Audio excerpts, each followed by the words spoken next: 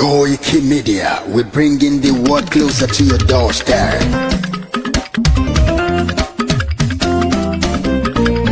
Koiki Media, Koiki Media, Koiki Media, we bringing the world closer to your doorstep. Koiki Media, Koiki Media, Koiki Media, we bringing the world closer to your doorstep. Àwọn sọ́lára àgbà yìí dá, àwa ló láṣà àti èdè. Gbígbéde lárugẹ nílẹ̀ Oòduà o, àwa gangan ni bàbá. Koiki Media, Koiki Media, Koiki Media, we bringing the world closer to your doorstep. They never sabi wetin we carry for her. But they move closer before they go sabi.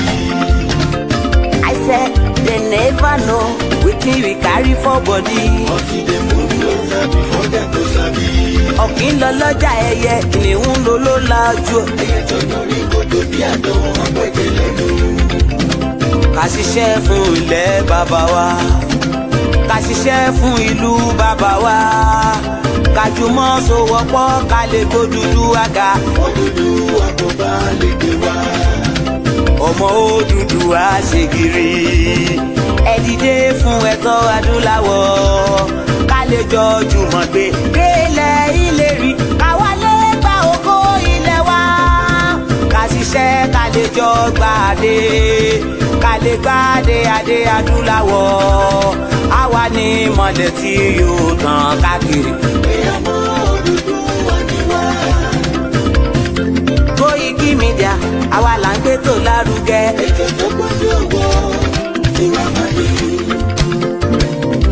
Kásá ẹgbẹ́ polówó ọjà wá kájé gbúgbà yín jẹ. Ètò tó gbójú òwò tí wọ́n máa ní. À ń gbé tó lárugẹ, à ń gbàsà lárugẹ. Ètò tó gbójú òwò tí wọ́n máa ní. News and sports ẹ máa rí gbọ́. Ètò tó gbójú òwò tí wọ́n máa ní. Ọmọ Ìjẹ̀bú alárẹ̀ mi ló ní kí n máa ké tantan. Koiki Media ọ̀rọ̀ lágbájúmọ̀ mi o, máa bá ṣẹ̀rẹ̀ lọ o. Ọmọ Yorùbá nìyẹn, ọmọ Yorùbá tata o. À ń gbádùn rẹ, ọmọ Ìjẹ̀bú alárẹ̀ mi, ṣẹ́yìn ló máa fi dìbò tẹ̀ mọ́lẹ̀ o. Ẹ̀yin lọ́mọ onígbò máa ń dé mádémádé, ẹ̀yin lọ́mọ onígbò máa wọ̀ o. Igbó máa wọ̀ gbàjòjì ò gbọ́dọ̀ wọ, àjòjì tó bá wọ bẹ́ẹ̀ á tẹ̀lé ní ẹbọra. Ẹ̀yin lọ máa náwó kóyìnbó tó dé, ìgbà tó yìnbó dé o, owó náà dẹ́ tún pọ̀ sí o. Koiki Media ṣàwa ní bàbá. Koiki Media àwọn ní bàbá. Koiki Media àwọn ní bàbá. Àdáńtọ́ àtúnpèrègèdè. Koiki Media àwọn ní bàbá. Àwa là ń gbé tò lárugẹ, jẹ́ ká jọ gbọ́ o. Koiki Media àwọn ní bàbá. Àbújá fẹ́tọ̀ ilẹ̀ wa, fẹ́tọ̀ ilẹ̀ Yorùbá. Koiki Media àwọn ní bàbá. Ọmọ Oòduà ni wá o, tọkàntọkàn. Koiki Media àwọn ní bàbá. Ikú tó ṣe bí lébi òsì, àdìmú bàbá iyọ̀. Koiki Media àwọn ní bàbá. We bring you work closer to your doorstep. Koiki Media àwọn ní bàbá. Afẹ́fẹ́ tó ń fẹ́ òòdùn kan ní oko lára ni. Koiki Media àwọn ní bàbá. Àpèrègèdè Olódùmarè ló fún wa ṣe. Koiki Media àwọn ní bàbá. Gbogbo ayé ẹ gbọ́, àwa ní bàbá o. Koiki Media àwọn ní bàbá. Ẹ máa bọ̀ wá ẹgbẹ́ polówó ọjà yín wá o. Koiki Media àwọn ní bàbá. Odùduwà alágbèdá ní òtítọ́ lágbèdá ní. Koiki Media àwọn ní bàbá. A kì í sọ̀dálẹ̀, a kì í sọdí kẹta. Koiki Media àwọn ní bàbá. A dúró tán, a tún pèrègèdè. Koiki Media àwọn ní bàbá. Koiki Media, we bring you work closer to your doorstep. Koiki Media is around. Is around. Ladies and gentlemen,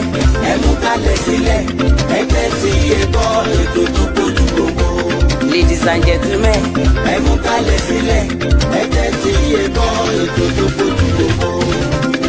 Koiki Media is around.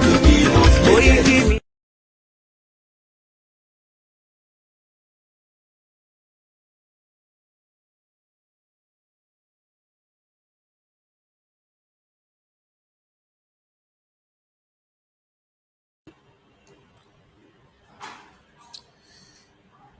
And a very good evening and welcome to our live broadcast.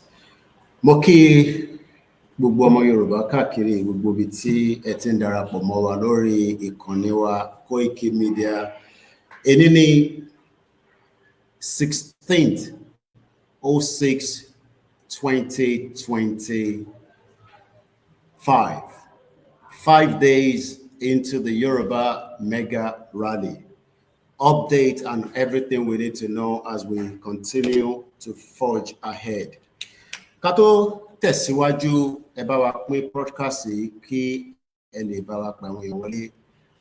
Ẹ máa kọ́kọ́ lọ sí ibi tí a ti fi gbọ́ again bí bàbá wa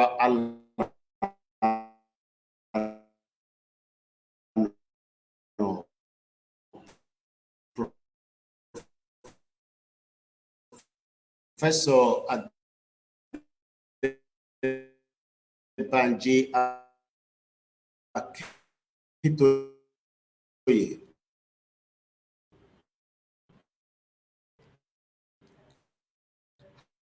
How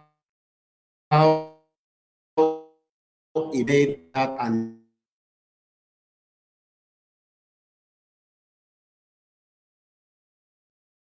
sent our láti lè ṣe wà ní Koiki Media. We're operating from 3 different continents. I operate like in a broadcast. We then go into the broadcast of the day. Yoruba Nation is still an ongoing project that will deliver 60 million people out of this contraction. Professor so, and then when I come back, I will be able to everything we need to know so far and where we're heading to. Ọjọ́ karùn-ún ló pé lénìí tí Yoruba Nation mega rally was announced. Drew the rally more, but the rally comes in different stages as we are all aware. But stage tower nisin, only stage tí bàbá wa Professor Akitoye tó fi ní kí gbogbo ọmọ Yorùbá kí a jáde ní gbogbo ilẹ̀ Yorùbá. Èní ní 16th 06 2025 láti kànnì wa láti iléeṣẹ́ wa tí à ń pè ní Koiki Media. Òun náà ni a tún darapọ̀ mọ́ wa ẹ̀yin tí ẹ fẹ́ máa gbọ́ wa ẹ̀yin tí ẹ ti ń gbọ́ wa nípa Yoruba Nation, Yoruba independent country. Gbogbo tí gbogbo wa fẹ́ mọ̀ àti ta ti mọ̀ tẹ́lẹ̀, àmọ́ nígbà tó ti pé ọjọ́ karùn-ún kí ni bàbá sọ àti ọmọdé yẹmọ àti gbogbo àwọn tí a jọ ń ṣètò láti the YSDM. Gbogbo ẹ̀ náà la tún máa farabalẹ̀ la máa gbọ́ bọ́ ẹ máa gbọ́ tí bàbá sọ ní 5 days ago ní on the 11th of June 2025 nígbà tí bàbá wa Professor Adebanji Akitoye tó sọ fún gbogbo ọmọ Yorùbá káàkiri gbogbo àgbáyé pé ká jáde síta ká bẹ̀rẹ̀ rally. Èyí tí bàbá Akitoye bá ti sọ òun náà ni ọmọdé yẹmọ sọ. Èyí tí bàbá bá ti sọ òun náà ni YSDM sọ. Àwọn wo ni YSDM? The Yoruba Self-Determination Movement, under the leadership and the chairman of Professor Adebanji Akitoye, under his 2 deputies, Kayode Emola, all the way from United Kingdom, that is also representing Gbogbo diaspora, Latin Asia, de Gbogbo Europe, and all the continents. The Yoruba homeland, Oni George Akinola, and we now have our generalismo, Tiamosi, Dr. Chief Sunday Adeyemo Igboho. I can confirm, as there is nothing to be concerned and worried about. Gbogbo wọn pátá lọ́jọ́ ń ṣiṣẹ́ papọ̀, and àwọn tó fẹ́ mọ̀ jù bẹ́ẹ̀ lọ, I will leave it because for many reasons, ẹ jẹ́ kí gbogbo wa lọ fọkàn balẹ̀. Kò sí nǹkankan tí ẹnìkan fẹ́ gbọ́ ju pé bàbá ti ní ká jáde, and that is all. Bẹ́ẹ̀ báyìí tí gbóhùn àwọn tó kù bí bàbá wa ọmọ Adéyẹmọ is constantly being updated around what is going on. But ìbéèrè tí a kọ́kọ́ fẹ́ béèrè òun lọ́wọ́ ìjọba again, as we have asked this question constantly, òun ni pé kí ni Dr. Chief Sunday Adeyemo kí ló ṣe? Kí ni offense tó fi di pé he has now been put on wanted? What ti lè ṣe? What ti gbogbo accounted? Ẹ̀ṣẹ̀ wo gan ni olóyè ṣe ju pé ó ń béèrè fún gbogbo tí gbogbo ọmọ Yorùbá náà ń béèrè fún? Kí ni gbogbo ọmọ Yorùbá ń béèrè fún? Pé a fẹ́ dá dúró gẹ́gẹ́ bí orílẹ̀-èdè. Báwo la ṣe fẹ́ prove ẹ̀ pé kò kí ń ṣe Sunday Igboho àti bàbá Akíntóyè nìkan ló fẹ́ Yorùbá nation? Òun ni bàbá ṣe instruct gbogbo wa pé kí gbogbo ọmọ Yorùbá káàkiri gbogbo bí ta bá wà ká jáde ká lọ béèrè fún Yorùbá nation láti gbèríko sí gbèríko, láti inú ọjà sínú ọjà, so that tí gbogbo àgbáyé bá ń rí wá lè mọ̀ pé tí ń sọ tẹ́lẹ̀ òun náà ni pé olóyè ọmọ Adéyẹmọ kì í ṣe terrorist, kò kì í ṣe criminal, kò dẹ̀ ń ṣe ẹni tó ń dà lóru, nítorí pé gbogbo àwa tó kù náà tí wọ́n ní ká jáde ní gbogbo ibi tó ti ní ká jáde, in tí olóyè fẹ́ yẹn òun náà làwa fẹ́. Tí o bá wá disagree pẹ̀lú bàbá Akíntóyè, o ti disagree pẹ̀lú tó lóyè fẹ́ náà nìyẹn. O ti disagree pẹ̀lú gbogbo tí ọmọ Yorùbá fẹ́. These are what should be in our mind. Àwọn tó wá ń béèrè pé àwọn warriors yẹn kọ́ kí ló ṣẹlẹ̀? Stage by stage ni rally yìí. In tí bàbá sọ a máa tún gbọ́ láìpẹ́ yìí. Kí ni bàbá sọ ni pé gbogbo ọmọ Yorùbá pátá ká jáde láti June 12, 2025. Ó di ọjọ́ karùn-ún lénìí tí bàbá ti ní ká jáde. Àmọ́ ṣé in tí olóyè ń béèrè fún àti in tá à ń rí ní ìjẹta títí dé èní, tí a bá play video kan fún wa láìpẹ́ yìí, a rí pé ìjọba Nàìjíríà a tún béèrè lọ́wọ́ wọn. Wọ́n negotiate pẹ̀lú terrorist, wọ́n negotiate pẹ̀lú àwọn Al-Qaeda, ISWAP, Mahmouda àti Boko Haram. 240 innocent Nigerians were killed. Tabari àwọn videos yẹn kò ṣe play. You would understand that in tí a ṣe ní àlè wà nínú Nigeria mọ́, ààrẹ náà nìyẹn. Ara ń tàtú ṣe ń béèrè pé kí ni Nigerian government ṣe lè máa negotiate pẹ̀lú àwọn terrorist? Kí ni olóyè ṣe tí bàbá níta jáde síta? Bàbá tó ní ká jáde síwájú ilé wa, ó mọ̀ dájú pé a fẹ́ fi sọ fún àgbáyé pé olóyè fúnra rẹ̀ nìkan kọ́ ló fẹ́ Yorùbá nation. Eléyìí ò kì í ṣọ̀rọ̀ olóyè nìkan, gbogbo ọmọ Yorùbá láti gbogbo ìpínlẹ̀ ilẹ̀ Yorùbá ló fẹ́ Yorùbá country. And gbogbo eléyìí la ṣe ń sọ fún àwọn tí wọ́n ń béèrè pé a fẹ́ bẹ́ẹ̀, àìtí gbóhùn olóyè. I am the spokesman of Dr. Chief Sunday Igboho. Igboho rányàn kankan níṣẹ́ kó jáde láti wá sọ anything apart from myself. But right now, all I can say is that Igboho is aware of every plan that is going on according to 60 million Yoruba people. Tọ́ni kó jáde síwájú ilé ẹ̀, kó béèrè fẹ́tọ́ ẹ̀, nítorí pé ẹ̀tọ́ tẹ́ ń béèrè fún kò ń ṣe fún olóyè Igboho, òun béèrè fára ẹni. So tó bá jáde síta níwájú ilé ẹ̀, ó ti represent family ẹ̀ náà nìyẹn. Ó ti represent àdúgbò ẹ̀, ó ti represent state ẹ̀, ó dẹ̀ ti represent gbogbo ọmọ Yorùbá. Olóyè ṣì máa bá wa sọ̀rọ̀ nígbà tásìkò bá tó bá yẹ fún gbogbo ọmọ Yorùbá. But Baba Akintoye ti bá wa sọ̀rọ̀. Bàbá dẹ̀ ti sọ pé kí gbogbo ọmọ Yorùbá ń kọ́ ọ ká fọ́n síta níwájú ilé wa. Àti ráwọn tó ń ṣe rally ní 3, 4, 5 in 20s, in 50s. Ó máa build up gradually. Gbogbo ọmọ Yorùbá tó wá jẹ́ akọni ọmọ Yorùbá àtakọni ọmọ Yorùbá obìnrin tó jẹ́ pé ti dira bẹ́ẹ̀ ni ó dà bẹ́ẹ̀. Just stay alert nítorí pé at the appropriate time again bàbá máa ní nǹkan máa bá wa sọ. But for now, in tí bàbá sọ, ẹ jẹ́ ká gbọ́ lẹ́ẹ̀kan sí. Koiki Media bringing the world closer to our doorsteps. This is a very special day. Tí gbogbo ní ti dúró dé, káwọn ọmọdé á máa pè mí endlessly. Bàbá, ìgbàwo la máa ṣe àríwá, ìgbàwo káwọn ṣe máa ń sọ̀rọ̀ nínú àṣẹ agbára Olódùmarè tá a bá dẹ̀ bí gbogbo yín, mo kí gbogbo yín pátápátá, mo kí gbogbo ẹ̀ tẹ́ ẹ̀ ń ṣiṣẹ́ ní Yorùbá World Media. Ẹ kú Ọlọ́run asán fún yín o, ojú asán. Mo kí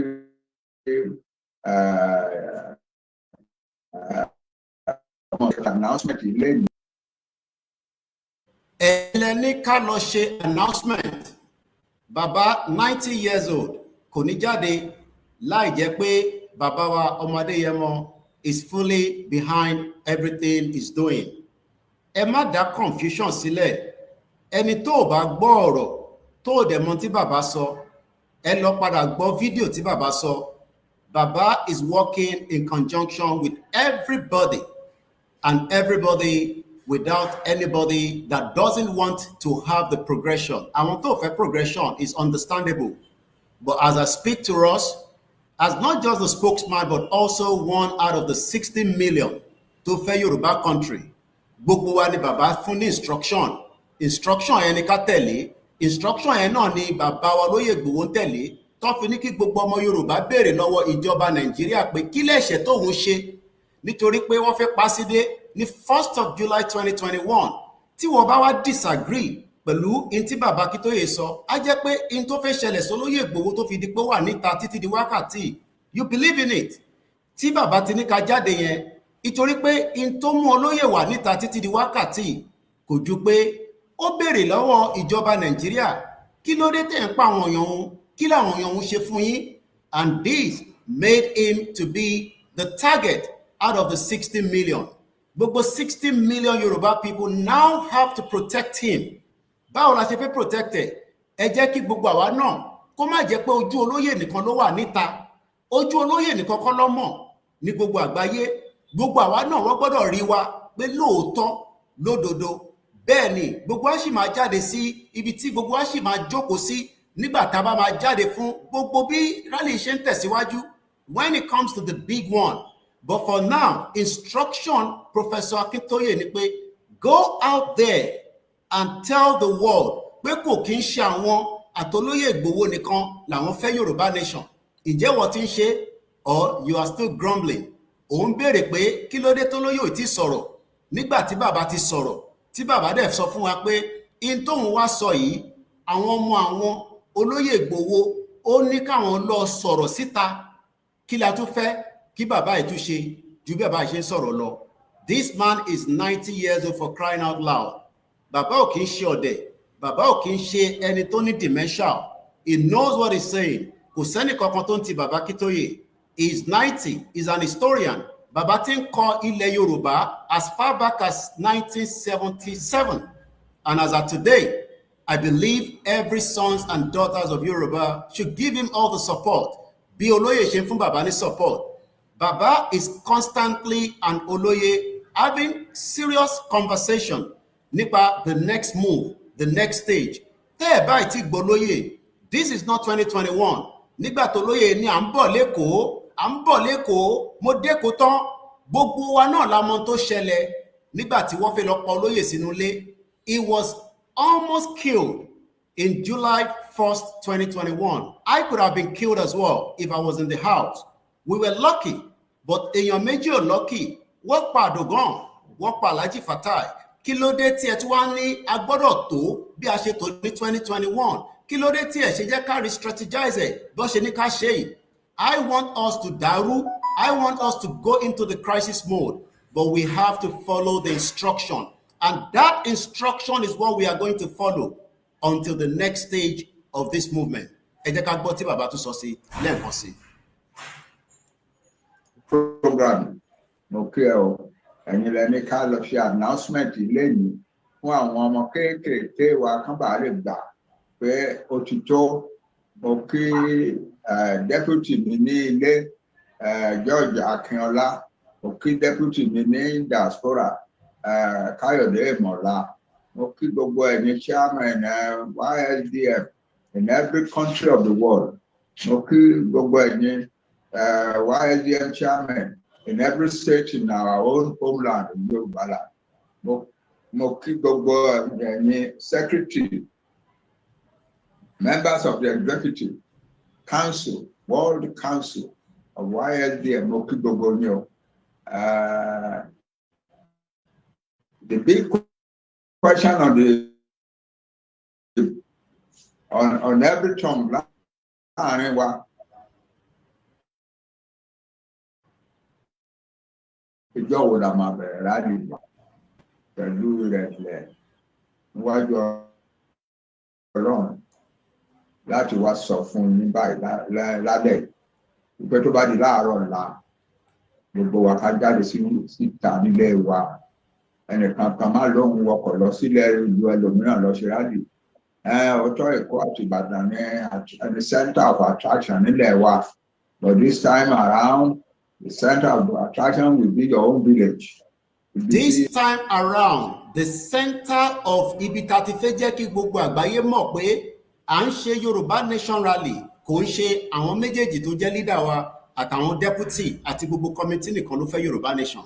Bẹ́ẹ̀mi ṣe fẹ́ Yorùbá Nation, ìwọ tó náà fẹ́ Yorùbá Nation, kí ló dé tó fẹ́ jẹ́ kí ìwọ náà fi ojú ẹ síta pò fẹ́ Yorùbá Nation? Kí ló dé tó ṣe jẹ́ pé Olóyè Ìgbòho nìkan ló gbọ́dọ̀ mọ̀ pé ó fẹ́ Yorùbá Nation? Àgbáyé ti mọ Olóyè Ìgbòho, àmọ́ wọn náwọn ọmọ àwa tó kù pa fẹ́ Yorùbá Nation. Olóyè ti lọ submit letter on behalf of Baba Akintoye ní United Kingdom. Olóyè ti wá ṣe rally nínú Nàìjíríà rí, kò ń ṣe pé kò tí ì ṣe tẹ́lẹ̀ rí. Ó ti lọ ṣe rally ní also the UK tí gbogbo wa witness ní October. Tẹ́ bá ní ẹ̀ ń dúró de Olóyè ní ká máa báṣẹ́ lọ, iṣẹ́ yẹn ò gbọ́dọ̀ dúró tásìkò bá tó. Níbi tí Olóyè bá ti máa jáde, á jáde, àmọ́ ẹ fẹ́ mọ gbogbo kúlẹ̀kúlẹ̀ information, and that is what we have sealed. We have sealed it, and nobody, I can assure everybody, tẹ́ bá gbìyànjú pé ẹ fẹ́ mọ information tí bàbá bá ní ẹ máa mọ̀ náà lẹ máa mọ̀. Gbogbo yìí tẹ́ ṣe ní 2021 tẹ́ fẹ́ fi ṣe àkóbá fún Olóyè Ìgbòho cannot be played back again. We lost 2 people. A kó àwọn méjìlá tó kó lọ sí Àbújá, wọ́n fìyà jẹ àwọn ọmọ Yorùbá. Ẹ má yẹ kí a tún ronú bí 2021. That's about 4 years ago. Tó bá ní ká jáde síta nísìn níwájú ilé wa. That is the instruction. We follow that instruction until the next stage of this movement. And that is where we are right now. We are on the 5th day and we are still moving forward. Ẹ jẹ́ ká gbọ́ sí lẹ́rọ̀ bàbá again. Ẹ bá ń gbé ìbẹ̀rẹ̀ tí máa ṣe rálì. Ẹ bá ń gbé ìbẹ̀rẹ̀ tí máa ṣe rálì. Ibi tẹ́ bá ń gbé níbẹ̀ ni kẹ́ ti bẹ̀rẹ̀ rálì. Níbẹ̀ ni kò ti bẹ̀rẹ̀ rálì tiẹ̀. Kí ló dé tẹ́ ẹ fi bẹ̀rẹ̀ rálì yín? A dúpẹ́ lọ́wọ́ àwọn tó ti bẹ̀rẹ̀. Àrà ọmọdé tó ti jáde níwájú church, àrà àwọn tó jáde níwájú títì, a rí wọn ní Ọ̀ṣun state. As at today, àwọn èèyàn ti jáde ní Ọ̀ṣun state, whether they are 10, whether they are 5. Tó bá jẹ́ pé gbogbo àlà ń replicate ẹ̀ bẹ́ẹ̀, lẹ́dẹ̀ ń share gbogbo fídíò yẹn sí gbogbo media tó ní ká share sí, tí a dẹ̀ upload ẹ̀ ní gbogbo social media. It would also be as we are already in the rally, which we are already. But some of us, rather than go out on the street in front of your house, you have remained in your WhatsApp group without taking that bold step. Àmọ́ ẹ fẹ́ jẹ́ kí a tún risky the same thing that almost happened to Olóyè ní 2021 nígbà tí wọ́n fẹ́ wá pa nílé. We saw it. Even some of you never knew how he was able to make it out of the house. Yet, rally went further on the 3rd of July 2021. But this time around, nígbà tí rally bá ń tẹ̀síwájú tó ti wọlé bí olè lóru, nígbà tásìkò bá tó, olóyè náà máa dé, àsìkò tó máa dé yẹn, ẹ fìyẹ́ sílẹ̀ lọ́wọ́ bàbá Akíntóyè àti ẹni tá à ń pè ní ọmọ Adéyẹmọ. That information, I don't have it. I don't know it. Nobody will know it. That remains something that will be miserable for millions of you. But for now, 60 million people should be able to come out in front of their house and obey that instruction. The instruction that Ajade tó bá láṣọ funfun tó ní flag. We have now seen that ẹlòmíì fi charcoal ó fi kọ pé Yoruba nation no going back. Around tó kọ sínú newspaper, around tó kọ sínú blackboard. Kí ló dé tí wọ́n wà defiance of the information that Baba has given for us to go out? Ẹ sì fẹ́ dúró pé kí olóyè ṣe fídíò, kí Baba Akíntóyè wá jókòó pẹ̀lú ẹ̀ nígbà tí Baba ti jáde. Ó ní òun ò jáde on his own, òun jáde on behalf of everybody, including Dr. Chief Sunday Igboho. As many of us should not be in a confusion state. Kò sí confusion nínú movement yìí. You did it in 2021. We will not tolerate and accept it again in 2025. My name is Olami Koiki. We will make sure we protect every information. When the information is appropriate, it will come out through all the normal channel from the Yoruba World Media, the home-based media, and all the loyal independent media. Gbogbo alatiri nísìn, wọ́n ní ká ṣe rally. Media mélòó ló ń pariwo rally yìí bí bàbá ṣe ní ká lọ ṣe. Media mélòó ló ń promote bí bàbá ṣe ní ká ṣe. Even àwọn media tó jẹ́ non-Yoruba media. Very soon, they will have no choice. Wọ́n máa sọ lórí radio station yín nílé. They will talk about it. But nígbà tá a bá jáde púpọ̀, báwo ni channel ṣe máa sọ? Báwo ni TVC ṣe máa sọ? Ẹ rò pé àwọn international media máa pick ẹ̀. They will pick on it. But for now, wọ́n serious pẹ̀lú tó ń lọ ní Iran àti Israel. Ogun lọ lọ́wọ́lọ́wọ́. But for us, ogun ti wà nínú ilé. But the West has been a biased country for a very long time. Kí ló dé tó ṣe wà biased? Èèyàn 200 ò bá máa kú lójoojúmọ́ nínú Nàìjíríà. Ogun tó ń lọ lọ́wọ́lọ́wọ́ nínú Israel as I speak today. 240 people have not been killed between the two countries. Only on Saturday, we lost 240 indigenous people in Nigeria. Mo tún bí President Bola Ahmed Tinubu lẹ́ẹ̀kan sí. Kí ni Dr. Chief Sunday Igboho ṣe fún ẹ? Kí lẹ ṣe tó ṣe gan? Tí ẹ fi ń negotiate pẹ̀lú àwọn terrorists. We have the videos. We have all seen it. We will hear about that video in the course of this program. But let's listen more to Baba Akíntóyè, and then we will play the national anthem, and we will go into the broadcast of today.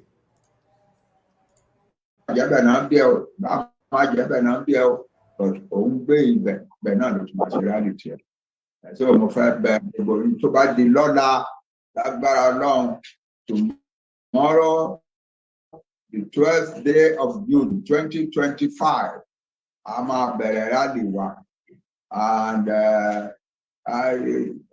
June 12 yẹn ó tún ní significance kan tá a fi choose yẹ significance náà ni pé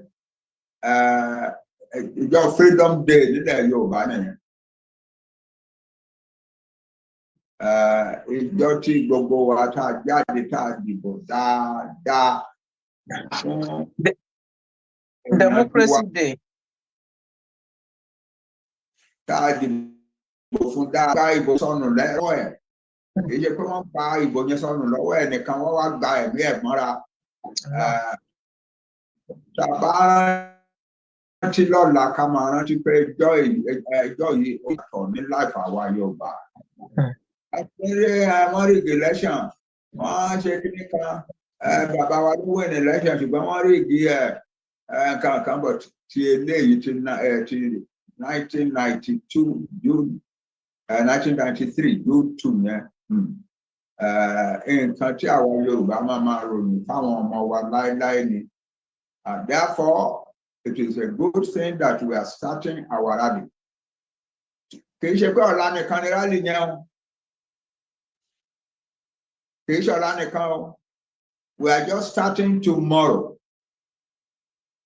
Gbogbo wa fi ọtí wípé a máa rally yẹn lọ díẹ̀díẹ̀ ó lè tójọ́ márùn-ún ó lè tọ́sẹ̀ kankan tí ò bá tí kórajọ tó lọ́la ẹ jẹ́ kó kórajọ sí bẹ́tà lọ́túnla ní Tuesday ní Saturday tó bá tún wá dé Sunday ẹ jẹ́ kó túbọ̀ wá pọ̀ sí ẹ jẹ́ ká máa pọ̀ sí. ẹ jẹ́ ká gbọ́ bẹ̀rẹ̀ lẹ́ẹ̀kan sí i bàbá ní kò ń ṣejọ́ kan ní rálì yìí kò ń ṣejọ́ méjì kò ń ṣejọ́ mẹ́ta ìjọ́ karùn-ún ní rálì yìí ǹjẹ́ tí mọ̀ pé even whatever will happen whether this movement goes into a war a ṣì máa padà sórí dialogue table with the federal government to negotiate our exit.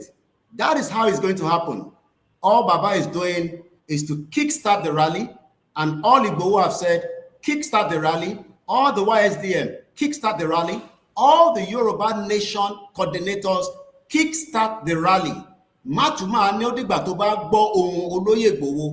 The voice is already been heard from the national leader, Tiba Bawa, Tiko Lishinkokon, Lenyi Omadeyemo. Let us listen to him. Kickstart the rally. Move out in your little street, in your little state and local government. At the appropriate time, more information will be delivered, will be sent to each and every one of us.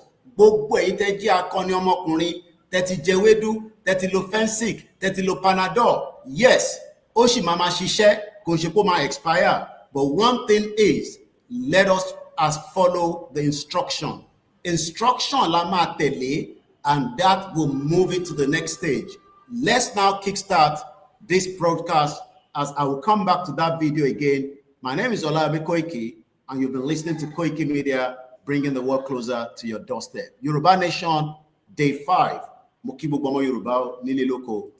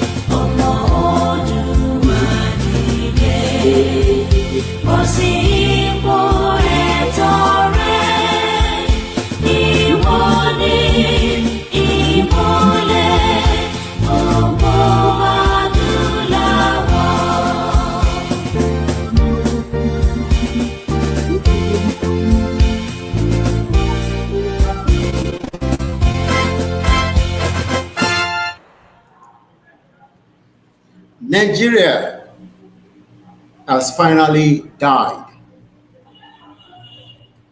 Adúpẹ́ fún gbogbo ẹ̀yin èèyàn wa. Mo kí gbogbo wa pé ẹ káàbọ̀ padà sí orí ìkànnì wa as we have now kickstart our broadcast. Mo kí gbogbo ọmọ Yorùbá káàkiri ibi tí ohùn mi bá dé. Mo kí yín o pé a kú gbogbo bí ọ̀rọ̀ Nàìjíríà tó fẹ́ padà kú pátápátá ẹ̀ tó máa ṣojú ẹ̀mí wa. Kò sí nǹkan tó dáa tó pé ká witness bá ṣe fẹ́ bury Nàìjíríà torí pé Nàìjíríà ti fẹ́ kú, oxygen tó kù lára ẹ̀ ó ti ń yọ rẹ̀ báyìí. Báwo tẹ́ sọ̀rọ̀ pé a fẹ́ country, the country will eventually die.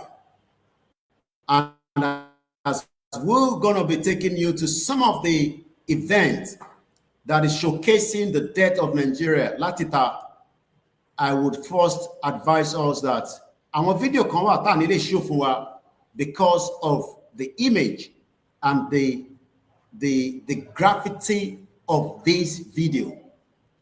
Video wo ni? A rí video tó jáde láti Benue State. Are you still thinking that Nigeria can sustain till 2027? Ṣé wọ́n rò pé bí nǹkan ṣe ń lọ yìí, Nigeria lè sustain títí dé 2027.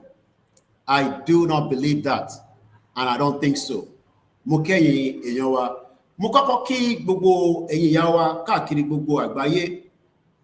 Let me say this clearly. It does not matter what information that is out there.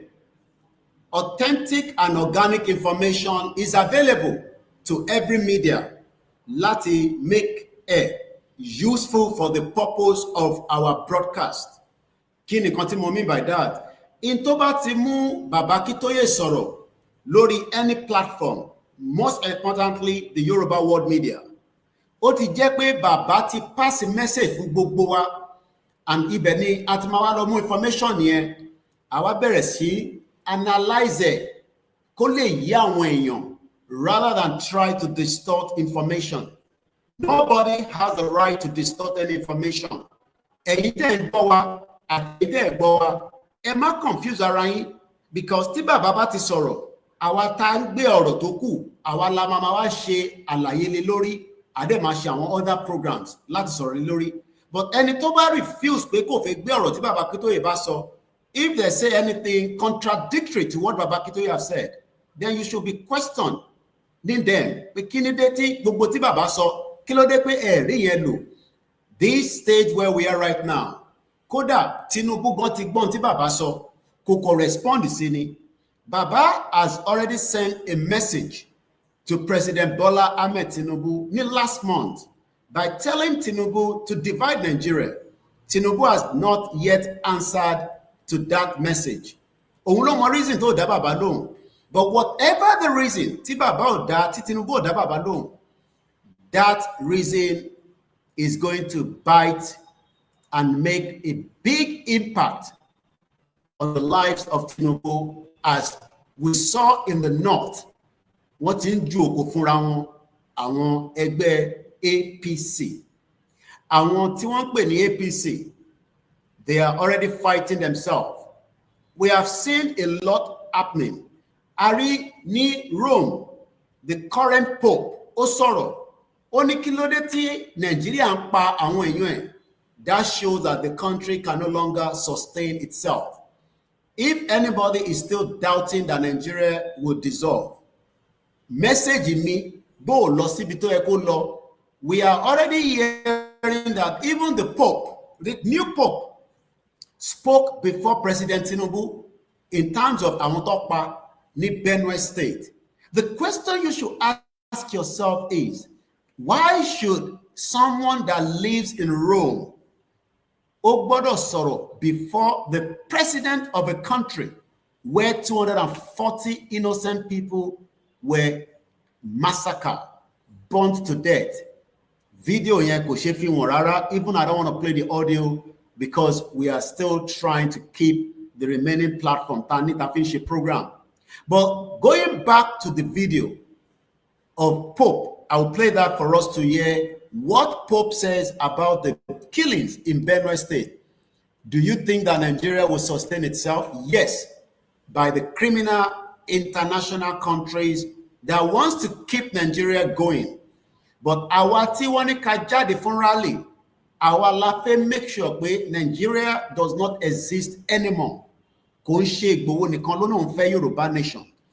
Ìgbòho fẹ́, bẹ́ẹ̀mi náà ṣe fẹ́, bẹ́ẹ̀ náà ṣe fẹ́. So we need to understand this clearly. Even those of us that still doesn't accept the manner and way tó ṣe ní kí rally yìí bẹ̀rẹ̀, let me tell you, it does not matter. The international community is quite aware of everything that Nigeria is now a failed state. Ìlú tí kò lè tọ́jú ará ilé, tí kò lè tọ́jú ará ìta.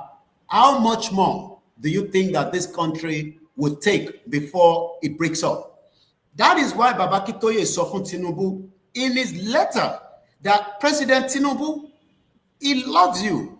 The Yoruba people love you, even though some might disagree with the phrase. But Baba ò lè kọ lẹ́tà sí Tinubu kó ní nífẹ̀ẹ́.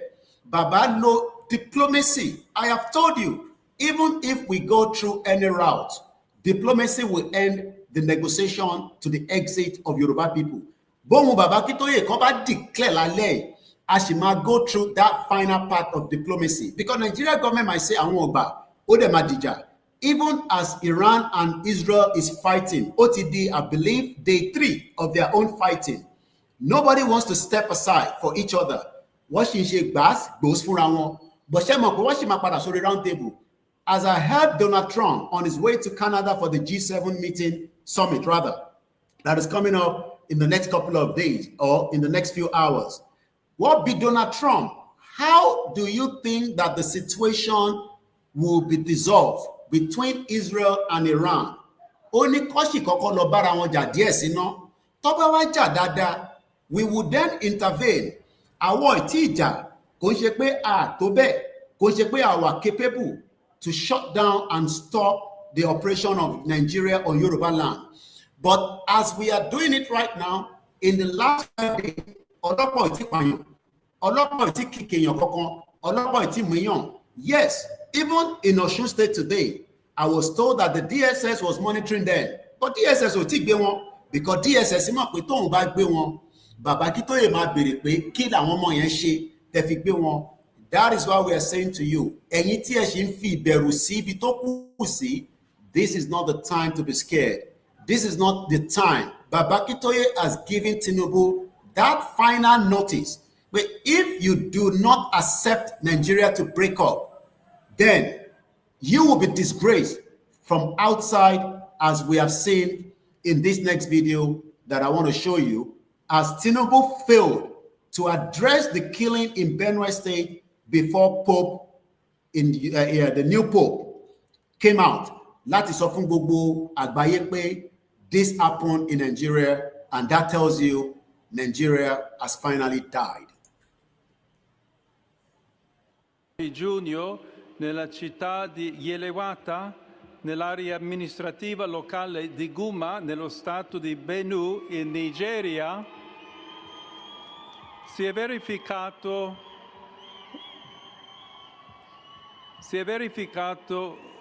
un terribile massacro in cui circa 200 persone sono state uccise con estrema crudeltà, la maggior parte delle quali erano sfollati interni, ospitati dalla missione cattolica locale. Prego affinché la sicurezza, la giustizia e la pace prevalgano in Nigeria, paese amato e così colpito da varie forme di violenza. E prego in modo particolare per le comunità cristiane rurali dello Stato di Benue, che incessantemente sono stati vittime della violenza. Well, bá a tẹ gbọ́ gbogbo èdè tó sọ, ó ṣó pé èdè kan bẹ tí Pope fi communicate. Àwa náà sọ pé tílẹ̀ Yorùbá bá dá dúró, èdè wa náà la máa fi communicate. The rally has been announced. Moving forward and making it to perfection in all our towns and villages is our own task. Gbogbo ẹni tó ń gbé níta, responsibility yín ni to also help your people so that the situation at home will be able to make them to come out and defend their lives that is under an imminent threat as we speak right now. Let's go to the Vatican news. Nigeria cannot survive this current situation. Even if they pray for Tinubu, it will not be able to survive the stigma that we told him that Nigeria would give him. Nigeria is already giving Tinubu the stigma, and that stigma means that if he does not break up Nigeria as quickly as possible before 2027, Yoruba people will make up their choice. And kini choice wa, we will determine our fate under the rules of engagement, under the international law, under the African law, under the Yorubaland law, where Ilẹ̀ Yoruba exists for more than 14,000 years. And every right is given to Professor Akíntóyè to make up that decision at the appropriate time. Pẹ̀lú gbogbo àwọn tíìmù wọn tọ́jọ́ ń ṣiṣẹ́ pẹ̀lú Olóyè Ọmọdéyẹmọ, to decide how 60 million people will exit Nigeria without, as quickly as possible, the debt that is overshadowing Nigeria today. We saw it. Kí ni Olóyè ṣe lẹ́ẹ̀kan sí? I will present that video in just about a few minutes, but let's go back and listen to Pope one more time, and then I will tell you what Pope said in terms of the words for English. But for now, Pope Ujade before Tinubu, Nigeria is gone. Yoruba, let's stay together. Ẹ jẹ́ ká dúró firm. I have told you, you have all the media that are honest for this movement. I will be your last man standing. And like I've said all the time, Obita Denison, I am communicating to the international community, and that means I will be speaking more English in my broadcast because we are already in the day 5.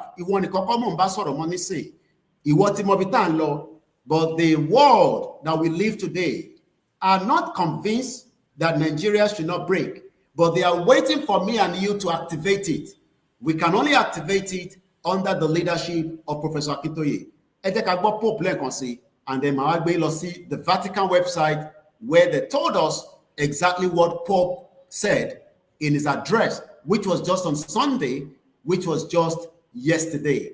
The killing happened overnight Sunday morning. Tinubu addressed it after the Pope to address situation here. It shows that you don't have a government. Your government is not responsible for your lives. But Bakitoye is now responsible for the 60 million Yoruba people. Your governors failed you. They could not address the insecurity. Your governor failed you. Our kings failed us as well. That means the only man left to save us from the current situation that we are right now is the emeritus Professor Akintoye. And we will follow all the instruction as it will be delivered to us day by day, time by time, as Yoruba Nation Rally is now in its 5th day. Let's listen again to Pope. Giugno, nella città di Yelewata, nell'area amministrativa locale di Guma, nello stato di Benue, in Nigeria, si è verificato. We had Benue State in Nigeria. Kilo Shele, ni Benue State.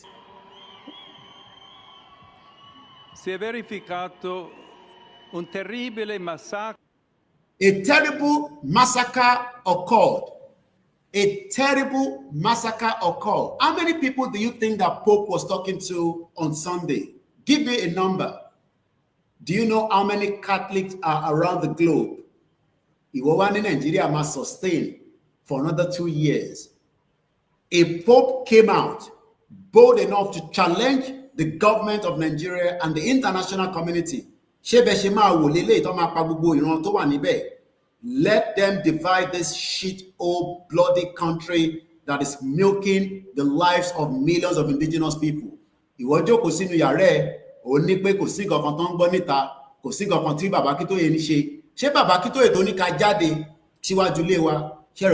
Stupid. Pope was speaking to billions of people, not millions, because Obama don't pay Catholic. In cui circa 200 persone sono stati. In which 200 people, there was a massacre. There was a massacre. Let's take that again. Un terribile massacro in cui circa. In which 200 people, what he updated, 40 more have been added to it. Those are the numbers. Go and watch Very Dark Man video. I could not finish watching it. There was a particular room. See, àwọn ọmọ mẹ́jọ wọ́n jó wọn sínú ilé àwọn ọmọ tó ti pé 8 years old. Think about it. Tó bá jẹ́ pé ọmọ tiẹ̀ ló wà nínú yàrá tó dáná sun, how would you feel? This is what happened in the video that Very Dark Man showed us. Channels Television could not show us. TVC could not show us. Every one of them failed to show us. But the Pope went out there and made it known to 1 billion people around the globe that that country tó ń pè Nigeria yẹn ìlú mùjẹmùjẹ ni o, ìlú tó ti máa ń massacre àwọn èèyàn, àwọn wo ló massacre. This is why we are saying that mọ tó ń bọ̀ ni ẹ̀yin tẹ́ ń kánjú, ẹ̀yin tẹ́ ń wà in a hurry, you don't know the game that is coming up. Kò ń ṣọ̀rọ̀ Yoruba nation. Nigeria is going towards the final stage that will be buried Are you going to be part of it is what the question you should be asking yourself. Or are you going to fold your hands? Wàá máa sọ pé o ì tí gbọ́ kó lóye wá sọ̀rọ̀, o ì tí gbọ́ tíyàn kan ní kó jáde kó lọ ṣe rally. You are waiting for olóyè Ìgbòho pé kó jáde kó wá ṣe rally. Pope ò dúró de anybody kó tó jáde kó sọ fún gbogbo àgbáyé.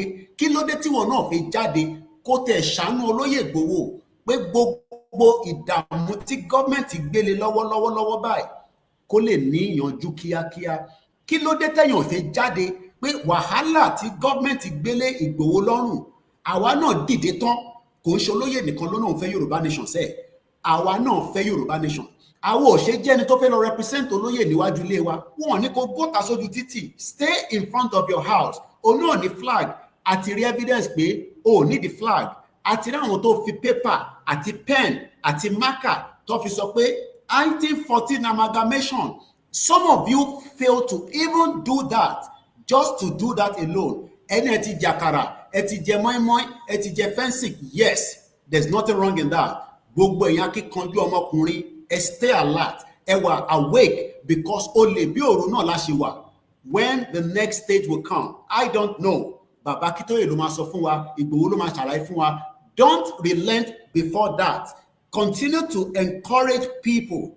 Continue to talk about it. Ẹ lọ sọ́fíìsì yín, ẹ wọnú bank, ẹ sọ fáwọn èèyàn, kódà o lè máa wọṣọ tó kọ Yorùbá nation 1914 ti expire, kò kọ síwájú kò kọ sẹ́yìn, kó wọ́n wá dúró kó jẹ́ kí ọlọ́pàá mú ẹ, kí ọlọ́pàá yẹn ká wá béèrè lọ́wọ́ ẹ̀ pé níbo ló wà, sórílẹ̀ Sókótó ló ti present aṣọ tó wọ̀ yẹn. You can move your flag from any part of Nigeria. Mo sọ fún yín, no, sorry, I take that back. From any part of Yorubaland. Má try it north, má try it nílẹ̀ Igbo. But within Yorubaland, anybody can move their flag. Àwa fẹ́ wọn tó fẹ́ ṣe fẹ́yìn tí àwọn náà mọ̀ pé wọ́n lè ṣe. Tinubu knows that he's going down quickly than what Baba Akíntóyè told him. Inti Pope sọ níjọ́ Sunday, I don't think some of you understand what it means. Pope ti send message America, ó ti send message UK, ó ti send message gbogbo àgbáyé pé wọ́n pa èèyàn 10 ní Austria, gbogbo yín pariwo síta, wọ́n pa èèyàn 240 ní Benue State. Ẹ keep quiet. Táwọn ọmọ Yorùbá bá ti wá sọ pé àwọn fẹ́ country wọn tó declare country wọn, ẹ má sọ pé kí ló dé tó ṣe declare o.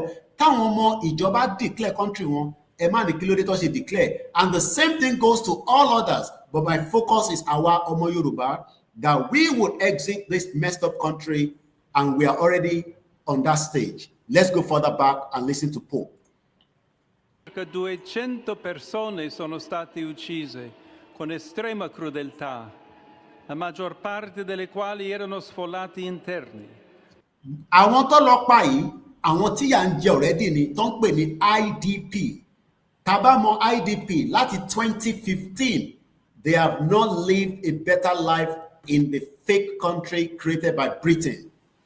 Internal displaced person hosted by a local Catholic mission. Ẹ rò pé àwọn Catholic is stupid ni. Táwọn churches tí wọ́n sọ̀rọ̀, àwọn Christian Association of Nigeria that could not speak up for the Christians in Nigeria. The Pope spoke on behalf of everybody, not just the Christians, and even the Muslims in the Southwest that have been killed. And the Muslims are the Hausas, because there's a difference between Hausas and Fulanis. Nigeria must break up as quickly as possible because there is already imminent war. Ó ní Ìgbòho ló fẹ́ gbógun wọlé. Mo ń bèèrè pé ṣé Ìgbòho ni ọ̀daràn? Ta ló ní ọ̀daràn láàrin gbogbo wa? Ọ̀daràn gbogbo wa ti rí wọn. We saw the video circulating on the social media where those that are massacred and killed were now negotiating on behalf with the federal government. That video, we are still bringing it up, but for now, ẹ jẹ́ ká tún lọ gbọ́ Inti Pope tó sọ nígbà tó wọ́n àdírẹ́sì níjọ́ Sunday. Share this program. This is not the program not to share when we are at this stage now. These are the programs that you want to fire up as quickly as possible because you want to witness the death and the burial of Nigeria. Election kankan lè ṣẹlẹ̀ ní 2027. There must be a negotiation, but before that negotiation, the rally will kick into something else. Something else will lead to negotiation and the dissolution of Nigeria. Britain cannot stop it. America cannot stop it. The world cannot wait for Yoruba to become a full independent country. Ospitati dalla missione cattolica locale, Prego affinché la sicurezza, la giustizia e la pace prevalgano in Nigeria, paese amato e così colpito da varie forme di violenza. E prego in modo particolare per le comunità cristiane rurali dello Stato di Benue, che incessantemente sono stati vittime della violenza.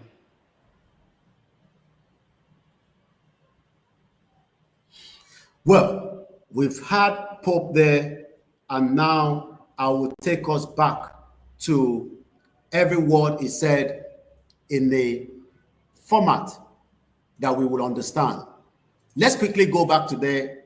As you are Lori Rally, all the broadcasts coming from Koiki Media is based on our ongoing rally, and that means under the instruction of our leader, as we have been told, continue the rally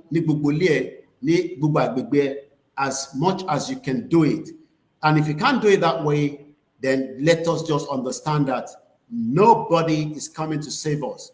We have to save ourselves. The Pope is doing justice, but our Yoruba of justice from Yoruba, nítorí pé tá bá fẹ́ justice, we could have quickly be asking the question. And what is the question? What has Igboho done to warrant the killings of innocent Yoruba people that Igboho is defending? Igboho is defending all Yoruba people. How do we defend him now? How do we make sure that Igboho is protected from the enemies within and the enemies outside? Ọ̀tá pọ̀jù, and one of the enemies is the federal government. The federal government fẹ́ kó gbé orí Igboho wá bá wọn. How do you make sure that wọ́n gbórí Igboho lọ bá federal government? Because the negotiation that is going on between the terrorists and the federal government, that video is being prepared as quickly as possible, is making us to question President Bola Tinubu to reveal quickly offense Wogongon Igboho ṣe. We keep asking this question, but the only way we can save Igboho right now is for you to come out in front of your house and do not wait. Pé ó dìgbà tẹ́ bá gbóhùn olóyè Igboho. Ohùn olóyè Igboho kọ́ ló matter fún yín mọ́ nísìn. Olóyè ti sọ̀rọ̀ so many times that the Yoruba people are under essential threat. And what is the threat? The threat that we need to leave Nigeria. What we need to do now to help Igboho is to get the message out quickly so that Igboho lè ní freedom. Because the more that we quickly help Igboho to gain his freedom back, the quicker Igboho will be able to return back to his business and have a better life like me and you. Until then, Igboho remain in exile. For how long ni Igboho ma fi wà ní exile? These are the questions that you should ask yourself. How do we save him? How do we make sure Baba Akintoye comes out of the exile? Is when we have a full independent Yoruba country. Tá a bá ní Yoruba nation, Igboho ò lè wọlé. Kò ṣe pé kò lè wọlé, tó bá wọlé kò sí nǹkan tó máa ṣe fún. And at the time that many of you are asking that, nígbà wo gan ni Igboho máa dé? Nígbà wo ni Igboho ń bọ̀ ní rally? Ọ̀rọ̀ rally Igboho kọ́ ló wà nílẹ̀ mọ́ nísìn. Ọ̀rọ̀ pé kí ìwọ kọ́kọ́ ṣe ìbéèrè lọ́wọ́ Tinubu. You can put a placard out there and say, kí ni offense Igboho? What has he done to warrant? He's been on exile, just like Baba Akintoye as well. These individuals have not done anything more than the fact that the government wants them to be killed while the government continues to negotiate with the terrorists. And like I said, the video for that will be given to us in just about a few minutes as the Koiki Media team are preparing that. Moki Bugwale Konsi, please share the broadcast and invite others to do so. In the 16th of June 2025, from the Koiki Media studio, we are having our team round the clock from Yorubaland all the way down to UK and where we are broadcasting from. Let's go and listen to what Pope says. The headline, this is one of the most visited websites in the world. Tobani website or visited you, the Vatican News. This is how the news was presented. Atigboti Pope ti sọ̀rọ̀ tẹ́lẹ̀ by telling us what we did not know. Nípa the killings, even though some of us knew what happened, but the Pope was able to explain it further in a Sunday broadcast at the Mass, near London alone. And that means that this is still one of the messages that we have asked many times. This is what Igboho was fighting for until Igboho's life was under essential threat. Pope prays for victims of terrible massacre in Benue State, Nigeria. At the Sunday, Angelos Pope Leo Lórúkọ Pope yẹn prays for the victims of conflict in Nigeria, Sudan, Myanmar, Ukraine, and Middle East. Let me put it this way. Nigeria is at war, just like Sudan is at war. Ukraine is at war, just like Myanmar is at war. Middle East is at war. So when some of you say Nigeria is not at war, I am telling you right now, Nigeria is a country at war, and the war cannot be stopped, as we have seen the killings of innocent people. That is why Baba Akintoye wants to pull us out before it is too late. This article was put together by Joseph Tuloch. Pope Leo prayed on Sunday the 15th, which was just yesterday, when Pope Leo prayed for the victims of a terrible massacre in Benue State, Nigeria. Fún àwọn tó gbọ́ because òyìnbó kì í ṣe èdè ilẹ̀ bàbá wa, Britain ló created. Wọ́n ní Pope Leo, ìyẹn Pope gbogbo àgbáyé, ó ṣe àdúrà fún àwọn tó pa. Tẹ́ bá rántí pé bó ṣe pa àwọn èèyàn nílùú Ọ̀wọ̀ náà nìyẹn, tí gbogbo ọmọ Nàìjíríà ní ká sì wà nínú Nàìjíríà. Táwa kan dẹ̀ sọ pé kò possible. Bó ṣe pa wọ́n ní Ọ̀wọ̀ náà ló ṣe pa wọ́n ní Benue State. Ní Benue State, over 2,000 innocent indigenous people have been massacred. Let me say this clearly. Tó bá rape èèyàn kan ní UK lẹ́nìí, pé wọ́n kọ̀ rape èèyàn kan, you will go down for it. Àrọ́mọ Nàìjíríà kan tọ́nà kìsì èèyàn kan lẹ́nu iṣẹ́, he has been sentenced to prison. Kí ló dé tí UK wá accept pé kó máa dúnbù àwọn èèyàn, kó máa pa àwọn èèyàn, kó máa rape àwọn èèyàn, nìkan tí olóyè ní ẹ má pa àwọn èèyàn wọn mọ́sẹ̀. Àwọn èèyàn wọn tẹ̀ ń pa yìí kò dá, ó ti pọ̀ jù. Eléyìí ni wọ́n ṣe gbé orí olóyè tó fẹ́ bẹ́ orí ẹ̀. Ọlọ́run fún wọn bẹ́ ni, àwọn ọba ò sọ̀rọ̀, ìjòyè ò sọ̀rọ̀, àti mọ̀ pé olóṣèlú wà against olóyè. Kí ló ṣe gangan? Bíyá ẹ ti gbàgbé tó lóyè ṣe ni, bíyá ká bá fẹ́lẹ̀ wọ̀n wá, à mọ̀ pé nǹkan tó lóyè ṣe lélẹ̀, ẹja gbọ́n tó lóyè ṣe. Ohun tó kàn mí mo dá sí torí pé ọmọ Yorùbá ni mí. Bí ìjọba bá wà tí ò sí ẹ̀tọ́ tó yẹ kó ṣe fún aráàlú tí wọ́n dìbò fún tó jẹ̀jọba lé lórí. Tíjọba bá wà tí ààbò bá sí fún aráàlú tó olóòṣèjọba lé lórí, aráàlú dìde fúnra ẹ̀. This video is on record that it was recorded in Igboho's house by the BBC Yoruba in January 2021. I was in Igboho's house 24 hours before Igboho was going to Igangan. Láti lọ sọ fún Seriki pé no, o lè wà níbí báyìí. If Fulani you are, àti gbà ẹ́ láyè lóòótọ́. You say you have lived here for over 4 decades. No problem. But the problem we are having now is òun pa àwọn èèyàn wa ẹ̀ ń gba ransom. In Igboho ṣe leléyìí o is coming up to 4 years. Tó bá pé July next month ló máa pé ọdún mẹ́rin tó lóyè ti wà on exile.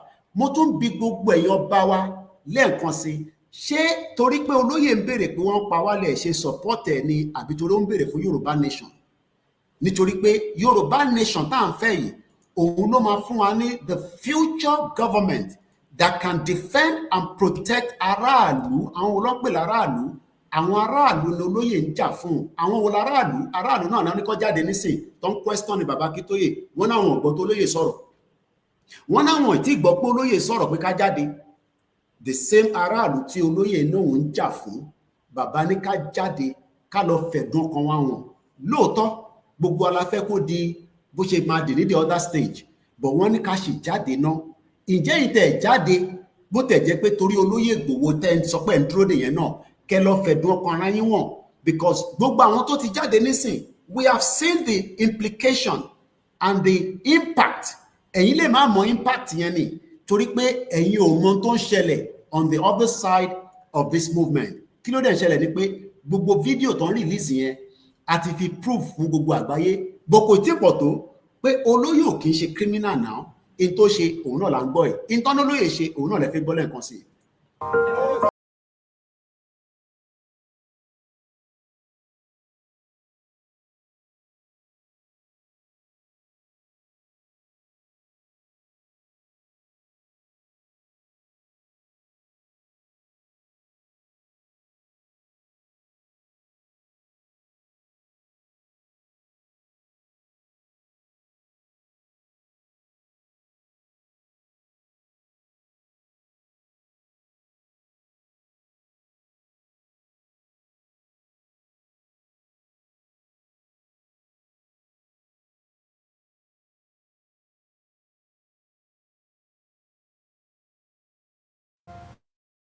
tó ó kàwé tó gboyè ó wá lọ sí lóyìnbó ní àìníye ọdún ó lọ ṣiṣẹ́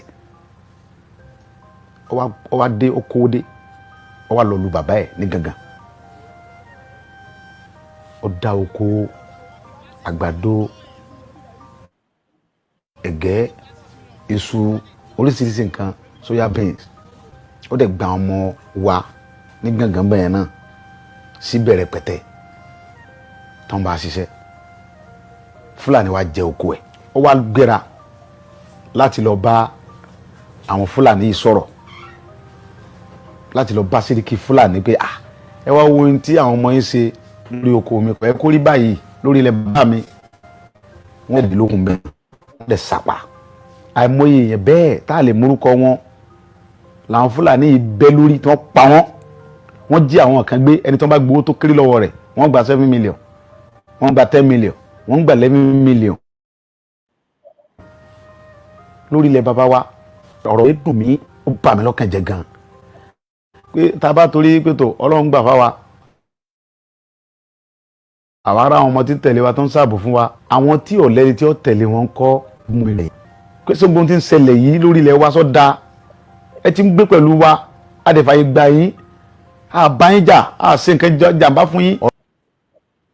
àbá wọn jà á ṣe nǹkan jàǹbá fún wọn but àwọn ń ṣe nǹkan jàǹbá fún wa lórí ilẹ̀ wa wọ́n ń pa wá wọ́n ń ṣe gbogbo tó kí àwọn ọmọ Yorùbá ò fi lè rí ayé gbé dáadáa nílẹ̀ Yorùbá, and this is the reason why Oloye is now living in exile. This is the reason why his life has changed in the last 3 years, that has become someone that cannot live in his own built house, that cannot operate his businesses as his account has been shut down by the previous government, and Tinubu government refused to look into it, even though evidence from the court in Ibadan stated clearly that Igboho has not committed any offense of such. But as we know, it is always what the government wants, that anybody that wants to challenge the government and ask serious questions, the government goes after this individual. And that's exactly what they've done with Igboho. They went after him very hard. He has paid the price. Are we going to pay the price? Láti make sure pé intoloye fẹ́yẹn tí wọ́n fi lè jáde táwa náà dẹ̀ sọ pé a fẹ́, we are all going to work on it as quickly as possible.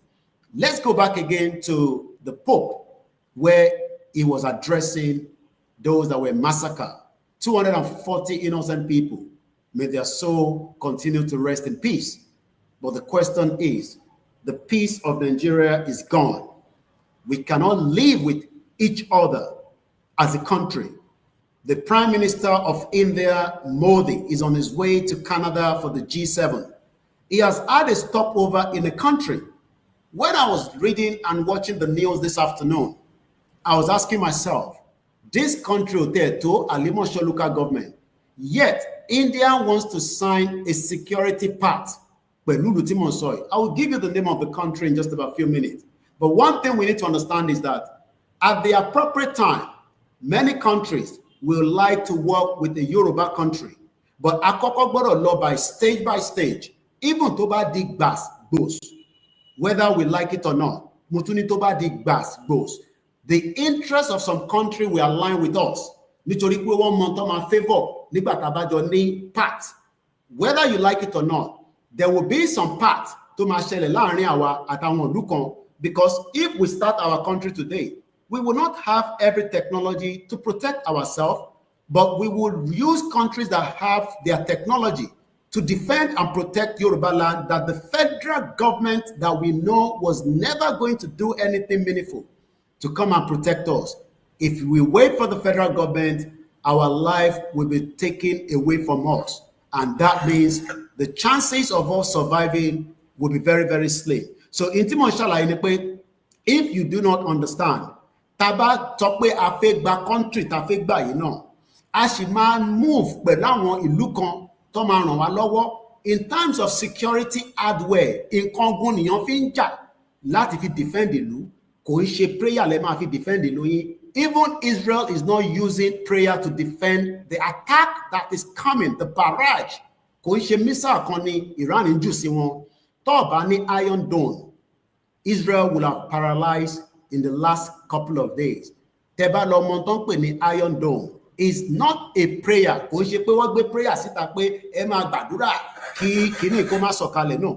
Kò ń ṣe prayer. So tẹ́mọ̀ Yorùbá kan bá rò pé prayer la máa fi gba Yorùbá nation. Yes, ó máa wọn Ọlọ́run pé kó nà wọ́n mọ́lẹ̀. But tá bá gba country yẹn tán kọ́, ṣé prayer la máa fi defend it? No.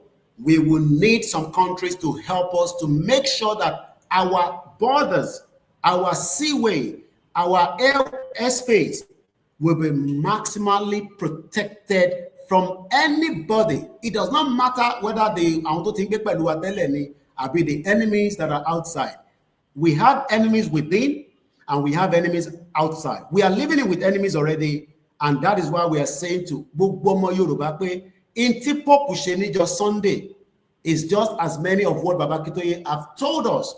But what Baba Akintoye said is, we are currently in a rally.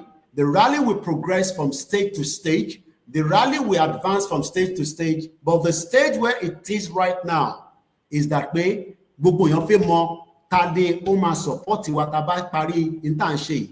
All these are sensitive and confidential. Ìlú wo lẹ rò pé tá bá sọ fún yín nísìnyí pé Canada support wa. Canada has a treaty and embassy in Nigeria. Canada is not going to be happy if we're telling you that Canada is in support of Yoruba nation. Tá bá sọ fún yín pé China were behind us. Do you think that China doesn't have a stake in Nigeria right now? No country will be happy. Tá bá wá sọ fún yín pé country buy. I don't even know those details, because those details I am not privileged to it, even as one of the stakeholders in this movement. I don't have the access. But information is too much to be asking. Information deal so that information can help to process the next stage. United Nations is not going to give you a country. Neither any country will accept you to go. But Baba Akintoye have the mandate of the 60 million people, just like Igboho has the mandate with aligning with Baba Akintoye and the rest of the team. We cannot wait to consult with everybody, because everybody will be massacred, as we have been told many times.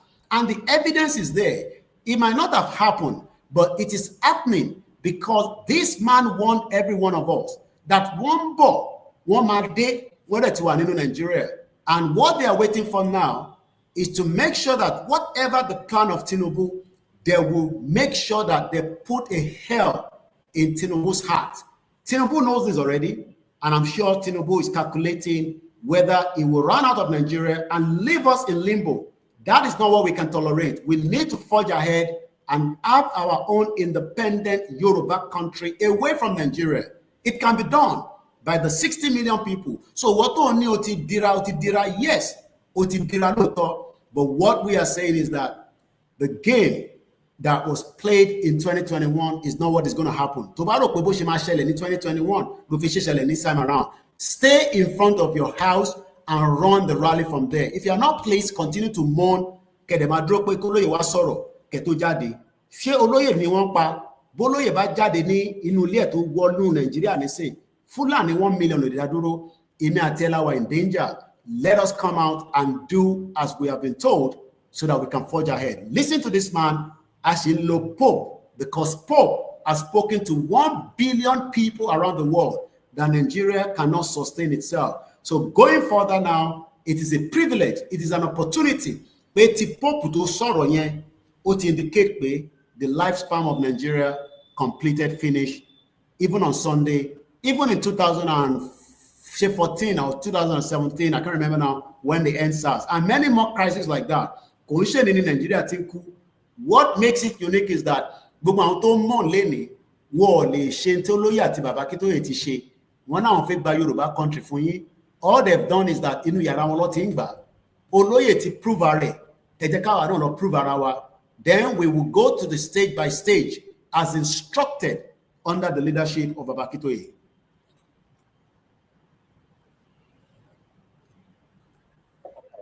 Able to protect the people of Southern Kaduna? In fact, it is not only unable, it is unwilling, and we have good reason to feel that they are part and parcel of the killers. Let me make some revelations to you. That's a very big allegation, Dr. Obadiah. The government is part and parcel of the killers. Yes. That's big. Yes. Yeah.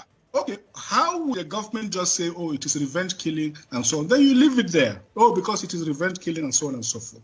The body language of this administration, the body language of the state government shows clearly that they have a hand in the killings. No doubt about it. Because, you see, General Abacha, and people don't give him his due. Do you think you would have tolerated such nonsense? And let me make some revelations, because some of us also have our own intelligence networks. Okay. Have met with some of the bandits. We have met with some of their high commanders. One or two who have repented. They have sat down with us, not once, not twice. They told us that one of the northern governors is the commander of Boko Haram in Nigeria. Boko Haram and the bandits are one and the same thing. They have a sophisticated network. During this lockdown, their planes were moving up and down as though there was no lockdown. Moving ammunitions, moving logistics, moving money, and distributing them in different parts of the country. They're already in the south, in the rainforest of the south. They're everywhere. They told us that when they finish these rural killings, they will move to phase 2. The phase 2 is they will go into the urban cities, going from house to house, killing family people. I can tell you, this is the game plan. By 2022, they want to start a civil war in Nigeria.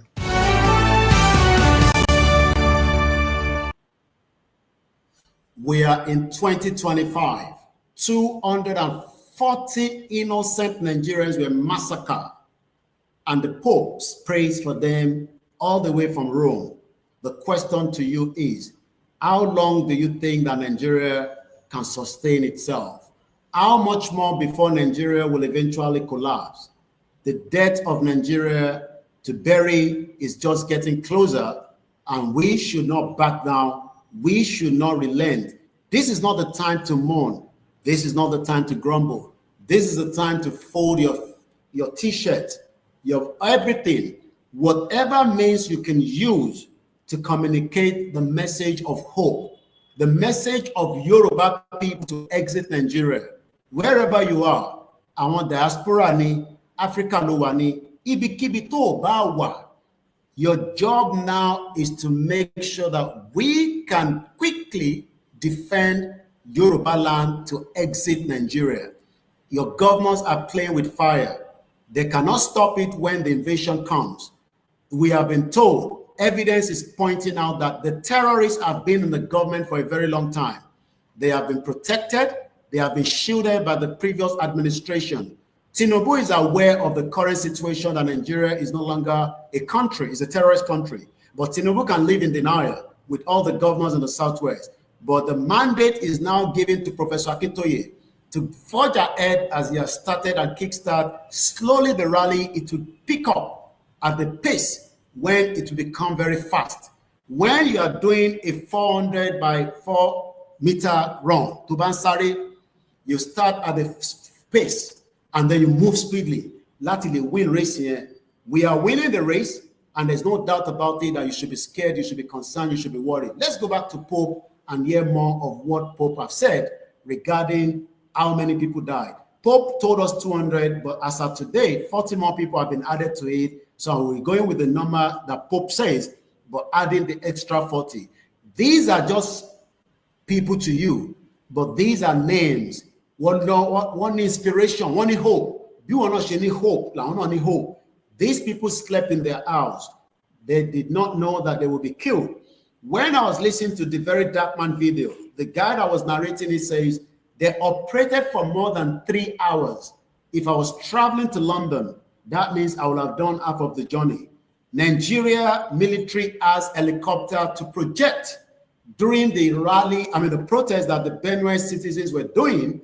I saw the video where they had helicopter up there monitoring the situation, but this same helicopter cannot defend and protect innocent people. They were being massacred. Let me give you the meaning of massacre according to the English dictionary today. The word, the meaning, tabani, an indiscriminate and brutal slaughter of many people. Slaughter gidi. You see how meat are being cut. So some of you don't understand the game of the Fulanis. You are hoping that you can live with them, you can manage them, you can pretend that Ganduje has reformed. Is a study at Ibadan. Ganduje is going to operate like any Fulani that massacred those in Benue State. El Rufai would do more than massacre because Daddy Yati has been dead or alive, we don't know. Daddy Yati was a journalist that got missing during the governor of Rufai, the shortman devil. Yet, àwọn Yoruba play politics when death is overshadowing Nigeria, not just Yorubaland. Whether you like it or not, Nigeria is now coming to the final part where it will dissolve. How fast it will dissolve, we are already on that journey. Not just Yoruba people. There are many people now that are also concerned and worried that the way Nigeria is operating, it can no longer sustain itself. Nigeria is a failed state. Around 200 people were brutally killed in Yawata in the Goma local government area of Benue State on the night of 13 to 14, which was Ale Friday going into Saturday morning. Think about it. 200 people were massacred. Money to ba lowo video yen ti very dark man lo se. Only omo koko toshi jona wo ti. I mean, the government doesn't even have the guts to go there and give these people what we can call a befitting protection after they've been massacred. They left dead body. At least 40 people were burnt in one particular room. May their soul rest in peace, and their soul will kill Nigeria because Nigeria will die. Whether Nigeria likes it or not, Nigeria will die. So if anybody thinks that Korea or Yoruba nation, the people in Benue State would do everything to kill Nigeria. How fast everybody can do it is what we don't know. But the Yoruba people will not wait for the Igbos, the Hausa, the Ijaw. The Yoruba people will forge ahead and do whatever is needed. Most of them internally displaced persons, sheltered by the local Catholic mission. Even Nigeria cannot protect them. A Catholic mission will protect them. Speaking just before delivering the Sunday Angelus prayer, imagine this. Keep Pope Koto Soro, Koto Shiadura Tijo Sunday, Okoko Soro Nipa Ontopa ni Benue State. That tells you something. That tells you what Bola Tinubu could not tell you, because Bola Tinubu is another denial that Nigeria died long time ago. Bola Tinubu is still living in his cocoon, that Nigeria will sustain what it is currently experiencing. Nigeria will not be able to sustain it. Nigeria will not be able to hold together because the millions of people that are now Yoruba people, 60 million of us, have now made up our mind that we do not want to have any goddamn thing to do with this contraction called Nigeria, and we will defend Yoruba land with our blood. So when you warriors, and you are worried, and all this and all that, it is still going to be value. If it's still going to be useful, all we need to do is stay alert, because we will defeat this monster called Nigeria, and everybody will go their separate ways. Let's finish the prayer from the Pope, or the message from the Vatican. As I said, we are still on the day 5. Reason to motion delay into the broadcast is to make sure that those of us that say Koiki ati Igboho ati Baba Kito elofe gbogbo wọnú Nigeria, at least kò ṣe bí mo fẹ́ gbogbo wa mọ́ báyìí nísìn. Pope ti sọ fún yín pé ogun ti wà ní Nigeria, because when people are massacred, you are currently at war. So that any more so the bank sort of pay Igbowa ati Baba Akintoye lo fi gbogbo wa, and you also add me into that as well. Speaking just before delivering the Sunday Angelus prayer, the Pope prayed for security, justice, and peace in Nigeria. Nigeria lo fi ṣe takoko, adding that he was thinking in particular of the rural Christian communities of Benue State who have been relentlessly victims of violence. Responding to the attack, Amnesty International Nigeria on Saturday called on the Nigerian authority to immediately end the almost daily bloodshed. They're not going to end it because the agenda is there. What is the agenda? Who are those behind it? President Bola Tinubu has been warned many times by Baba Akintoye in a letter that was sent to him. Allow Nigeria to dissolve. Let us accept that Nigeria is no longer working. Tinubu doesn't want to accept it. He's living in denial. How long he can live in denial is what I don't know. But what I know is that we will continue to present the case as Ashiwa Ninu Raliwa. Don't be deceived that there's no rally. Rero nita, kò sí nǹkan tó wà nínú rally. Ó jẹ́ ká kójọ sójú Lẹ́gbàní, ká kójọ sójú Ṣàngó kìíní kan ni. Yes, all that is good to stop the invasion of enemies in Nigeria to come and kill us and take our land and make sure that our identity is stolen. But what matters is that Tinubu knows very well what he was going to find when he goes into Nigeria. Because find then the country needs to divide. And if Nigerians think that your constitution will be changed by this current administration, 23 years they've asked Akpabio the same question. Is the current Senate president a criminal man from the southeast or wherever he's from? These are criminal politicians that use human blood to continue to deceive Nigerians that Nigeria will be a better place, as Britain continued to tell Nigerians lie, that Nigeria will be a better place by 2075. Nigeria will not be a better place, but for the interest of Tinubu again, I will show him this video, pass the message to Tinubu. We will not sit back and allow many people to die more in Yorubaland. Our rally is already ongoing. Our people must be protected as they are doing their rally as instructed right now before it goes to the next stage. If you want peace, let peace continue to reign as the rally goes. If you don't want peace, then we see what is happening between Iran and Israel. The war has kickstarted. War is already in Nigeria, not starting by Yoruba people or the campaigner for self-determination, but war that you are avoiding is going to happen. Listen to this man. To govern the country. If he does that, in 4 years, he can turn things around. But there are certain critical things he would need to do. The first thing is to say, what's the constitution?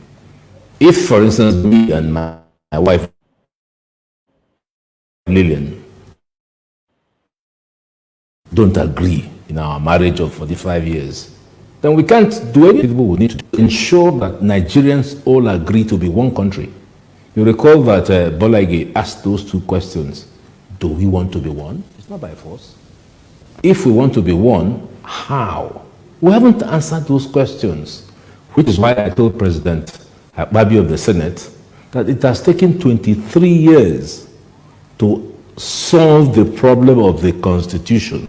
And I urged him, in conjunction with President Tinubu, to resolve the Nigerian constitutional question now by inviting the owners of Nigeria.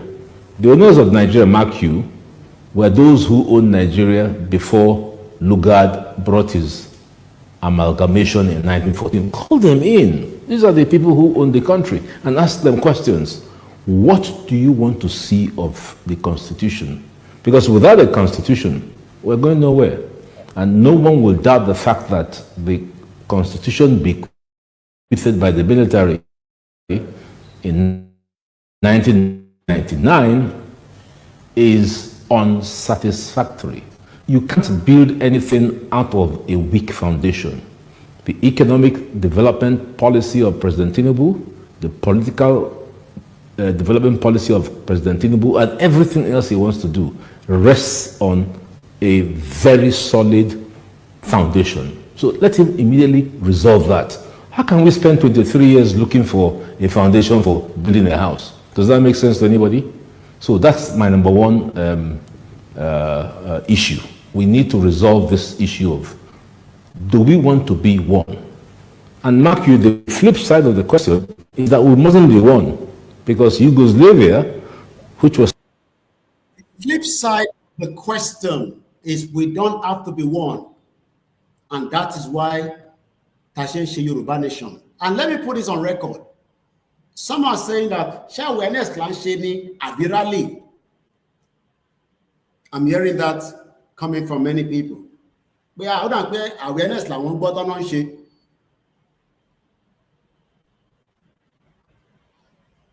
Intention nípa fẹ́ gba country wa. Enti bàbá Akíntóyè ní ká máa ṣe òun ni pé a fẹ́ gba country wa. So all these questions, ṣé awareness ni wọ́n ṣe ní àbí rally? The question tó yẹ ká máa bèrè ni pé báwo la ṣe fẹ́ make sure pé country ta fẹ́ gbà yìí èmi máa continue láti máa play role mi. It does not matter how small or how big. I will play my role.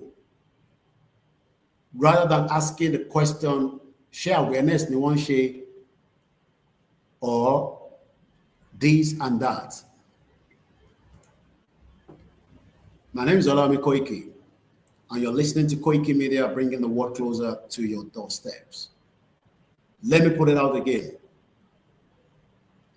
The flip side is, do we want to be one? Do we want to be one country? I'm asking everybody right now. The question I'm asking is, do we want to be a one country as things stand right now? Do you think that we can remain one country with the northern part of Nigeria, with the southeast part of Nigeria, with the middle belt? Everybody has different agenda. Most of the country can continue. The country that we are talking about, that Indian Prime Minister had the privilege to have a stopover. We'll come back to Agbakoba in just about a few minutes. Let me prepare that video quickly, because when you're on this platform, be rest assured, this platform brings to you why Yoruba country is working in line with international law and why a future government can work with any country, because we have the numbers. Our number is far better than many countries that are in existence today. Our numbers is bigger, and we are grateful to have such numbers. So let me remind you, for those of you that are not yet aware, that a Yoruba government, a future Yoruba government, will work with many countries. But those countries will not come up right now and tell you that I'm going to work with them in the open while Nigeria is still operating as a fake union. The flip side is, do we want to be one? I don't think we want to be one. It does not matter what you feel. We cannot be one. And if anybody is living in denial that we will be one, that is why there's war in Nigeria. 200 lives were lost just on Saturday. How many more lives do you think? Benue have lost about 2,000 plus. Under Tinubu, about 20,000 Nigerians have now died due to the massacre and the killings. So when Agbakoba is saying that, do we want to be one? Money country wa tiko to odotiwa, but let's leave Agbakoba alone. Let's go back and watch this video that my team has prepared for us. do not stand on your seat. This is a broadcast to Fitidi Rara. We are now in the day 5 of the rally. Everybody should be involved. That is how we want to save ourselves. All these questions, what we are doing is what will lead us into our country, regardless of whatever you call it.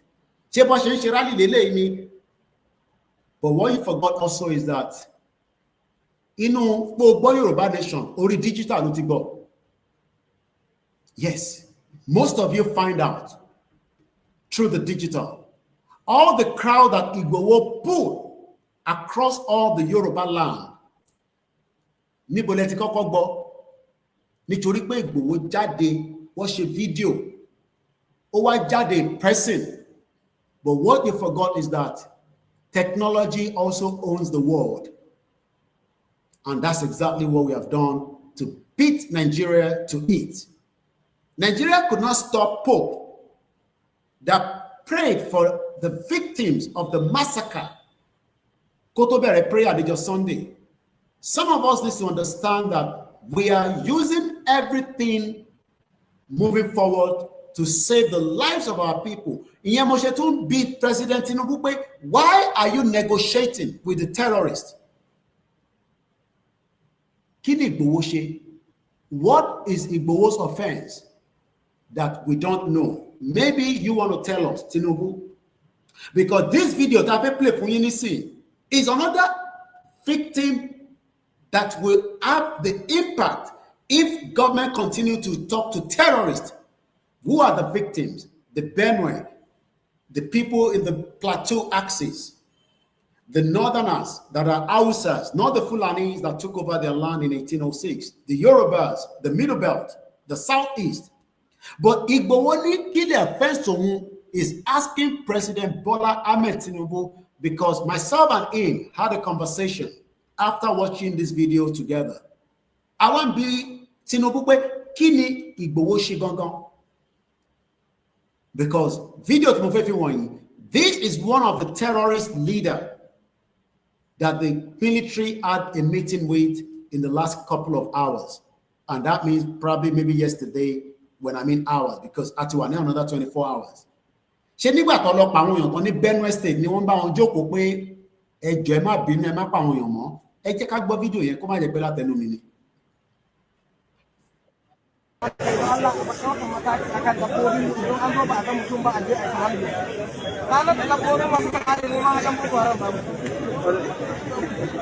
Ka aje bindiga ba ka da sanuwa na wanda bai ce zuwa can ya tashi nan kuma zai yi wani hayi ya aka yi aka bashi kana ce tsoro to a gaida gaba daya gaskiya ne dan uwan shi wanda ya karin shi biyo shi ba ruwan amma dai na inda kuka aka yi kafa aka ta da kai ya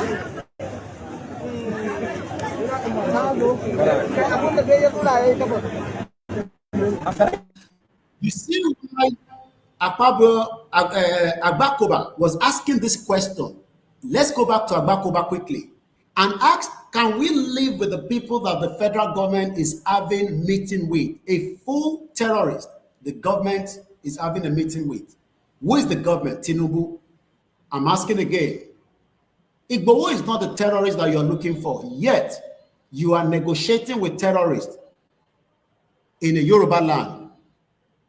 And this is why we are saying to our people that the time to exit is now or never. And kini Igboho she said, kini offensive Igboho, the government to negotiate with terrorists, and yet they have failed to negotiate. Igboho's coming back home, Babakitoye returning back home, and Yoruba people to be free and have their own government. But Tinubu is not going to give you that because Tinubu does not believe in Yoruba country. Yes, Tinubu just saw Yoruba Dadurori when he was the governor in 1999. But he used that for his own advantage, not for the interest of the Yoruba people.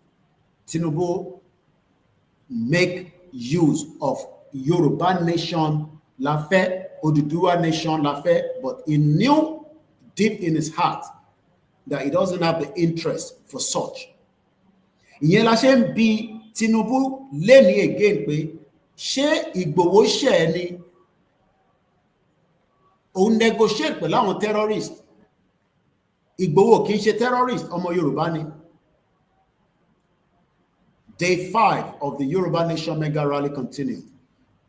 You have watched the video. There's no point playing that video again. But that video indicates that terrorists were having conversation meeting with the Nigerian military. Even those terrorists were wearing a Nigerian military outfit. One wore military outfit. But the average Nigerian wear a military outfit. They are being smacked, beaten. We have seen the videos. Is this the way we're going to live together? Can we continue to live like this as people? Why are we not facing the situation right now and ask the country to be dissolved? A dissolution is not a war, but the war right now will take many lives. You can see the police as well is there, the Nigerian military is there.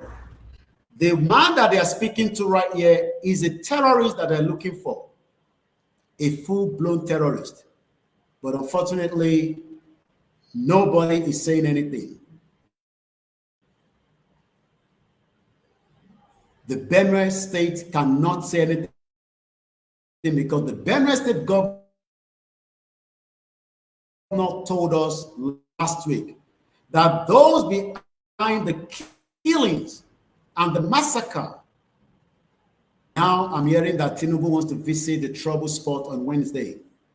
You can tell that Tinubu is trying to salvage Nigeria that is dead. President Bola Ahmed Tinubu, if you like, live in Benue State for the next 2 years. People is here, and we are not going to wait for you to put us in the line of danger that we have already been. There is a deliberate impoverishment of Nigerian people by politicians to control them, pushing for a one-party state when we should be talking about the dissolution of Nigeria. Nobody should be talking about any politics in Yorubaland. If you dare try to talk about politics, you are putting the lives of millions of our people in danger. Politics in Gbogbo Southwest. We are telling you that you are putting our lives in danger, and we will have no other option than to react. Because 26 years was more than enough for you to have defended and protected our lives, but you failed.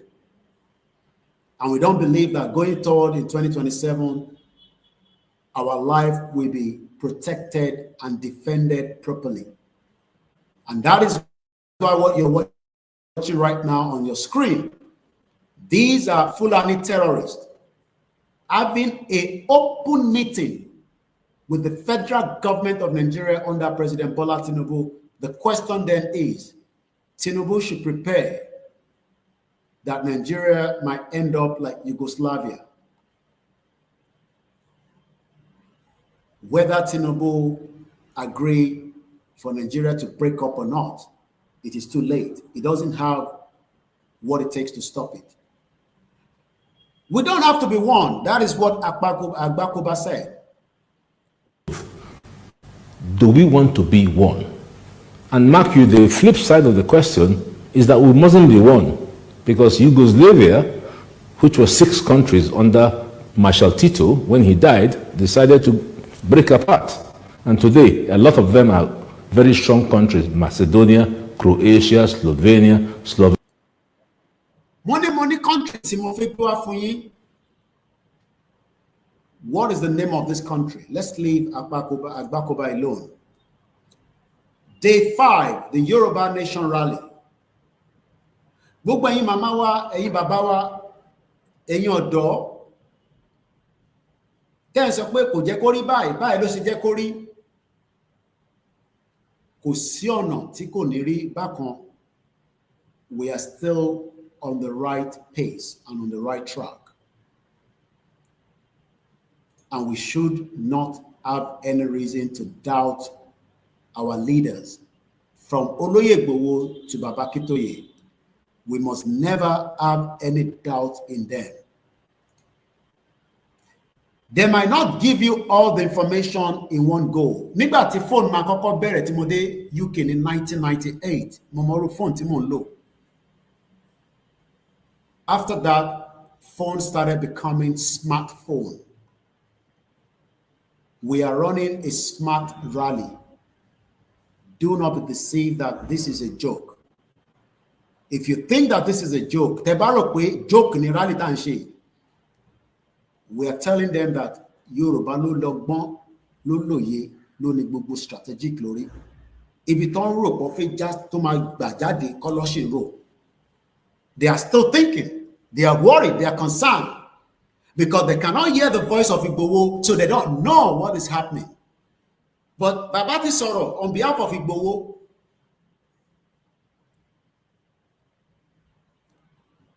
Can somebody confirm if there's a sound in the broadcast? Baba ti sọ̀rọ̀. What more? The Yoruba nation is an ongoing one. Mo mọ irú phone tí mo kọ́kọ́ lò nígbà tí mo dé UK ní 1998. Mo mọ irú phone tí mo ń lò nísìn. The difference between those two phones kò ṣe ẹni tó bá ti kú ó ti lọ, ikú yàtọ̀ sọ́run. Téèyàn bá sùn tó bá jí ló mọ̀ kó ti báyé ó ti dáyé padà. Ẹ má bẹ̀rù, ẹ má fòyà níbi tá délé ni. We are running a smart movement. The most intelligent man and women are running it. Do not be doubtful of anybody, regardless whoever they are. You have a good hand with our leaders. The smart rally is ongoing, and you have no reason to doubt it. The Europe, America, Asia rally will be activated very soon. It will be activated very soon. Ẹ má fòyà gbogbo ọmọ Yorùbá. Ẹ má bẹ̀rù.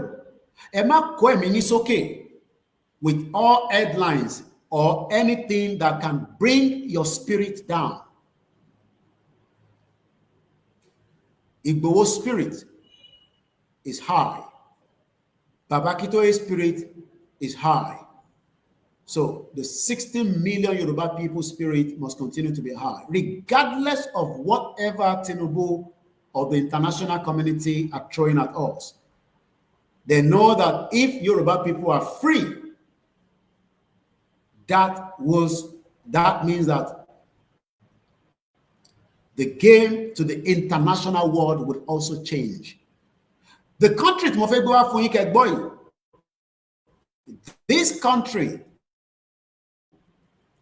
is the country that I told you that the Indian Prime Minister paid what I call a visit en route to Canada for the G7.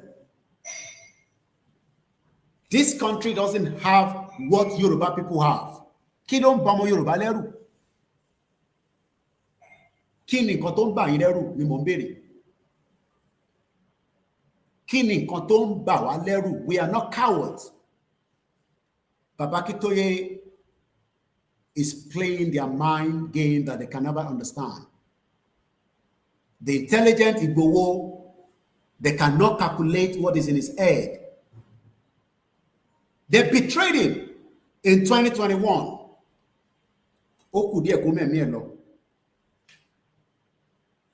And this is the time that our unity must be won. But don't doubt it. You will not get 60 million people to be united. If you think that 60 million people will unite, the criminals, politicians are doing everything possibly best to make sure that a Yoruba country does not become a Yoruba country before 2027. But gbogbo tó bá gbà pátá, a Yoruba country must emerge before 2027. That is where we are going. Èyí tẹ́ ń béèrè pé ṣé rally ló ń ṣe rally náà lélẹ̀ ṣé bó ṣe ń ṣe rally lẹ́ ń ṣe ṣé bó ṣe ń ṣe rally ní gbogbo àgbáyé lẹ́ ń ṣe. Questioning and disturbing your mind. The end game of whatever the rally will be, òun náà nípa fígba country. Tó bá wọn Baba Akintoye, he can come out tonight and make a declaration of Yoruba nation, and that is the final. Ó dẹ̀ máa dìjà bẹ́ẹ̀, and that is where you have to stay alert, rather than remaining, moaning, and complaining.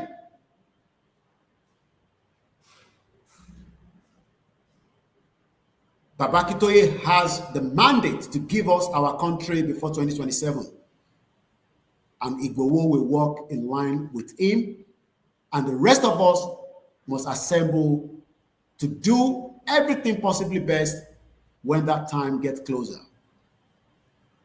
Baba Akintoye has the final push for a Yoruba declaration, because rally will lead to a Yoruba nation. That is what Baba Akintoye have said. So why are you worried? Báyìí ni rally ṣe bẹ̀rẹ̀, báyìí kọ́ ló ṣe jẹ́ kó bẹ̀rẹ̀. Into ọ̀fẹ́ ni pé kó àgbà country. Is that not what you want? Tábà tẹ̀sán kó máa dìjà, ṣé afẹ́yẹ́kẹ́ mi ẹ̀ lọ sí ni? Àfẹ́yẹ́kẹ́ mi ẹnìkankan lọ sí. Kò ṣe pé àti bá gọ́ọ̀mẹ̀ntì ìjà kan ni ó ń bá gbogbo ọmọ Yorùbá lẹ́rù. But the game that will lead to a Yoruba declaration and an independent Yoruba nation, òun náà máa wá bí òrè lóru ni. But ẹ jẹ́ ká lọ wo country tí mo sọ yìí, and ask yourself the truth and nothing but the truth. Kí ni olóyè ṣe? Kí làwọn country eléyìí ṣe tí olóyè ń béèrè fún fáwọn tiẹ̀ náà? And this is the country I'm talking about, Cyprus. Cyprus is 1.3 million. And today, as the Indian Prime Minister was making his way to the G7 in Canada, this is what you want to hear about Cyprus. Fún ọ̀tọ̀ mọ̀ Cyprus tẹ́lẹ̀.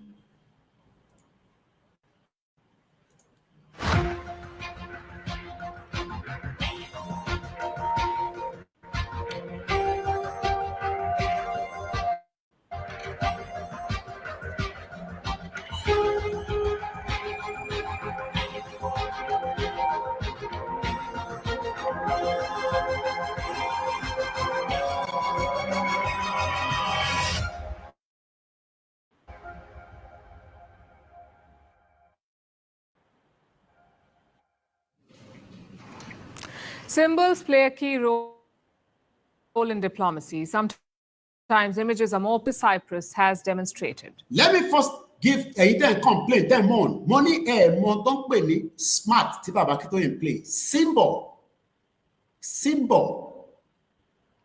Ẹ bá mi sáré sọ kí ló ń pè ní symbol lédè Yorùbá, ó há mi lórí. Ọlọ́run jẹ́ kí kankan há mi lórí. Symbol.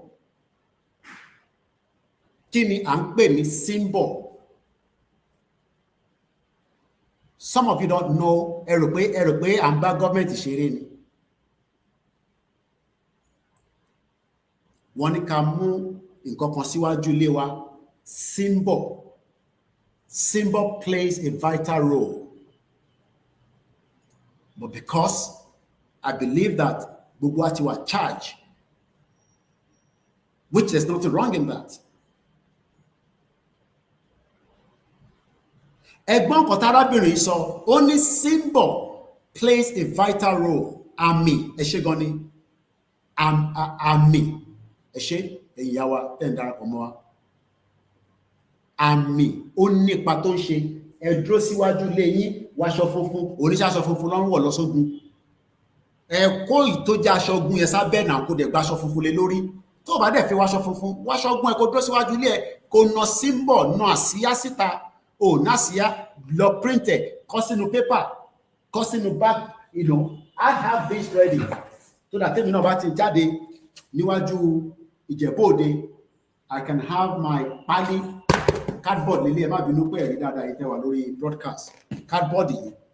I can have this cardboard and have Yoruba nation written on it. So o fẹ́ sọ fún mi pé o lè rí cardboard ládùúgbò ẹ̀. O níbi kankan tó ti lè get pali lọ́fẹ̀ẹ́. Tí o máa sanwó fún pálí ni. o nídìí láti lọ ra marker, mú èédú, mú anything kó fi kọ́ Yorùbá nation symbol. Why is it that a kì í gbọ́ràn pé wọ́n ní ká lo symbol ẹ fàmì síwájú ilé yín? Ṣèbá ti gbọ́ nínú ìwé ìtàn lóríṣiríṣi ní Bible pé wọ́n ní kó fi àmì síwájú ilé yín so that kí atẹ́gùn burúkú bá ń bọ̀, kí ló dé tó fi cross tó ń fi cross sígbà yẹn? Kí ló dé tó ń lo cross síwájú chest ẹ? Kí ló dé tó ń lo bead, tó ń lo this? Kí ló dé tó ń tan candle? A ní ká lo symbol wa náà káwọn èèyàn tẹ̀ rí gbogbo symbol wa ní gbogbo ilẹ̀ Yorùbá. I refuse. Why? Torí pé a ti jàmàlà, àtàwátà jàmàlà, àtàwátà rántá, àìsí gbọ́hùn Ìgbòho kó wá sọ̀rọ̀. Lórí bàtà bá gbọ́hùn Ìgbòho la máa jáde síwájú ilé wa. Ṣé Ìgbòho náà ló tún máa sọ fún yín pé kẹ́ jáde síwájú ilé yín? Why are we like this?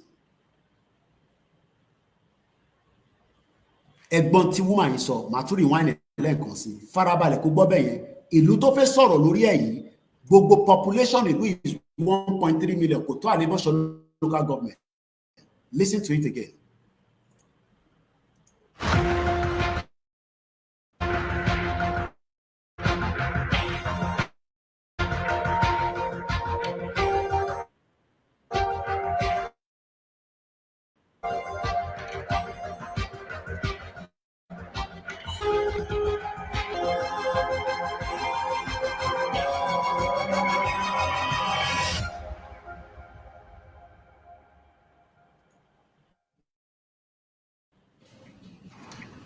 Symbols play a key role in diplomacy. Sometimes more powerful. Màá tún sọ lẹ́ẹ̀kan sí, image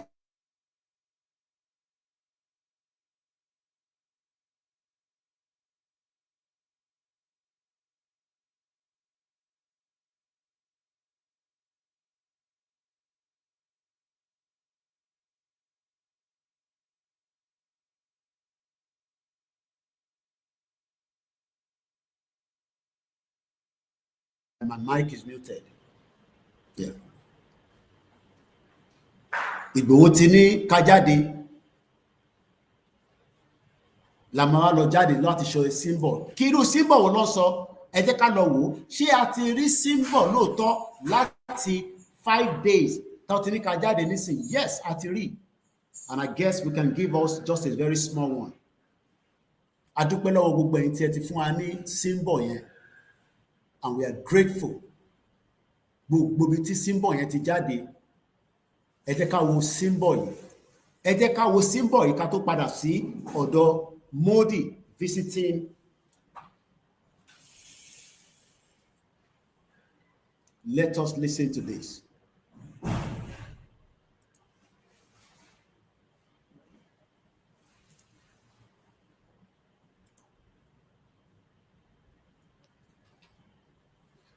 Yoruba nation. Now. Yoruba nation là ń fẹ́. Orílẹ̀-èdè Yorùbá là ń fẹ́ o. Orílẹ̀-èdè Yorùbá òun ló wù wá nítorí pé a ò fẹ́ kán gba ilẹ̀ wa mọ́ wa lọ́wọ́. À ń fẹ́ orí. Symbol. Ẹ wo àwọn tó jáde nínú ilé iwájú ilé wọn yìí. Wọ́n fi àmì pé Yorùbá nation là ń fẹ́. Ìtọ́sí ni ká lọ ṣe nìyẹn. Why is this difficult to do? Because even during diplomacy, tó bá tẹ̀ ló dá àwọn tẹ́lẹ̀ náà fẹ́ Yorùbá nation yẹn, ṣé mọ̀ pé léègan is more than a petition. I don't think some of you know that we are running everything smart moving forward.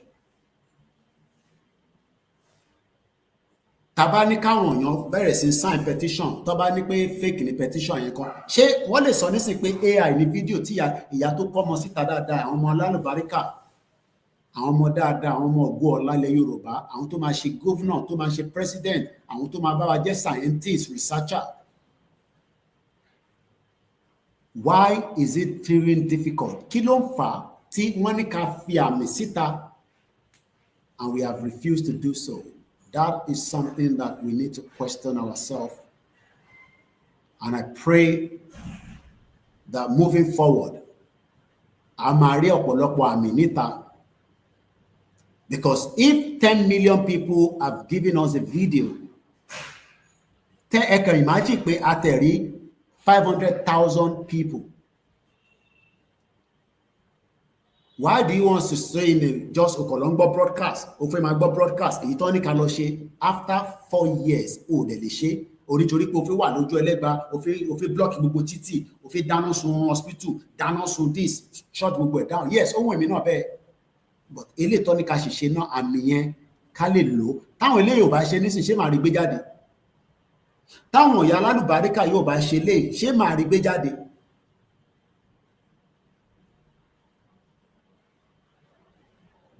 Ṣé táwọn eléyìí ò bá ṣé màá rí gbé jáde? Wọ́n ní ká jáde ká fi àmì wa síta. Let's listen further. Orílẹ̀-èdè Yorùbá nítorí pé a ò fẹ́ ìpànìyàn àwọn Fúlàní mọ́, a ò fẹ́ kí Fúlàní ó darí wa mọ́. Ẹlẹ́yàmẹ̀yà yìí ti tó gẹ́. À ń fẹ́ orílẹ̀-èdè Yorùbá. Orílẹ̀-èdè Yorùbá ní ìrọ̀rùn. Àmín o, Ọlọ́run jọ̀ọ́ gbà fún wa o. A fẹ́ bólókù ẹrú àṣẹrú Fúlàní mọ́. Gba orílẹ̀-èdè Yorùbá fún wa o. Jésù gba orílẹ̀-èdè wa fún wa. Ọlọ́run kó gba orílẹ̀-èdè náà fún wa. Olùkọ́ ẹrú Olúwa gbà fún wa. Ọlọ́run gbà fún wa. Àfẹ́ sìrú mọ́. Àfẹ́ kí àwọn ọmọ wa jìyà mọ́. Àfẹ́ ṣerú mọ́. Àfẹ́ ká dolómìnira àti àwọn ìran wa àtọmọ ọmọ wa. Orílẹ̀-èdè Yorùbá afẹ́kọ̀ olóko ìṣèlú, afẹ́kọ̀ olóko ẹrú. Ọlọ́run gba orílẹ̀-èdè Yorùbá fún wa. Kí Ọlọ́run kó gborí orílẹ̀-èdè Yorùbá fún wa. Ọlọ́run gba orílẹ̀-èdè Yorùbá fún wa. Yorùbá nation. Yoruba nation. Yoruba nation.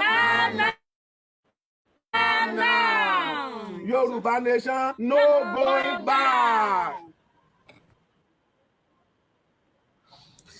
Let's go back to Cyprus and finish up. Only kankan tí mo kàn fẹ́ ká gbọ́ níbẹ̀. There are countries around the world. Some will support the breakup of Nigeria, but while others might not.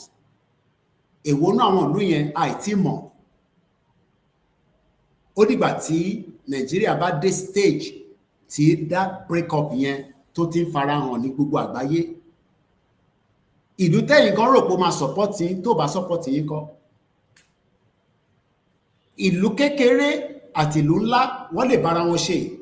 Tí ìlú kékeré bá rò pé bóyá wọn ò ní gbogbo nǹkan. Like Cyprus. Cyprus doesn't have what India have today in terms of military might. But we can see that they are signing some security part and business part. Bó ṣe máa rí náà nìyẹn when 60 million Yoruba people can have our own independent country. Countries will work with us and we can run a better government, not in Nigeria anymore. Let's go back and listen to Modi en route to Canada stopover in Cyprus, a country of 1.3 million people. This is Koiki Media at exactly almost 20:41 p.m. local time from our studio in London and Africa, and also in Yorubaland, where we are transmitting from. Demonstrated. It was the first stop in his 3-nation tour. He's on his way to Canada to attend the G7 summit. On his return, he will stop in Croatia. But first, let's talk about Cyprus and the signals the Indian Prime Minister sent from there. He will stop at Croatia. Video play ti Agbakuba. Croatia was another country that also is 3.8 million. So India is visiting all this country for what purpose? So that they can have cordial relationship. Kí ló ń bà wọ́n lẹ́rù pé tá bá gba Yorùbá nation ebi mama power ebi bá power ṣe bá wa country tó lè supply wa ló jẹ. Croatia, officially the Republic of Croatia, is a country in the Central and Southeast Europe on the coast of the Adriatic Sea. It borders Slovenia to the northwest. Maybe you want me to play that video again. Kò lè bá gbọ́ pé tá bá ń dárúkọ àwọn orúkọ yìí, àwọn ìlú tó ti pín bẹ́ẹ̀ rí náà ni wọ́n. But I will allow you to listen to this woman first. Màá wá tún lọ gbé fídíò àgbákòbá yẹn wá lẹ́ẹ̀kan sí so that kí ó lè yé wa pé Africa country kò ṣe nǹkan tó gbọ́dọ̀ bà wá lẹ́rù níbi tá a dé, and I know that we are fully ready, but let us walk in line with how the message of the final hope, because rally kan la fẹ́ gangan, Yorùbá nation gangan la fẹ́, gbogbo ọ̀rọ̀ rally is just to keep us out and ask for our right, but Baba ló máa decide how eventually our independence would happen. So it's not about pé a kàn jáde fún rally, no, rally yẹn fẹ́ mú kankan jáde ni, ó dẹ̀ lè mú kankan jáde even before the rally or after the rally, we don't even know. But for now, the process of the rally will be abided by, whether you accept it or not. If you don't accept it, then go out there and do what you can do. Ẹnì kọ́kọ́ gbọ́dọ̀ gbọ́hùn Ìgbòho, àwọn mídíà kan sọ, ṣé gbogbo àwọn mídíà tí wọ́n sọ yẹn, ṣé wọ́n follow Baba Akintoye ṣá? Ṣé Koiki Media nìkan ló ní kó máa sọ pé a ti wà nínú rally? Every media should be talking about the rally níbi tá a dé nísìn, even if they are having other programs. Yes, èèyàn lè share other programs, but ẹ máa mention pé a ti wà nínú rally, à ń ṣe rally lọ. Ṣé mi ni màá sọ yẹn fún wọn ni? I am not representing any media. That is why I am independent on my own. Instruction tó ní ká follow ni à ń present. Mo ti ń ṣe program nísìn for 2 hours, but orí rally la ṣì dúró lé lórí látàárọ̀. So all our media should also encourage our people to do the same thing. If truly, tọ́ba náà wọn nífẹ̀ẹ́ Ìgbòho àti Baba Akintoye, kò ṣe pé ká kàn sọ̀rọ̀ lọ gbọ́nrán fún 3 hours, ká má sọ̀rọ̀ rally. What is the essence of ọ̀rọ̀ tá à ń sọ? Okay, wọ́n pa wá, ẹ̀tọ́ bá wá pa wá kọ́ kí la máa ṣe sí yẹn, wọ́n ní kẹ́ jáde fún rally. Kẹ́ dẹ̀ support ẹ̀ financially. Ẹni tó rẹ̀ lówó kó máa fàdúrà àtìlẹ́yìn. That is all we should be doing. Kò ṣe pé a ní à ń ṣe show kan, à ń ṣe bóun àká ṣe show 300 in a day, bóun àká ṣe short video, ká ṣe long video. Tẹ́ ẹ̀ bá ti encourage àwọn èèyàn wa, that means pé kí wá ní point pé náà ń tẹ̀lé Ìgbòho, tẹ́ ẹ̀ fi Ìgbòho ṣe program, tẹ́ ẹ̀ fi Baba Akintoye ṣe program. Most importantly, Ìgbòho kò sẹ́ni tó kí n dárúkọ Ìgbòho lórí program ẹ̀. But èyí tó jẹ́ kókó tí Baba Akintoye ní ká sọ̀rọ̀ lé lórí fáwọn èèyàn wa, òun ni rally. And that should be the bulk of our campaign níbi tá a dé nísìn. Tó bá yẹ pé lóòótọ́ o a nífẹ̀ẹ́ bàbá yìí, tó ń ṣe pé a kò gbé bàbá yìí mọ́ra. Tó bá jẹ́ pé lóòótọ́ o ọmọ ọkọ Yorùbá ni wá o, mò ń bọ̀ jẹ́ ká sì fọ̀rọ̀ Cyprus sílẹ̀ because gbogbo yẹn a kò fi ń ṣàpèjúwe ọ̀rọ̀ ni.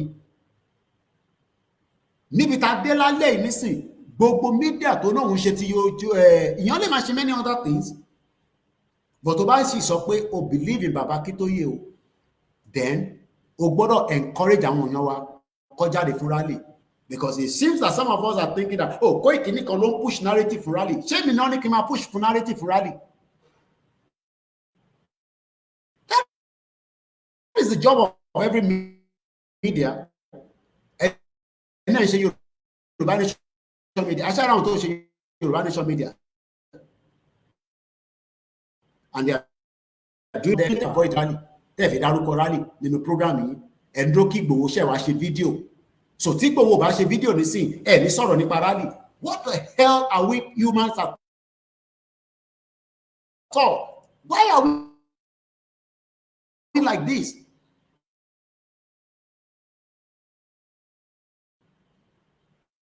So ẹ kọ́kọ́ kí Ìgbòho wá jáde, nígbà tí bàbá wa ti sọ ká jáde fún rally. Kí ló dé tí àṣefí jáde? Oh, Ìgbòho ṣe fídíò tí Ìgbòho fake people we are. Live in denial. Adé sọ pé ọmọ Yorùbá tàtà ni wá. Bàbá fún un sílẹ̀ pé ká jáde, èyí ṣe tún sọ pé ẹ̀ ń dúró de Ìgbòho. Ṣé Ìgbòho sọ fún yín pé òun mọ̀ nípa rally ni? I am in constant communication with Chief. Question tí Chief ṣì ń béèrè lọ́wọ́ Tinubu ni pé òun negotiate pẹ̀lú àwọn terrorists. Ẹ̀yin èèyàn wa, ẹ̀yin náà jáde on our behalf. Oh, a ṣì ń dúró kí Koiki bá wa ní kí Ìgbòho ṣe fídíò. Ó yá gbẹ́ kí Ìgbòho gbé voice ẹ̀ jáde, tá a bá gbọ́ voice Ìgbòho à lè jáde. What the hell what humans are we? Àwọn ń bára wọn jà ní ìjà wà láàrin wọn ni. Don't bastard all over the place. And I'm trying not to even use that word today. Idiot. À ń ṣe Yorùbá nation. Kí ni point à ń ṣe Yorùbá nation? Ẹ di support bàbá 90 years old. Àwa náà dẹ̀ fi dàgbà. Ṣé ẹ fẹ́ kí bàbá yìí kú náà ni? Ṣé nígbà tí bàbá yìí bá kú la máa wá ní afẹ́ Yorùbá nation? Ọlọ́run ló lọ́jọ́ náà. a kàn sọ fọ́lọ́run pé kó fún bàbá ìlẹ́mìí gúngùn ni èèyàn ti lo 90 lọ nínú ayé tó wọ́n ti bí bàbá ní 1935 àwa jáde gbogbo wa ń lo different headline ìtọ́ ní ká lọ sọ̀rọ̀ lórí a refuse láti sọ̀rọ̀ lórí eléyìí tọ́ ní ká sọ̀rọ̀ lórí òun gangan lélẹ̀ ká túbọ̀ lẹ́ẹ̀kan sí.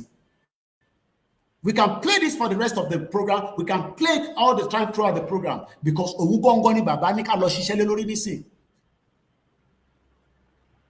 Àfẹ́gbà freedom ẹ̀ ń sọ fáwọn èèyàn nínú gúrúùpù yín ẹ̀ ń distort mind wọn ẹ̀ ń sọ fún wọn pé YSDM. Mo máa ń sọ fún yín pé each time tẹ́ bá ti attack YSDM bàbá lẹ́yìn attack ẹ̀ máa ní àwọn tó kó sínú YSDM àwọn olókó sínú YSDM àwọn olókó sínú YSDM gbogbo adájọ́ jẹ́ YSDM kàn jẹ́ body ni.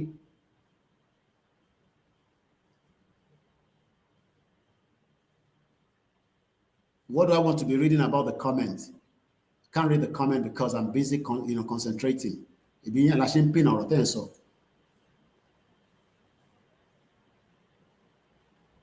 Okay. All right.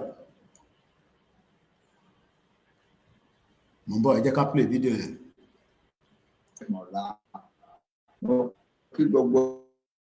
Chairman, YSDF in every country of the world. YSDM chairman in every state in our own homeland in Yorubaland.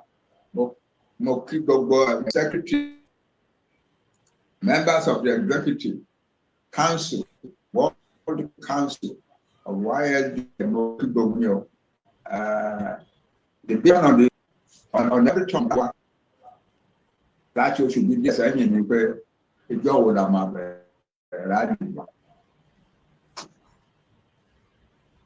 wá ní ìfẹ́ pẹ̀lú ìrẹ̀lẹ̀ wájú Ọlọ́run láti wá sọ fún yín báyìí lálẹ́ ìpẹ́ tó bá di láàárọ̀ ńlá gbogbo wa ká jáde síta nílé wa ẹnìkan kan má lóhun wọkọ̀ lọ sílẹ̀ ìlú ẹlòmíràn lọ ṣe rádìí. Ọ̀tọ̀ Èkó àti Ìbàdàn ní the center of attraction nílẹ̀ wa, but this time around the center of attraction will be your own village. Ibi tí ẹ bá ń gbé ìbẹ̀rẹ̀ tó máa ṣe rálì, ìtẹ̀ bá ń gbé ìbẹ̀rẹ̀ máa ṣe rálì. Ìbá jẹ́bẹ̀ náà bí ẹ o, ìbá máa jẹ́bẹ̀ náà bí ẹ o, but òun gbé ìbẹ̀ náà ló ti máa ṣe. It is very clear, kò sí, because that means you don't have to òfin wọ mọ́tò. Yes, a sì máa ṣe rálì tó máa kóró gbogbo àjọ sójú kan, ìyẹn máa wáyé. Tèmi gan máa wà níbẹ̀. Èmi gan fúnra mi máa wà níbẹ̀. Èmi Ọláyọmí Kóìkì, rálì tá a máa ṣe tí gbogbo àmà kóra wájọ yẹn, ẹ máa rí èmi gan níbẹ̀. Confirm. Èmi náà dúró tán, kò ń ṣe pé mo dúró tán pé èmi ń jà fúnra mi ni, ìwọ ń jà fún tiẹ̀ ni. Because èmi gbọ́dọ̀ káwọn ọmọ mi wálé. And maybe some of you don't know the pain that people are facing in the diaspora. But jẹ́ ká gbọ́n tí bàbá sọ, mo ti dín pẹ̀lú ẹni tó ń yọ wá lẹ́nu yẹn, ẹ fi sílẹ̀, ọ̀pọ̀ bẹ́ẹ̀ káàkiri. Ìkan náà pè mí lọ́sàn-án yìí. Ìkan náà àwọn èèyàn wa, ó pè mí, ó ní Mr. Koiki, ṣé mo wà lórí program, ó ní mo sí lórí program, mo ní ṣé kò sí. Ó ní ó dẹ̀ bá mi bẹ́ẹ̀ ní sọ̀rọ̀. Lẹ́ni ẹ bá ní òun mọ̀ mí, gbágbágbá, ó dá kí ló ṣẹlẹ̀. Ó ní ó ń bè mí pé kí ló ṣẹlẹ̀ nísìn. Mo ní kí ló mìíràn báyìí kí ló ń ṣẹlẹ̀. Ó wá dárúkọ ẹnìkan tí mo mọ̀, ìyẹn wà l'Amẹ́ríkà. Màá kọ́ forúkọ ẹni yẹn sílẹ̀, kò yẹ pé láti dárúkọ. Ẹni ẹ wá ní ẹ̀hún mọ̀ mí, mo ní ọ̀rọ̀ pò mọ̀ mí kọ́, kí lẹ fẹ́ bá mi sọ ní kẹ́ sọ. Ó wá ń bí mi pé kí ló ń ṣẹlẹ̀ nísìn. Bọ̀ nígbà tó ti dárúkọ ẹni yẹn, because ẹni yẹn ti tẹ̀lé àwọn tó náà ti gba country tó wà in the illusion.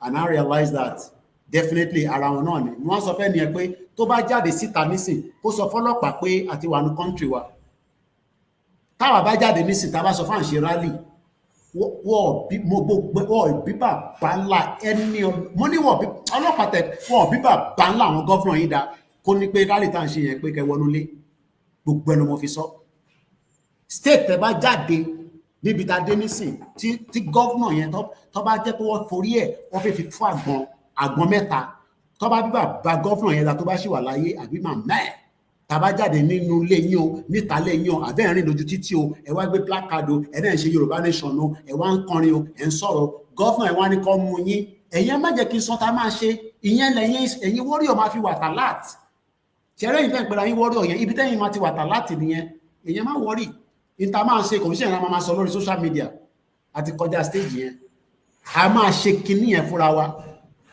but for now ẹni tó náà ti gba country ẹni kó jáde kó lọ sọ pé òun ti gba country fún Nigerian government ẹ̀rí tó máa ṣe fún ṣe jẹ́ ká gbọ́ tí bàbá sọ lẹ́ẹ̀kan sí mo kí gbogbo wa lẹ́ẹ̀kan sí a máa fàyè sílẹ̀ tẹ́ máa pè wọlé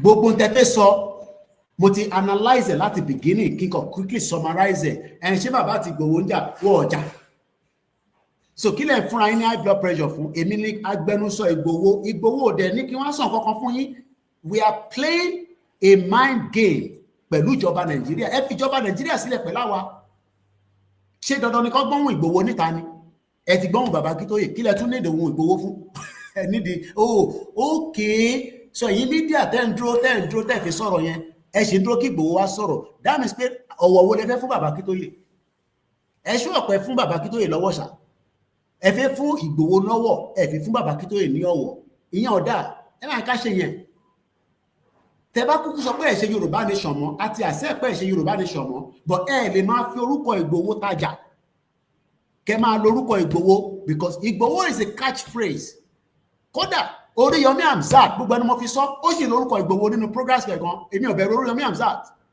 Oríyọmí Hamzat wá sí London tẹ́ ẹ bá gbọ́ bó tún sọ fún ilé mi ó sá lọ gbogbo ẹni mo fi sọ kò dúró fún bẹ́ẹ̀ de Ìgbòho ẹni mo parọ́ mọ́ Oríyọmí Hamzat kan náà bẹ́ẹ̀ ni mo sọ fún yín he was in London ó promise wa pé òun máa wá sí birthday olóyè Ìgbòho ní London kò wá ṣèbí òun ló sọ nísìnyí pé òun náà lè jẹ governor Ọ̀yọ́ state ṣẹlẹ governor là ń sọ nísìnyí he's doing very well but à ń sọ̀rọ̀ ilẹ̀ Yorùbá ń sọ̀rọ̀ governor they all have a different mission kò lè bá mi jókòó pé ká ṣe broadcast mo ní picture máa tiẹ̀ ẹ bá kí n gbé jáde máa gbé jáde lórí social media I took a picture with him mo wà ní Houston station ló dé pẹ̀lú àwọn tọ́jọ́ dé láti Manchester kókó tẹ̀ gbójú sórí broadcast kákọjọ́ ṣe ẹ̀lò síra wa o because kò fẹ́ jẹ́ kọ́ rí èmi àtòun papọ̀ ṣé mo dàgbẹ́ sára ni ṣé ẹlẹ́wọ̀n ni mí ni ṣé terrorist ni mí ni ṣé terrorist ni Ìgbòho lolo ni Oríyọmí Hamzat tó ṣe wá sí birthday Ìgbòho ní London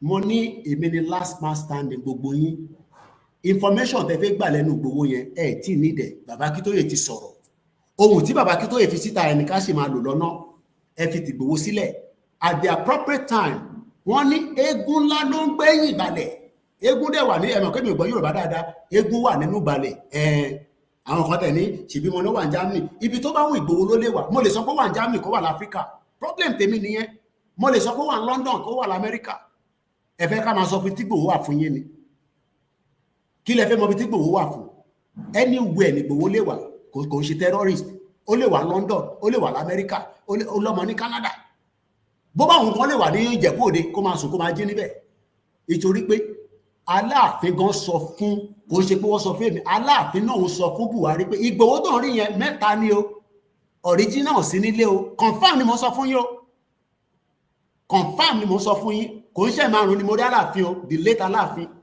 wọn náà ọba kì í kú ọba wàjà ni o èmi àti Ìgbòho àwa mẹ́ta àjọ wà nínú yàrá pẹ̀lú bàbá wa Aláàfin bàbá dáadáa ó lóun sọ fún Buhari pé Ìgbòho tó ń rí yẹn tó ń rìn káàkiri ní Ìbàdàn yẹn ìyẹn ọṣọ original fake nìyẹn original gangan ọ̀nà ibi tó wà ó jí o ẹjẹ fi tó kù sílẹ̀ bàbá dáadáa so ẹ má bẹ̀rù ibi tá dé nísìn bàbá ti fohùn sílẹ̀ bàbá ti sọ fún Tinubu lẹ́tà lélẹ̀ bàbá ti kọ lẹ́tà sí Tinubu kílẹ̀ tún bẹ̀rù fún bàbá ní ẹ jáde ẹ wá ní ẹ onígbà tí Ìgbòho bá ṣe fídíò so ẹ fẹ́ camouflage lórí yẹn kí ló dé tá ṣe camouflage lórí tí bàbá Akíntóyè sọ wọn ní èmi nìkan mo fẹ́ cash out mo fẹ́ cash out náà ni tí bá cash out nǹkan ẹ̀yin náà ṣe máa cash out táwọn ọmọ Yorùbá náà wọ́n ní dáwó fún yín ni tẹ́ bá ń sọ pé ẹ fẹ́ this ẹ fẹ́ that ìtẹ̀ṣe ní 2021 ẹ lè rí jẹ mọ́ nísìnyí mo lè mi lọ kọ ìyá gbogbo yín ṣẹ́rí tẹ́ ṣe fún 2 years tá a fi wá sí Áfíríkà yẹn máa dì pẹ̀lú gbogbo yín pátápátá ní gbọ́hùn Ìgbòho tẹ́ fẹ́ gbọ́ yẹn tẹ́ bá yẹ pé ẹ̀rẹ́ tún dúró dé ohun Ìgbòho yẹn ní gbọ́ ẹ jáde síta kárí yín kẹ jáde ẹ proof ọmọ kan fún Ìgbòho ẹ̀yin tẹ́ lè proof ọmọ kan fún Ìgbòho máa jánu lórí social media jánu lórí WhatsApp group ẹ proof ọmọ kan fún Ìgbòho tẹ́ bá lè proof fún bàbá Akíntóyè ẹ lọ proof ọmọ kan fún Ìgbòho kárí yín ẹni kí Ìgbòho wá ṣe fídíò ó ń bọ̀ wá ṣe fídíò fún yín bí àyà ń jẹ Ìgbòho ló ṣe jáde wọ́n mú iléeṣẹ́ wọ́n ti pa wọ́n mú gbogbo business wọ́n dàrú mọ́ lọ́wọ́ ọdún mẹ́ta ó ń sùn lẹ́yìn odi ṣẹ́rù pé ó chip láfíríkà àti tó ń gbé ni ọmọ etí owó bẹ̀rẹ̀ jẹ́ láàárọ̀ yìí ni èyí pọ́n bastard fídíò bóyá ni kẹ́ máa dúró dè èyí tí mò ń bá sọ̀rọ̀ lẹ́yìn ẹ̀yẹn máa bá ṣẹ́ lọ́n ti yín ok gbogbo ẹ̀yin tẹ́ dúró dáadáa gbogbo ẹ̀yin tó dúró kálukú bá lè ṣe ni èmi gbìyànjú tèmi ni èmi náà fi comfort zone mi sílẹ̀ ni ìyàwó mi béèrè pé yọ ọmọ máa dé mo ní máa kí ló fi kí mo sọ fún ẹ pé mo máa dé ṣe sùúrù ẹ rò pé ìyàwó mi náà tí mi sì mí ni àwọn ọmọ ọdún wa bí mi pé yọ ọmọ máa dé mo ní kó ṣe sùúrù ṣe ká rárá take it easy o ká take it easy akọni ọmọkùnrin ní Ìgbòho ẹ̀yin náà bá wa tẹ̀ show action díẹ̀ tí bàbá bá dẹ̀ ti ní ká má ti show action ẹ jẹ́ ká ṣe máa follow template yẹn lọ bàbá ti sọ̀rọ̀ kí la tó ń dúró dè ẹni bàbá kó sọ̀rọ̀ bàbá ti sọ̀rọ̀ nísìn àti wọ́n ní àndúró de Ìgbòho ẹ máa dúró de ó ń bọ̀ ó máa dé tán mo ní Oríyọmí Hamzat ẹni mo parọ́ mọ́ mo ní picture lọ́wọ́ àjọyà picture ní London bọ̀ mo mọ̀ọ́mọ̀ má lo picture yẹn torí mo sọ fún yín pé journalist máa ń tọ́jú nǹkan pamọ́ ni ẹ̀gbọ́n mi dáadáa ní àní problem mo kàn ń sọ ní he's a big man he's a you know but I'm just saying that so yẹ ká ṣe sùúrù gan mo nífẹ̀ẹ́ gbogbo wa Ọlọ́run nífẹ̀ẹ́ wa àti gbalẹ̀ wa àti gba ṣẹ́rí 2027 tó ń bọ̀ yìí Yorùbá máa dá dúró before 2027 in tó bá gbà ní bàbá ìrẹ́ ló máa nà sí àyẹn bọ̀ ká fún ní support yẹn ká fún olóyè ní support yẹn ká invest in it ibi tí wọ́n bá ti ń ṣe ni wọ́n máa ti jẹ náà tí wọ́n bá ń ṣe níbẹ̀ kó má jẹ níbẹ̀ ok pump bastard orí gbogbo yín ò pẹ́ ní sọ pé Kóìkì ó ti tún bẹ̀rẹ̀ ó ti tún gba owó bí owó ẹ̀ ni mò ń gbà ok bí owó ẹ̀ ni mò ń gbà ọmọ àlè ṣe rí gbogbo yín máa jẹ pẹ̀lú yín Áfíríkà kan náà lèmi wà ẹ̀yin náà máa bọ̀ láfíríkà kẹ́ wá fọwọ́ pọ̀n tó wà ń lé orí gbogbo yín ò pé mo kí gbogbo ọmọ Yorùbá lẹ́ẹ̀kan sí ẹ jẹ́ ká gbọ́n bàbá lẹ́ẹ̀kan sí ká wá ṣojú òpó I am not in a rush so bàbá lè ṣe 5 hours bàbá lè ṣe 3 hours for now omi wà lẹ́gbẹ̀ẹ́ mi mo ti wà relax mo ti deliver message mi ẹ̀yin náà wá bá wa sọ̀rọ̀ a dúpẹ́ lọ́wọ́ gbogbo àwọn tó jáde gbogbo ẹ̀yin coordinator tá à ń bá sọ̀rọ̀ ẹ kú iṣẹ́ takuntakun a lè dá ṣe èmi ò lè àwọn tó jáde lọ́ṣun state nísìn ṣé mi wà lọ́ṣun state ni àwọn tó jáde lógùn state ṣé mo wà lógùn state gbogbo wa la máa gbìyànjú ẹ̀yin náà máa pa àwọn èèyàn yín nílé kẹ́ máa encourage wọn encouragement ni so a dẹ̀ máa ṣí a máa ju link síta bọ́ ẹ yẹ ká gbọ́n bàbá lẹ́ẹ̀kan sí ká respect bàbá wa ká fi ọ̀wọ̀ fún bàbá wa ká túbọ̀ bẹ Ọlọ́run kó fún bàbá yìí ní àlàáfíà tẹ̀mí gúngùn 90 ò kì í ṣe ọmọdé rárá àgbàlagbà ní bọ̀ kò ń ṣàgbàlagbà òpònú bíi Tinubu kó tó bá yẹ pé Tinubu pọ́n ni ó jẹ́ kó ti fọ́ Nàìjíríà ó fẹ́ tún lọ ṣe 2027 ṣó mọ tó máa ṣẹlẹ̀ àwọn Fúlàní bá bẹ̀rẹ̀ sí pa gbogbo wa Buhari sọ ní nígbà yẹn ó ní baboon go cry àbí blood go cry ẹ̀wọ̀n tó ń ṣẹlẹ̀ ní north nísìn wọ́n faṣọ gàǹdúdé yà ó kù díẹ̀ ni so mo kí gbogbo ọmọ Yorùbá lẹ́ẹ̀kan sí kò ní bàjẹ́ fún wa àṣeyọrí la máa ṣe tí Modi yẹn ó lọ sí Cyprus nídìí gbogbo yẹn tí bàbá wa la fi gbọ́ ṣẹyẹ ká gbọ́ ilé mú bọ̀. àti ọmọ fẹ́ bẹ ìbòrí tó bá di lọ́la tomorrow the 12th day of June 2025 a máa bẹ̀rẹ̀ rally wa and June 12 yẹn ó tún ní significance kan tá a fi choose yẹ significance náà ni pé ìjọ Freedom Day nílẹ̀ Yorùbá nìyẹn. Ìjọ tí gbogbo wa tá a jáde tá a dìbò dáadáa fún Democracy Day tá a dìbò fún dáadáa tá a wá rántí báyìí wípé wọ́n gba ìbò yẹn sọnù lọ́wọ́ ẹ̀ èyí ṣe pé wọ́n gba ìbò yẹn sọnù lọ́wọ́ ẹ̀ nìkan wọ́n wá gba ẹ̀mí ẹ̀ mọ́ra tá a bá rántí lọ́la ká máa rántí pé ẹjọ́ yìí ó yàtọ̀ ní láìpẹ́ àwa Yorùbá. Wọ́n rí election wọ́n ṣe kíní kan bàbá wọ́n election ṣùgbọ́n wọ́n rí igi kankan bọ̀ ti eléyìí ti 1992 June 1993 June 2 yẹn nǹkan tí àwọn Yorùbá máa ròyìn fáwọn ọmọ wa láéláé ni therefore it is a good thing that we are starting our rally. Kì í ṣe pé ọ̀la nìkan ni rally yẹn o. Kì í ṣe ọ̀la nìkan o. Bàbá wa tó ń béèrè pé where is the meeting taking place tomorrow? So far, I believe the tomorrow is not confirmed again from what I'm hearing. Tomorrow is not confirmed because àwọn Ogun State ní àwọn ìtí ṣetán láti kó ara wa jọ. So online, I don't think it's going to happen. That is the information I had before I came on air. So Ogun State Abẹ́òkúta rally lọ́la kò ní tó bá máa ṣẹlẹ̀ ní màá ti announce it at the beginning of the broadcast. But nígbà tẹ́ mention anything kò ní ṣẹlẹ̀ lọ́la. But as soon as we have a date for ibi tó máa pọ̀ sí, but for now, let's just continue with the one we are doing. Mo kí gbogbo ẹ̀yin tẹ́ wà lórí ìjókòó. So kò ń ṣejọ́ kan ṣe jẹ́ ká fi picture bàbá wa sórí screen bẹ́ẹ̀ yẹn. What I'm going to do now is I will open the phone line so that ká lè darapọ̀. A ti record audio mẹ́ta. Mo máa send audio mẹ́tẹ̀ẹ̀ta yẹn jáde. Ẹ jọ̀ọ́ wà important torí àwọn tó lè gbọ́ gbogbo broadcast wa, àwọn especially àwọn tí ó máa ń dùnyàn lọ́kàn pé àti ra data ó difficult fáwọn èèyàn wa. Táwa kan bá rò pé data wà cheap nílé, kò cheap o. Our people are struggling. Ìyẹn la ṣe ń ṣe àwọn audio yìí. Ẹ jọ̀ọ́ tọ́jú yìí bá dọ́wọ́ yín mẹ́ta láti ṣe nísìn. Ìkan eléyìí tá à ń ṣe lọ nísìn tí fẹ́ pé 15 minutes, a ṣe kan 48 minutes, a ṣe kan 23 minutes. Ẹ bá mi pín audio yẹn mo bẹ̀ yín torí Ọlọ́run. So a máa ṣí phone line yẹn so that kẹ́yìn yẹn wá pè wọlé. Lóòótọ́ gbogbo tí ẹ fi gbọ́, I was gonna come out yesterday, but the way program works now is that táwọn leader wa bá jáde, gbogbo wa ló yẹ ká connect mọ́ channel yẹn ká pick it. I did that yesterday. Ẹ rí pé nígbà tí Emola àti George Akínọlá sọ̀rọ̀ tán lánàá, mo show gbogbo àwọn videos, I show àwọn yẹn náà nísìn, àwọn tó jáde, a máa show tàwọn Ọ̀ṣun state, and we ended it. I wanted to continue to say something, but number one, èmi náà body ò kí n ṣe kíní, so àlátàárọ̀ ẹ ká ti jáde, but we're here.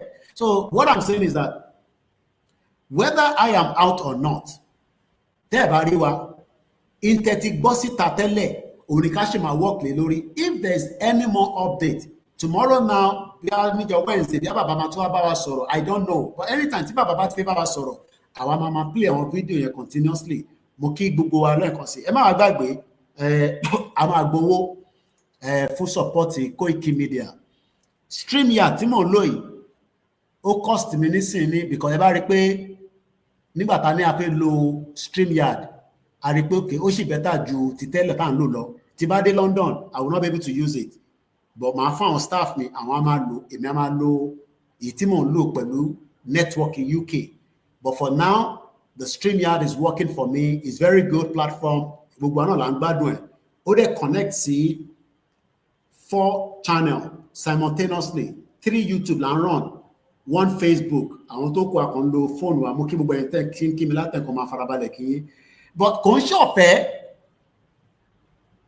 mo fẹ́ lọ mú èlò ni wọ́n yọ l'account mi. I paid $44 for it. Kò ń ṣe free version làwa ń lò. Platform tiwa ti kọjá nǹkan tá a máa náà fẹ́ lo free version. Yes, mo lè lo free version.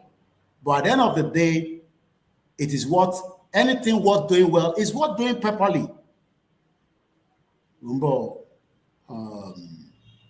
So mo bẹ̀ wá, ẹ má hesitate láti máa ràn wá lọ́wọ́. Ìrànlọ́wọ́ yín ó ṣe pàtàkì fún wa. Because ẹlòmíràn ní ó tutù múlẹ̀ ní sùúrù. Internet ò kí ń parọ́. Okay, máa fi wọ̀n nísìn. Torí pé mo mọ̀ pé tẹ́bárò pọ̀ fẹ́ ni gbogbo nǹkan tá a máa lò. No, ó rí gbogbo nǹkan kì í ṣọ̀fẹ́ o. You pay for some services tó bá fẹ́ enjoy it. So services yìí nísìn mo fẹ́ ká jọ rí. This is the service I want us to see. Kò ń ṣe tó fi ń bò. Òun rí nísìn sórí. Ó máa wá sí orí screen nísìn. I am paying for it. It's not free. Òun ló wà lórí screen yẹn. This is wọ́n ṣe yọ owó yẹn léde ní $44.99. That's about 30-something pounds. But ó better ká lo nǹkan tó máa ṣe àǹfààní fún wa. Ẹ rí pé staff mi kan tó ń lò náà tó bá ti go live nísìn. Gbogbo platform wa ló pick. Tẹ́lẹ̀ fóònù ló máa fi ṣe ẹyọ kan. Ó máa ṣe Facebook, a ṣe máa Dancefy, a ṣe máa ṣe this. But right now everything works in one way. But for free. Àwọn kan lo free version StreamYard. Èmi ò lè lo free version because èmi ni mo mọ purpose tá fẹ́ fi communicate pẹ̀lú àwọn èèyàn wa. and we are grateful that, you know, he's been very active with us. So kò sí kankan tó free, freedom yìí náà free. We will have to fight for it. So tá bá sọ pé support Koiki Media, this is what we are saying. Support Koiki Media.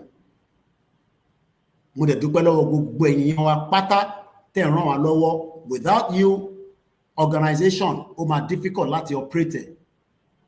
Àwọn ọmọ tá ń rán jáde, tá ń ṣe this, tá ń ṣe that. Gbogbo tá rẹ̀ ní drone yìí ṣì wà ń bẹ̀. Kò ṣe pé a fi lọ ń jó party, a fi lò fún party. Wọ́n lò ní Ìbàdàn. Tó bá tó time tí rally máa build up dáadáa, ẹ rí view ẹ ṣáà rí view yẹn látòkè. Iṣẹ́ tí drone yẹn máa ṣe nìyẹn. But when the rally becomes big rally, ẹ rí pé ó máa wúlò gan. Gbogbo views yẹn ló máa dá. So gbogbo kìíní náà, we are preparing everything on our own platform. YSDM is doing their own best as well to make sure that things work in accordance to how they want it to work. So bẹ́ẹ̀ ṣe ń support wa níbí báyìí, ẹ má gbàgbé, ẹ support YSDM náà. They also need your support because owó ó ṣe pàtàkì. Ẹ má jẹ́ kẹ́ni kankan sọ fún mi pé wọn ò nídìí owó, irọ́ ló ń pa àwọn èèyàn mọ bí tí wọ́n mọ tán pè ní pé a fi ṣe movement o. Kò ṣe gbogbo ala understand movement.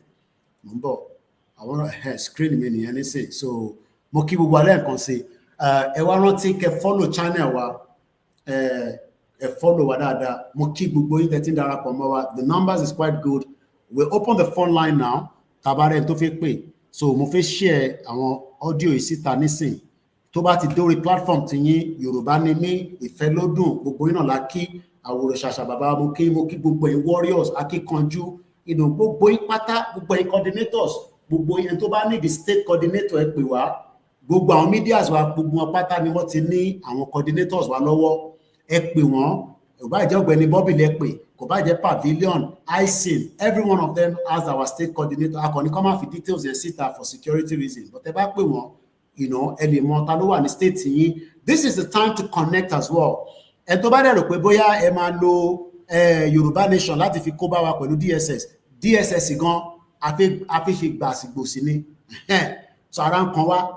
So ó bẹ́tà kọ́ra fi wá sílẹ̀ torí pé lọ tọ́jà nísìn. Tó bá tọ́ wa níjà, a máa jà o. Ìyẹn ò sí pé tí bàbá ní àníṣe o, èmi lèmi sọ yẹn, tó bá tọ́ wa níjà, a máa jà. But for now, let's do it as Baba have instructed us. Now, let's just show the screen so that letter Tinubu nìyẹn, tabarẹ tó fẹ́ wá pè wá, this is the time kẹ́ bá wa sọ̀rọ̀, ká gbọ́n tẹ́ fẹ́ bá wa sọ. The phone line is open and màá fi líǹkì tá máa fi wọlé yẹn, màá share link yẹn síta, ẹni tó bá fẹ́ darapọ̀ mọ́ wa, ẹ click lórí link yẹn, kẹ́ wá bá wa sọ̀rọ̀. Ẹ wá fi àwọn ọ̀rọ̀ ìgbìyànjú fún àwọn ọmọ Yorùbá, kó má jẹ́ pé tèmi nìkan, gbogbo awuyewuye this and that, kò sẹ́ni kankan tó ń bára wọn jà. We are not fighting, but what we are saying is that information tí bàbá bá ti fi síta, òun ni ká work pẹ̀lú. Kò ṣe pé ká ṣe máa ní àtúnfẹ́ lọ wá information kan látọ̀dọ̀ Olóyè Ìgbòho. Ẹ fi Ìgbòho sílẹ̀. Ìgbòho is working quietly pẹ̀lú gbogbo àwọn team àti bàbá Akíntóyè àtàwọn team tí wọn náà, gbogbo wọn náà la kí. Mo kí gbogbo yín ní gbogbo ilẹ̀ Yorùbá láyọ̀ ní kankan sílẹ̀. We can't do it. Ẹ̀yin tẹ́ wà ń lé, ẹ̀yin lẹ máa ṣiṣẹ́ tó jù. Diaspora will work, but ẹ̀yin náà máa ṣiṣẹ́ o. So let's start taking your calls as the message of hope. So ẹ jẹ́ ká kọ́kọ́ lọ sọ́dọ̀ kọ́là tó fi bá wa sọ̀rọ̀ yìí. Ẹ̀gbọ́n mi dáadáa ni wọ́n láti Amẹ́ríkà. Mo kí wọ́n ẹ̀jẹ̀ fún mi ní super chat náà. Ẹ ṣe gan-an ẹgbẹ́ òsókè. Ẹ jẹ́ra pọ̀ mọ́ wa. My dear brother, God bless you. Àwa ni ẹ sà. Mo kí gbogbo ọmọ Yorùbá ní oko sí tí omi ìlú sọ̀rọ̀. Mo kí yín pé ẹ̀kọ́ àfaradà torí kò sí ẹni tó lè máa rí tó ń ṣẹlẹ̀ ní Nàìjíríà. Ṣé fídíò tí Fẹ́rídà kan ṣe? Kò sí ẹni tó bá jẹ́ èmi ò tẹ́lẹ̀, mo ò lè wo tán. Ìdájí mo wò ń bẹ̀, mo ò lè wo tán. Tí omijé ò ní bọ́ lójú ẹ̀. And this raises the questions in me. The people tó jẹ́ ọmọ Yorùbá and àwọn sì fẹ́ jẹ́ ọmọ Nàìjíríà, I still don't get it. What is wrong with their brain? Why somebody would want to be part of such a system? I haven't for a checkup in the last week. This my doctor is an 8-year-old white woman. The first question to be why are they killing people like that in Nigeria? You know you tí Benue ò ti ṣẹlẹ̀ nígbà yẹn o. Wọ́n sọ fún mi pé why are they killing people in Nigeria like this? Why are they killing Christians? Nítorí wọ́n àyè bí ìdáwọ́ sí Amẹ́ríkà yẹn fi lọ́ọ́ mi. Ó tún bẹ̀rẹ̀ lọ́wọ́ mi, ó ní why is the government complicit? Why is the government not doing anything? Only because the government is not doing anything and this killing continues. Only why? I was afraid, I was so ashamed to be called in Nigeria. Check it out, because one more thing that you have a personal decision. So I'm so ashamed to be associated with such a barbaric society. And this call to question, making a motivation, and one more Yoruba, tí wọ́n sì tẹ̀lé àwọn olóṣèlú tó jẹ́ pé àwọn olè táwọn ń jà nínú Nàìjíríà tí wọ́n mọ̀ ní pé tọ̀ if we are in a civilized and a sane society àwọn olè jáwé olè bẹ́ẹ̀ tó jẹ́ pé àwọn yẹn náà tẹ̀lé I still don't understand. But àwọn yẹn kọ́ ní issue tèmi ní bí òun ṣe àwọn tí a kóra ló bá sọ pé I believe in this dream. And we want our own independent Yoruba nation. Kí ló dé tí àwọn ọmọ Yorùbá kí ló dé sáà like distractions? Simple instruction doesn't have to be complex. Instruction doesn't have to be something that you mama crack code. Instruction about people you give is very straightforward, it's very clear, it's very unambiguous, it's very simple to carry out. Do you understand? I don't know why people believe in complex things. Kì í ṣe ariwo pípa, kì í ṣe rally ní góòlù movement yìí. The goal of this movement is not just to make noise. Àgbà òṣèlú pariwo. What we want to achieve is results. And if we are given an instruction, àwọn tó fún wa ní instruction, wọ́n ní reason tí wọ́n fi give instruction yẹn bẹ́ẹ̀ yẹn. They don't have to do it the way you expect. You follow the instruction and wait for what is next. This is a movement. It's a movement. It has a beginning and we are already in the journey. And we have a destination. Our goal should be to focus on the destination and not the distractions around. Then àwọn èèyàn wa ní mọ́lísì tó máa ń insinuate. Kí ló dé tí safety domain ò bá ọláyọ ní kò jí sọ̀rọ̀? Ó dàbí pé wọ́n ti ń jà. Ó dàbí pé what is your business with that? Your own is come into this movement, do what you are expected to do, and wait for the results. Kò sẹ́ni tó gba country nínú gbogbo wa. So why don't you obey? Why don't you obey? Why are you suggesting other things? When you are not people the one leading, why don't you follow the leaders? Because like I said the other time, if you are a bad follower, you definitely will be a bad leader. So if you cannot follow simple instruction, ọmọ Nàìjíríà ti wọlé ọmọ Yorùbá ti orí ẹ̀ bá pé tó bá rí owó àwọn pípọ̀ tí ò lè follow simple instruction tí náà bá ti tó yẹ múlẹ̀ owó àwọn èèyàn ò lè suggest anything to believe because they cannot make a good leader. And therefore I appeal to everyone, especially the so-called media. Àwọn kan wà tó jẹ́ pé to me, yes, wọ́n ní followers, wọ́n sọ̀rọ̀ dáadáa, ẹnu wọn dùn. Everybody is a leader player, not believe in your God. Or if you are not hitting the nail on the head, I don't believe in what you are doing. If you are not hitting the nail on the head, if you are not speaking what you should be speaking right now, kò sẹ́ni tó bẹ̀rẹ̀ gbogbo tó ń ṣẹlẹ̀ Nàìjíríà tí ò lè kò sí ẹni ọ̀fọ̀ tí ò lè kọ 1,000 pages. Nísìnyí, so kò dẹ̀ sẹ́ni bọ́ọ̀dì tí ò lè bọ́ síta, kò ṣe program kó máa analyze tó ṣẹlẹ̀ ní Benue, kò sẹ́ni tí ò ti gbọ́. So that's not what we are talking about now. What we are talking about is if you believe in this nation, the way Yoruba nation, we must actualize this as soon as possible. Can we stay for life, our own life, and the life of our people? Then that is what we should be focusing on. That's what we should be talking about. Kì í ṣe pé kó máa ẹ pé ó yẹ kó ṣe ní format báyìí. You are not the one. You are not the one. You are not the one where they are planning it. You are not the one who should be telling us the format they should come up with. And therefore, I beg everyone, ẹ jẹ́ ká fọwọ́sowọ́pọ̀. Let us do the simple thing. Let us do the little things. It may not make sense to anybody. For those who are Christians, but wọ́n ní pé àwọn ọmọ Israẹli kan lọ́ máa fi ẹ̀jẹ̀ kan fi sí kan lọ́ fi máa tẹnu lẹ̀ fún wọn. It doesn't make sense to anybody. It doesn't make sense, but it has a meaning, and it's actually did what God intended that it should do when the time came. So at the same time, let us follow instruction, let us follow directions, let us stop being like Israelites that were grumbling in the wilderness. Àwọn ló jẹ́ kí ìrìnàjò wọn ló jẹ́ kó kù tó bẹ́ẹ̀ yẹn. Because instead of following the instruction, they were busy grumbling. They were busy arguing. They were busy complaining. Say, wọ́n sì nǹkan ló lè jẹ́ nígbà ni. Enough of that. We have seen enough. The more of that we are doing, the more we expose ourselves to the risk of being taken out by Nigeria. God bless you.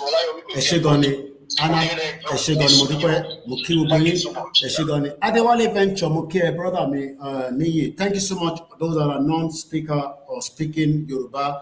Mo ń bọ̀, brother mi nínú ilé, ẹ jẹ́ ká sáré lọ sọ́dọ̀ ìyá wa tó ń pè, because sometimes tó ń pè láti ilé náà, ó wà important, but ẹ ti wà ní studio pẹ̀lú mi, mo ń bọ̀ lọ́dọ̀ yín, bàbá wa Adéwálé Venture, mo kí Mr. Ọlámilékan, mo ń bọ̀. Ẹ gbọ́n sókè, ìyá wa tó ń pè, ẹ bá gbọ́n sókè ká gbọ́ yín. Mo kí gbogbo ẹni tó wà nílé pátá, àdẹ̀fojú jọ ẹnì kankan ju pé Ọlọ́run tá a dúró tì, àwọn alálẹ̀ tá a dúró tì, Islam tá a gbà, gbogbo tá à ń lò yìí náà ni pé a máa débi tá à ń lọ. My prayer is that before 2027 kí bàbá ti declare, tí bàbá wa declare, àṣekí ni ẹni tó bá fi wá gbalẹ̀ mọ́ wa lọ́wọ́ ń gbà yẹn, àwa mọ̀ tó máa ṣe fún wa. Ẹ bá gbọ́n sókè à ń gbọ́ yín o ní kíákíá. Ẹ kálẹ́ White Lion. Ẹ káàbọ̀ mà. Yes, àwọn fẹ́ buttress nǹkan tí first caller yẹn sọ ni. À ń gbọ́ yín mà. Ẹ jọ kí lè táwọn èèyàn wa tó ṣe wà particular of pé kí Chief Sunday Igboho sọ̀rọ̀. Kò kí ni ìdí gangan? Ní gbogbo nǹkan tó tiẹ̀ wà nílẹ̀ ìpò ẹ̀kọ́ tí ó yẹ kó tiẹ̀ ra fi ẹni ẹlẹ́ni kí wọ́n fi lọ́rùn sílẹ̀. Bàbá ni wọ́n ní master plan nǹkan tí wọ́n mọ̀ kan fẹ́ ṣe. Ó dẹ̀ ní báwọn àti CSI wọ́n ṣe jọ ń sọ nǹkan wọn. Kí ló dé táwọn máa ṣe ń tẹnubọ̀ nǹkan tí ó kàn wọ́n? Nínú gbogbo ìdá ìtàn sọ fún wa pé kí wọ́n jáde síta, ìjọ mélòó kan ló jáde síta? Àwọn tó ń sọ̀rọ̀ yìí ṣé wọ́n jáde síta, ṣé wọ́n tiẹ̀ ṣiṣẹ́ lè tí wọ́n ní kí wọ́n ṣe iná? Gbogbo ń pariwo torí pé ẹ̀wọ̀n jẹ́ ká bọ́ síta gbangba ká ṣe. Mélòó nínú wọn kan ló fẹ́ lọ síta ọ̀hún? Bàbá àgbàlagbà ni wọ́n, àwọn náà gbé kínní ìkalẹ̀, àwọn ni wọ́n ní master plan gbogbo nǹkan lọ́wọ́.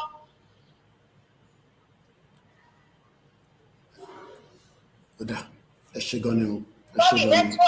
Mo gbọ́ yín, mo fi interrupt ni. À ń gbọ́ yín, mo tẹ̀ ń gbọ́ yín. Àwọn ni wọ́n ní master plan gbogbo nǹkan tó wà lọ́wọ́ wọn lọ́wọ́. Èmi ò wá mọ ìdí tó ṣe jẹ́ wípé àwọn tí ò mọ̀ gbà tí bàbá bẹ̀rẹ̀, tí wọ́n mọ ibi tí wọ́n fẹ́ gbadé, tí wọ́n mọ ibi tí wọ́n ń gbé lọ, tó jẹ́ pé àwọn ni wọ́n wá ń sọ̀rọ̀ pé yẹn bàbá ò ṣe báyìí, bàbá ṣe máa ṣe báyìí. Kí ló kan tí èyí tí wọ́n ní kí wọ́n ṣe wọn ọ̀dẹ̀ fọ́lú ẹ̀? Ẹni tó bá ní master plan nìkan ló lọ́wọ́ tó pé báyìí wọ́n ṣe tẹ̀lé ẹni tó mọ̀nà. Bàbá ń fọ̀nà ọ̀wọ́n ni báyìí ní kẹjẹ ká ṣe instruction precept by precept ní bí àṣà àwọn olóyìnbó, one step after the other. Nígbà tí wọ́n bá gbọ́ nísìnyí àwọn sọ jẹ́ tí wọ́n bá ní pé kí wọ́n bọ́ jáde bí gbogbo ẹ̀ ṣe jẹ́ àwọn tó ń sọ pé Chief Sunday Igboho sọ̀rọ̀ information tí wọ́n máa fún gọ́ọ̀mẹ̀ntì òun ni wọ́n wá. Ẹjọ́ tẹ́tẹ́ bá ti rí wọn tó bá ti ń ṣẹnu kúlẹ̀ báwo ló ṣe ń lọ. Tí wọ́n gbé bẹ́ẹ̀ sọ lórí program yìí, tí wọ́n gbé tí bàbá ń sọ, tí wọ́n wá information káàkiri, àwọn tí wọ́n máa fáwọn politicians, àwọn ni wọ́n wá pé bí ìbànú tún fọ̀rọ̀ sí, nǹkan tí wọ́n tún fẹ́ ṣe nìyí. If not so, tí kò bá ń ṣe bẹ́ẹ̀, kò sí nǹkan tó kún ọ pẹ̀lú bí gbogbo nǹkan ṣe ń lọ. Èyí tí wọ́n bá bọ́ síta tẹ́ bá fún wa, òun ni káwọn sọ pé òkè báyìí ni wọ́n sọ pé wọ́n fẹ́ ṣe bẹ́ẹ̀ kọ́ dẹ̀ jẹ́ kó wà bẹ́ẹ̀. Ẹ ṣé gan ni ìyá wa. Bàbá tó ń ṣe nǹkan wọn mọ̀ nǹkan tí wọ́n ṣe, káwọn èèyàn wáyé wá bẹ́ẹ̀dì kókó mọ́. Ẹni kejì wọ́n rí bí ọ̀rọ̀ Benue State ṣe rí, and nǹkan tí kinní yẹn ṣe ń ká èmi dáa tó ń dùn mí ojú pé nígbà tí wọ́n ń pa àwọn èèyàn kọ́ tó yẹ kí àwa Yorùbá ká máa fi wọ́n ní ikú tó ń pojú gbàgbà ẹni òwe ńlá òun ló ń pa fún wa. Wọ́n rí nǹkan tí wọ́n ṣe ní Benue pé wọ́n ká wọn mọ́lé lójijì ní Ògùn ni. Nígbà tí àwọn èèyàn tó wá rí pé wọ́n pa àwọn èèyàn àwọn bíyàn bá ládìyẹ gan pàápàá tó bá rí chicken tó bá ní pọ́jì tí wọ́n bá títún ọ̀dẹ̀ bá kú bẹ̀. Alátàyàn kájà sọ pé odindi èèyàn tó lẹ́nu. nígbà tí wọ́n tàn lè wá kú táwọn èèyàn wá bọ́ síta tó sọ pé nǹkan tẹ̀ ṣe yìí àfẹ́ tí the same government tó yẹ kó máa rò pé ẹgbẹ́ protect jẹ́ tí wọ́n wá tí wọ́n fi ṣíàgà disperse wọn. Kò dára rárá. Ẹjọ́ information wo ni wọ́n pass fún wa. Kò dára rárá. Lẹ́yìn tí ẹ ti wá ṣe ìyẹn tán ẹ ti wá gbé ìgbésẹ̀ ẹ ti wá lọ bá wọn tẹ̀wọ́ ẹ mú àwọn tó ń ṣe nǹkan ẹ̀jẹ̀ ń fi wọ́n sílẹ̀ ẹ̀jẹ̀ ń jẹ́ kọ́ lọ bẹ́ẹ̀ wọ́n dẹ̀ sì tún sọ fún wọn pé they are still coming back. Torí according to weather wọ́n gbọ́ pé wọ́n ní wọ́n fi note sílẹ̀ bẹ́ẹ̀ mo kà mo rí ní pé wọ́n ní wọ́n sọ they are still coming back and you are not ẹ̀ẹ́dẹ̀ ṣe nǹkan kan pẹ̀. Àwa wọn sọ pé ká máa ṣe nǹkan ká mọ bá ṣe máa ṣe ẹ̀yin wá ń pariwo ṣé ìgbà tó bá kó àti ṣẹ́ńtà tó bá kó ọjà àjà wọ́n rò pé bí àwọn náà máa fi mí fólẹ̀ wọn gbọ́ wọn máa fọ́ pẹ́pẹ́ tó gbogbo ṣe ń lọ ni. Káwọn ká ẹjẹ́ kan jẹ́ ká follow instruction nǹkan tó lè gbé wa débi tá à ń lọ nìyẹn. Bẹ́ẹ̀ni àwọn tó ń sọ pé mr quick owó ni kẹ̀kẹ́ ìrere. Iṣẹ́ tẹ́ ẹ gbé sọ́wọ́ sówó kọ́ lẹ máa lò ní. Àwọn ọmọ tẹ́ ẹ̀ rán jáde àwọn tó ń gba sálárì sówó kọ́ lẹ máa fún wọn.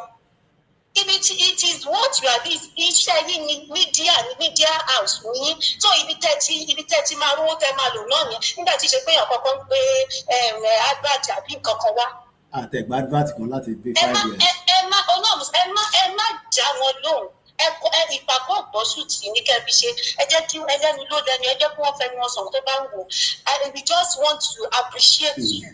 Wọ́n fẹ́ ká lose focus ni wọ́n fẹ́ ká lose focus ni so àdèrè lose focus. Ọlọ́run òde ẹni Ọlọ́run òde because gbélé tí wọ́n ti ṣe wọ́n ti gbàgbé pé adájọ́ fagbára kan gbélé tí wọ́n ti ṣe sẹ́yìn yẹn ó ti kọ́ everybody lọ́gbọ́n ìwé mi báyìí nígbà gbogbo tó ṣẹlẹ̀ láàgbọ̀ pé ó ní mi ti ẹ̀ ṣe because àìní ọ̀tá mi fẹ́ kú nítorí ó fún mi ní high blood pressure pé nàfà àwọn ọmọ mi wọ́n gba gbogbo ẹ̀ ní pé ó yá ẹ máa bọ̀ kò sáyé àti ẹ̀ ti ṣe anything gbogbo nǹkan tẹ̀ ń sọ ẹ̀ because ó kílà tó bá gúnyàn lọ́bẹ̀ láyà. Àwọn èèyàn mọ̀ pé dín tagbéra is about life and wọ́n rò péré ni wọ́n mọ̀ pé it's about life and death today. Bẹ́ẹ̀ni gbogbo wa wa wọ́n ti pọ̀ jù bẹ́ẹ̀ yẹn lọ sọ wọ́n lè fi rọ́wádìí òótọ́ lẹ́nu wa mọ́. Gbogbo àtàjà ẹni tó mú kí ó ní kálukú kì í ṣe ìdílé wọn ní ká lọ even if you know ó lè mọ̀ ju ní nǹkan lọ. Bẹ́ẹ̀ni wọ́n fi mọ strategy gbogbo ni ẹ ṣé gan ni bẹ́ẹ̀ni ẹ máa bá ṣe ìjọba tó bá wọ ẹlẹ́nu ní kọ́ fẹ́nu wọn sọ ìgbà kó no be today not ní sọ ìgbà kan yìí kò gbọ́ sùn tì ní nígbà tá a bá délẹ̀ ìrírí gbogbo a máa sọ pé sàdánsàkì ọmọ ni ẹ lẹ máa gbọ́ káàbọ̀ ọmọdé rere o ṣeun lẹ máa gbọ́ adìrí ẹ ní kú sí rí àdìrí ẹ ní pọmọ rìn ẹ ní fìyàwó àwọn ìyàwó rìn ẹ̀yin kò ní fẹ̀mí ara yín rìn gbogbo àjọ máa délẹ̀ ìrírí àwa fi ògo fọ́lọ̀ ní lóko Ọlọ́run ẹ máa dótò lọ God bless you Mr. White. Amen. Ẹ ṣé gan ni ká tó gba kọ́ọ̀lù méjì lọ sínú studio ẹ tó bá fẹ́ wọlé líǹkì kan wà tá a máa ń fi síta tá a bá ti fi líǹkì ẹ síta tẹ bá click sínú ẹ ó máa gbé wá sínú studio ẹ lè gbọ́ gbogbo tí à ń sọ àjọsọ̀rọ̀ ẹ wá fún wa ní ìmọ̀ràn bí ẹ̀mí ni mo dẹ̀ gẹ́tẹ̀ ni ẹ mọ̀ pẹ́nu tèmi máa ń wa rough ẹ wọ́n náà Koiki bí wọn náà ló náà máa dàrú yes orí ẹ̀ ni mo sì dúró lé lórí freedom ń ṣe àkàrà tí mọ́ínmọ́ín tíyàn máa lọ rà but information ni pé let's go ahead with the rally ti bẹ̀rẹ̀ kò ṣe pàṣẹ fi wọnú rally mọ́ Koiki ó máa bẹ̀rẹ̀ last month ó ti bẹ̀rẹ̀ báyìí ipa wo ni wọ́n fi kó nínú ẹ̀ nínú àdúgbò ẹ̀ ẹ ṣé gan ni bàbá wa Ọlámilékan ẹ ti darapọ̀ mọ́ wa ẹ jẹ́ ká gbọ́ látọ̀dọ̀ yín náà. Ẹ kálẹ́ Mr. Koiki. Mo gbọ́ yín kétékété ẹ ṣé gan ni sà ẹ má bínú púpọ̀. Ṣe rí ẹni tó bá tún sọ̀rọ̀ lẹ́nu bàtà ti bẹ̀rẹ̀ rally tó bá ti wà ní rally a lè sọ pé bóyá ó ń bọ̀ mọ́ ìwọ tó bá tún wá ń sọ̀rọ̀ tó bá tún sọ pé tó ń ṣe bí eléyìí kò tẹ́ lọ́rùn ọmọ àlè ni ẹ kì í ṣe èèyàn ẹranko nìyín ẹ̀yin ọmọ Yorùbá tẹ gbójú síta tẹ gbé flag Yorùbá síta mo kí yín ẹ kú akin ọmọ akin nìyín ó ga jù. àwa gan-an la rẹ́dì láti gba ìlú wa ṣé àwọn olórí burúkú tó ń sọ̀rọ̀ kiri tí ẹ lọ́mọdé ní yóò sọ̀rọ̀ Chief Sunday Igboho sọ̀rọ̀ kẹ tó jáde sóhun lẹ fẹ́ gbàlú fún ni àtìpà tó ti pariwo èèyàn mélòó ni ló jáde síta àtọ́dún mélòó tó ti pariwo èèyàn mélòó nínú yín ló jáde síta lẹ́yìn olórí burúkú àgbàlagbà yìí first note kọ́ la fẹ́ fi gba Yorùbá nation Orí platform kan la fẹ́ fi gbọ́ Yorùbá nation. Gbogbo tá à ń sọ pé a máa ṣe lórí social media, a máa ṣe. Bẹ́ẹ̀ tó confirm. But only process. Only process. A máa ṣe only process. Captain kan ló máa ń wa ship. Captain yẹn dẹ̀ là ń tẹ̀lé. Kò sí ọ̀rọ̀ tẹ́ ẹ lè sọ láti èní dọ́là kò lè yí wa lọ́rùn padà. Ohun tá a máa ṣe yẹn a máa ṣe. Àmọ́ tẹ́ ẹ bá ń retí pé gbogbo tá à ń sọ tá a ṣe ń sọ náà kó dẹ̀ máa rí àti bẹ́ẹ̀ orí ẹ̀gàn lẹ máa kú sí ẹ̀ lè rí. Òjijì ló máa bá yín. Tẹ́ bá wọ́n pa àṣeré àṣeré o. Ara ni wá. Àwọn táwọn ta ní ara ni wá. Kò sójú oorun. Iṣẹ́ ló ń kálukú ṣe. À ń ṣiṣẹ́, à ń fẹ̀mí ṣiṣẹ́, à máa ń sẹ́nu owó sílé, èèyàn ò rí nǹkan tó ń lọ. Ebi pa àwọn èèyàn lé, ara ni àwọn èèyàn lé. Àwọn pásítọ̀ yìí sọ fún mi pé kẹ́ máa pray fún Israel. Ṣé Israel ń pray fún yín? Israel ń gbébọn àwọn fídì fẹ́ dára wọn ni. Ẹnìkan wá jòkó sórí platform wọn sọ fún mi pé bí eléyìí ni tó lè fẹ́ gbà yín kalẹ̀. Ẹ̀yin náà dẹ̀ ń gbọ́ sí wọn lẹ́nu. Kí ló dé? Àwọn aláìní kan ṣe làwọn tó ń jáde síta tó ń sọ̀rọ̀. Ìwọ tó bá nìkan ṣe wàá dìde instruction tó ń fún wa èèyàn mélòó ló ti kú èyí ní ọjọ́ karùn-ún èèyàn mélòó lẹ ti gbọ́ tó ti mú. Èèyàn mélòó ló ti kú. Kí ló ṣe wá? Ẹ jẹ́ ká tẹ̀lé àṣẹ tó ti fi kalẹ̀. Ẹ jẹ́ ká tẹ̀lé kí ni nǹkan tó tún ná yín. Just follow the instruction. Ṣé ilẹ̀ ti ti bọ̀ ni? Ṣé ẹ̀yin yìí ẹ ti ti bọ̀? Ó dìgbà títí Sunday Igboho bá tó sọ̀rọ̀. Ṣé ọmọ ẹ̀ àtẹ̀bí ẹ̀ ló fẹ́ kó sí ní Yorùbá nation ni? Ṣèbẹ́yìn tó fẹ́ gbà kalẹ̀ lélẹ̀. Tí àwọn pásítọ̀ ẹ bá ń tẹ̀ ẹ́, tí àwọn àfáà ẹ bá ń tẹ̀ ẹ́, ibẹ̀ kó máa pray fún Israel. Israel ò gbàdúrà fún ẹ tán fi ń pa ẹ́. Israel ò gbàdúrà fún ẹ tí ìyà fi ń jẹ. Bisikíìtì lásán Israel ò sẹ́ndì sí ẹ. Wọ́n ń pa yín lójoojúmọ́. Ogun wọn Nàìjíríà dẹ̀ ń parọ́ fún yín. Ẹ lọ ṣọ́ọ̀ṣì lánàá báyìí wọ́n máa sọ fún mi pé kẹ́ ẹ máa pray fún Israel. Èèyàn mélòó nu yín ló kàn gbé fúláàgì jáde? Tó bá lọ́wọ́ fúláàgì, aṣọ, o lè faṣọ ṣe fúláàgì òun lélẹ̀, o lè faṣọ ṣe fúláàgì, kàn ṣe báyìí, gbé báyìí, kó gbé jáde, nípa ọmọ Yorùbá kó gbójú jáde, gbójú jáde. Ọ̀fẹ́ gbójú jáde, ojúgbòho ni ọlọ́fẹ́ kó wà. Abẹ́fẹ́ sáàbù fún wọn ni àwọn lẹ́fẹ́ kó mú. Ojúgbòho lọ́fẹ́ kó wà ń ta. Àwọn ọ̀fẹ́ kó dẹ̀ sí gbogbo kiri yìí. Ìgbòho ti jáde, ó ti sọ̀rọ̀, kẹ́ ẹ̀ sọ́pọ̀tì ẹ̀ wá jáde. Ogun ló máa pa ogun yín papọ̀. Ìwé ìyẹn wo lẹ́fẹ́ jẹ́?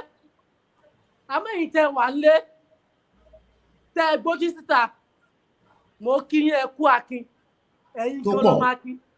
Wàláì, àwọn kan tó jáde ní Ọ̀ṣun State lónìí. Ẹni sódà tó bá dí ẹni ọmọ Yorùbá, kódà kó kàn lọ àárẹ̀ sí ẹ̀. Ẹ̀yin náà máa wo next phase. Step by step ni. Ọ̀ṣun State lélẹ́yìí. Àwọn tó jáde lọ́ṣun State lélẹ́yìí. Kó jẹ́wọ́ nìkan. Gbé fúláàgì, aṣọ ni o lè rán. Ohun tí mo rán lélẹ́yìí, gbé jáde kó rán. Kó jẹ́ àsíá Yorùbá nìkan ló lè rán. Ló lè kọ́ kó jáde ká post awareness là ń ṣe. Títà ìwọ̀n bá tó tá a máa jáde síta. Ẹ jẹ́ ká tẹ̀lé ìtọ́sẹ̀ ẹ̀yin lẹ́ ń pariwo pé Yorùbá nation rally ti dé báyìí ẹ̀yin dà. Gbogbo ẹ̀yin dẹ́ ń pariwo pé rally ṣé wọ́n àwọn olórí burúkú tó ń sọ̀rọ̀ yẹn ẹ̀ lè rójú wọn tà láyé. Àná àdúró de rally dẹ̀ ti dé báyìí mo kẹ́yìn tẹ́wọ̀ lórí mixella. Mo ń sọ kí ni without number Mr. Koiki. Àti wà nù rá. Lásìkò bá tó àti wà nù ẹ̀ náà kí tẹsẹ̀ bodò. Kátùmá kí kò tútù. Bẹ́ẹ̀ni. Lásìkò bá tó.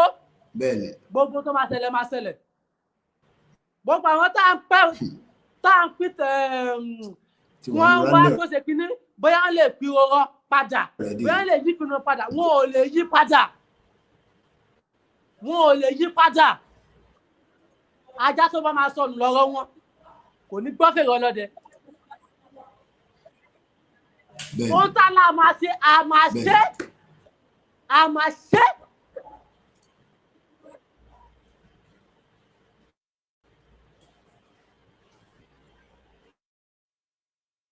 tó lè dádúró a máa ṣe kó jẹ́yàn mẹ́wàá péré mo fi orúkọ ọlọ́run ọba Elédùmarè tó dá mi ó tóbi sẹ̀rí màá wà ní àwọn tó máa bà Nàìjíríà jẹ́ délẹ̀. ẹ má bínú èèyàn wa ẹ̀rọ àpò nẹ́tíwọ̀kì ló ń fluctuate so ó ti fi ara nìyàn. bẹ́ẹ̀ ni. Nàìjíríà ti fi ara nìyàn jù. ṣé adìẹ làwọn tó kú ni. tó pọ̀ tó ń ṣe kékeré. ṣé adìẹ làwọn tó kú ni ṣé wọn ò kí ṣe ẹlẹ́mìí ara bíi tiẹ̀ ni. wọ́n mì kí ṣe pé wọn ò mì. àwọn èèyàn ń kú àwọn dẹ̀ ń pariwo 2027 tiwọn. wọ́n ń bọ̀ wá sísàlẹ̀ terrorists sọ fún yín pé ẹ lè ṣe kankan. wicked people over 300 people were massacred. kí Iran balẹ̀ wọn jẹ́ ṣé àdúrà náà lò wọn ò ṣe fi tẹ̀sìn bọ́. ẹ ṣọ́ ara yìí o èyí tó máa kú sínú ẹ̀wọ̀n ni ló máa pọ̀ ju o bọ̀ ká kọ́kọ́ lé ẹ lọ́yọ́wọ́ lọ́nà ká tó fàpọ̀ á bá yín. a máa gba ìlú wa náà àmọ́ ṣe gbogbo yín àmọ́ yín o kì í sàsìkò ọ̀rọ̀ yín le. ṣé gan ni à ń bọ̀ padà lọ́dọ̀ yín bàbá wa Ọlámilékan ẹ bá mute mọ́ bẹ́ẹ̀ Mr. Joseph ṣé ẹ ti wọlé.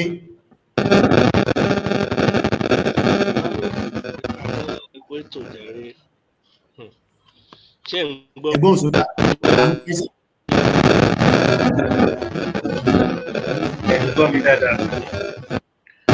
ẹ má lọ sí ẹgbẹ́ APC ni.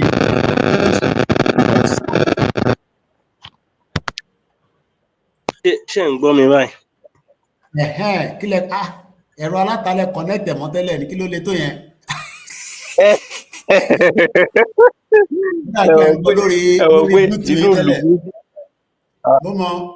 ìlú burúkú yẹn la wà ní ìlú burúkú yẹn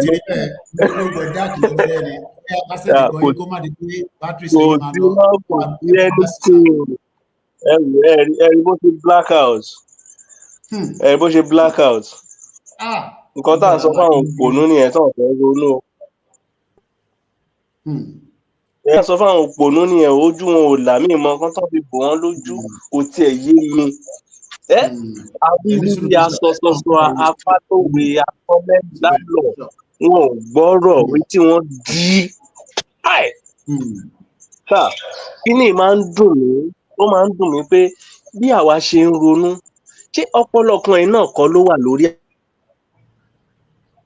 ṣé ọpọlọ tí wọ́n yàtọ̀ ni ṣé nǹkan míì ló wà lórí wọn ni bíi pé wọ́n kó òkúta ẹ mọ̀ àwọn yẹ̀pẹ̀ àwọn nǹkan ìdọ̀tí torí tiwọn tí wọn ò fi lè ronú tí orí wọn ò fi ṣí I don't just know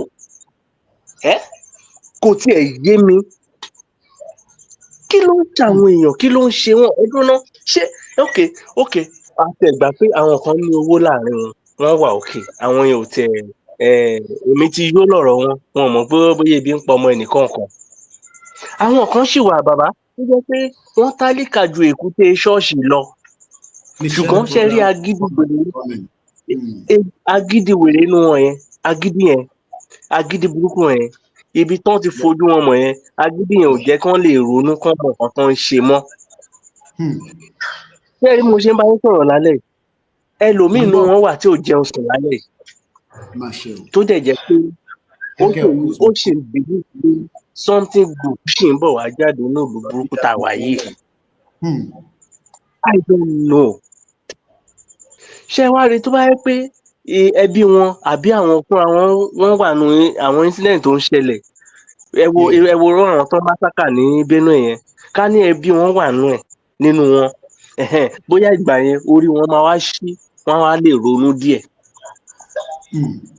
àní ẹ jẹ́ ká follow instruction fún wa ní instruction yìí ṣé wọ́n daft ni ṣé wọn ò mọ nǹkan tó ń ṣe ni tálámọ̀ tó fi ẹ sẹ́ẹ̀tì wo gbowó ibi tó ti ń gbé wa bọ̀ ẹ wo ibi tó ti ń gbé wa bọ̀.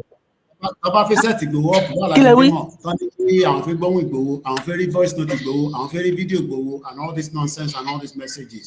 olórí burúkú ni wọ́n ẹ mọ̀ nǹkan tó ń fẹ́ ni wọ́n fẹ́ mọ ibi tíṣẹ́ dé wọ́n fẹ́ mọ plan next step ni wọ́n fẹ́ mọ̀ nǹkan tó next wọ́n tún fẹ́ ṣe. ìbí gan ọmọ next plan gan ìbí gan ọmọ next plan so anybody go mọ next plan.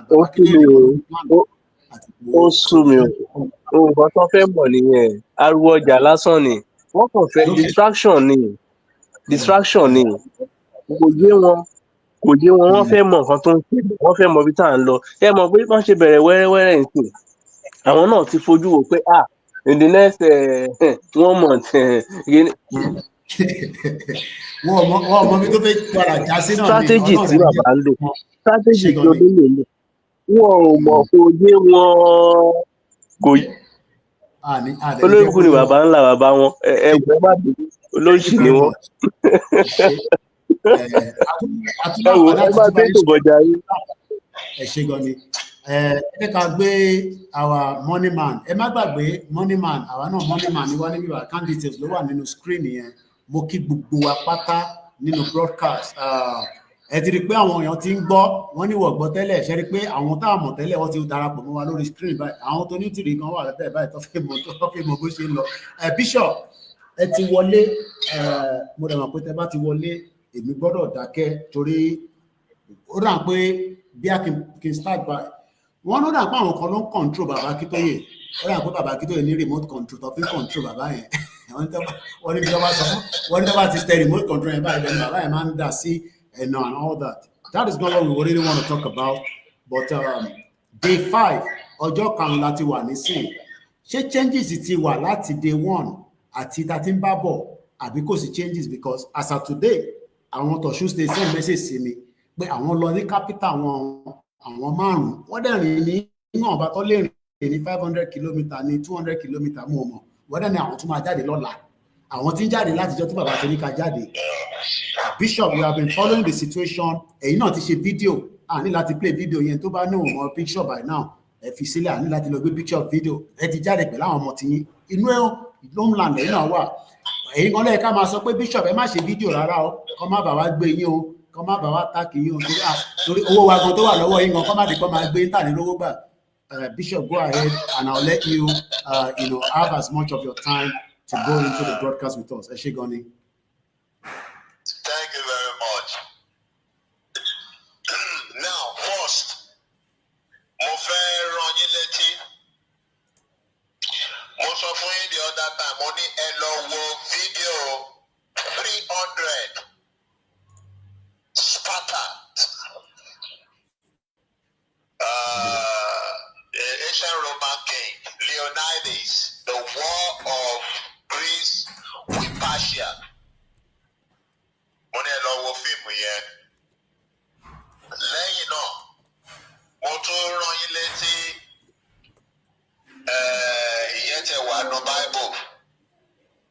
Gideon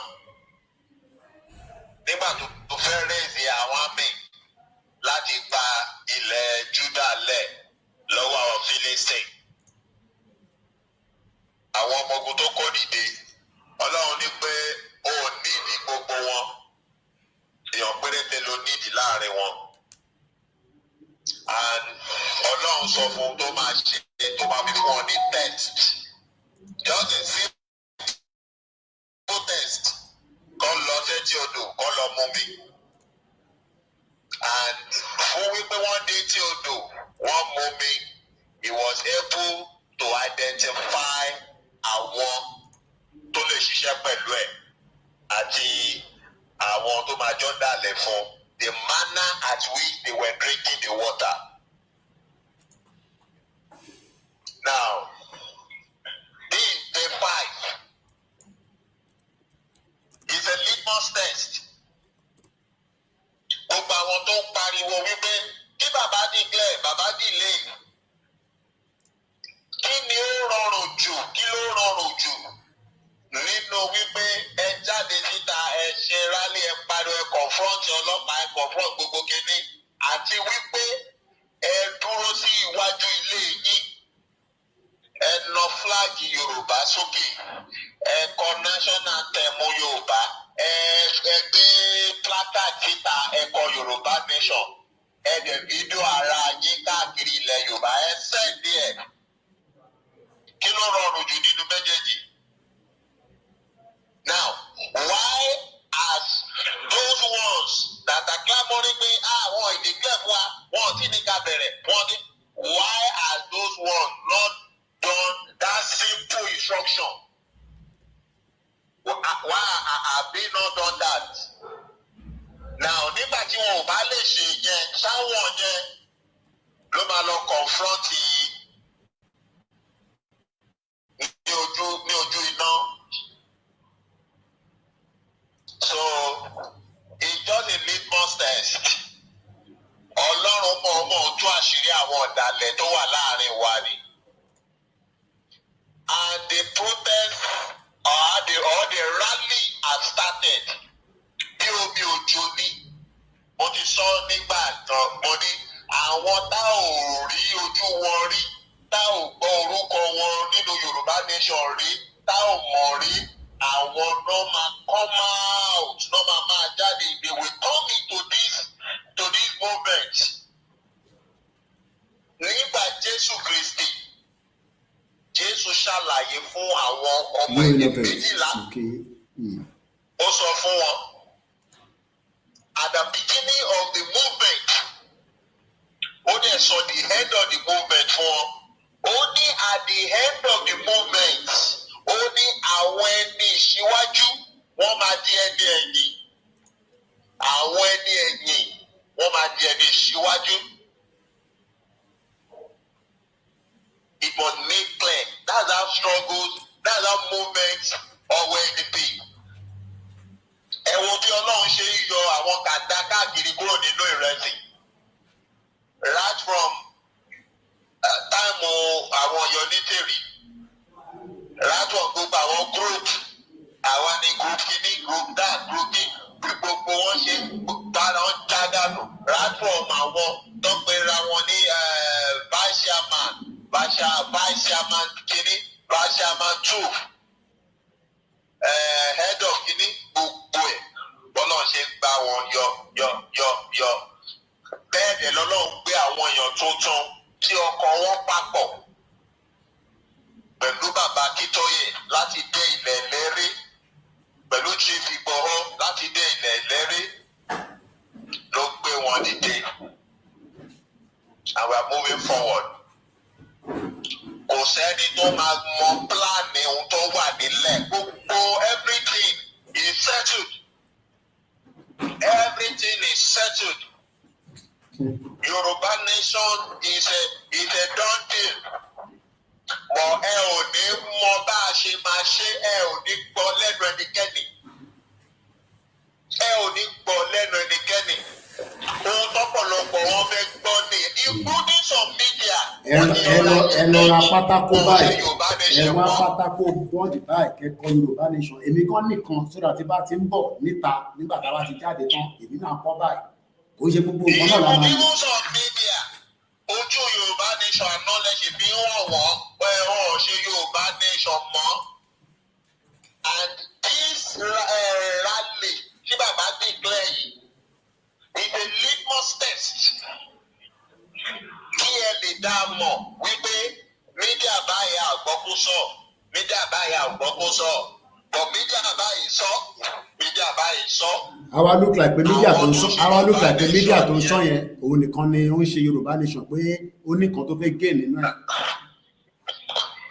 Wàhálà tí wọ́n nìyẹn gbogbo wa la fẹ́ gé ni a fẹ́ jẹ ọrọ̀ orílẹ̀-èdè wa èmi máa jẹ ọrọ̀ orílẹ̀-èdè Èmi máa jẹ́ o èmi náà máa jẹ́ o. Àwọn ọmọ mi máa jẹ ọrọ̀ orílẹ̀-èdè Yorùbá. Èmi náà máa jẹ́ o.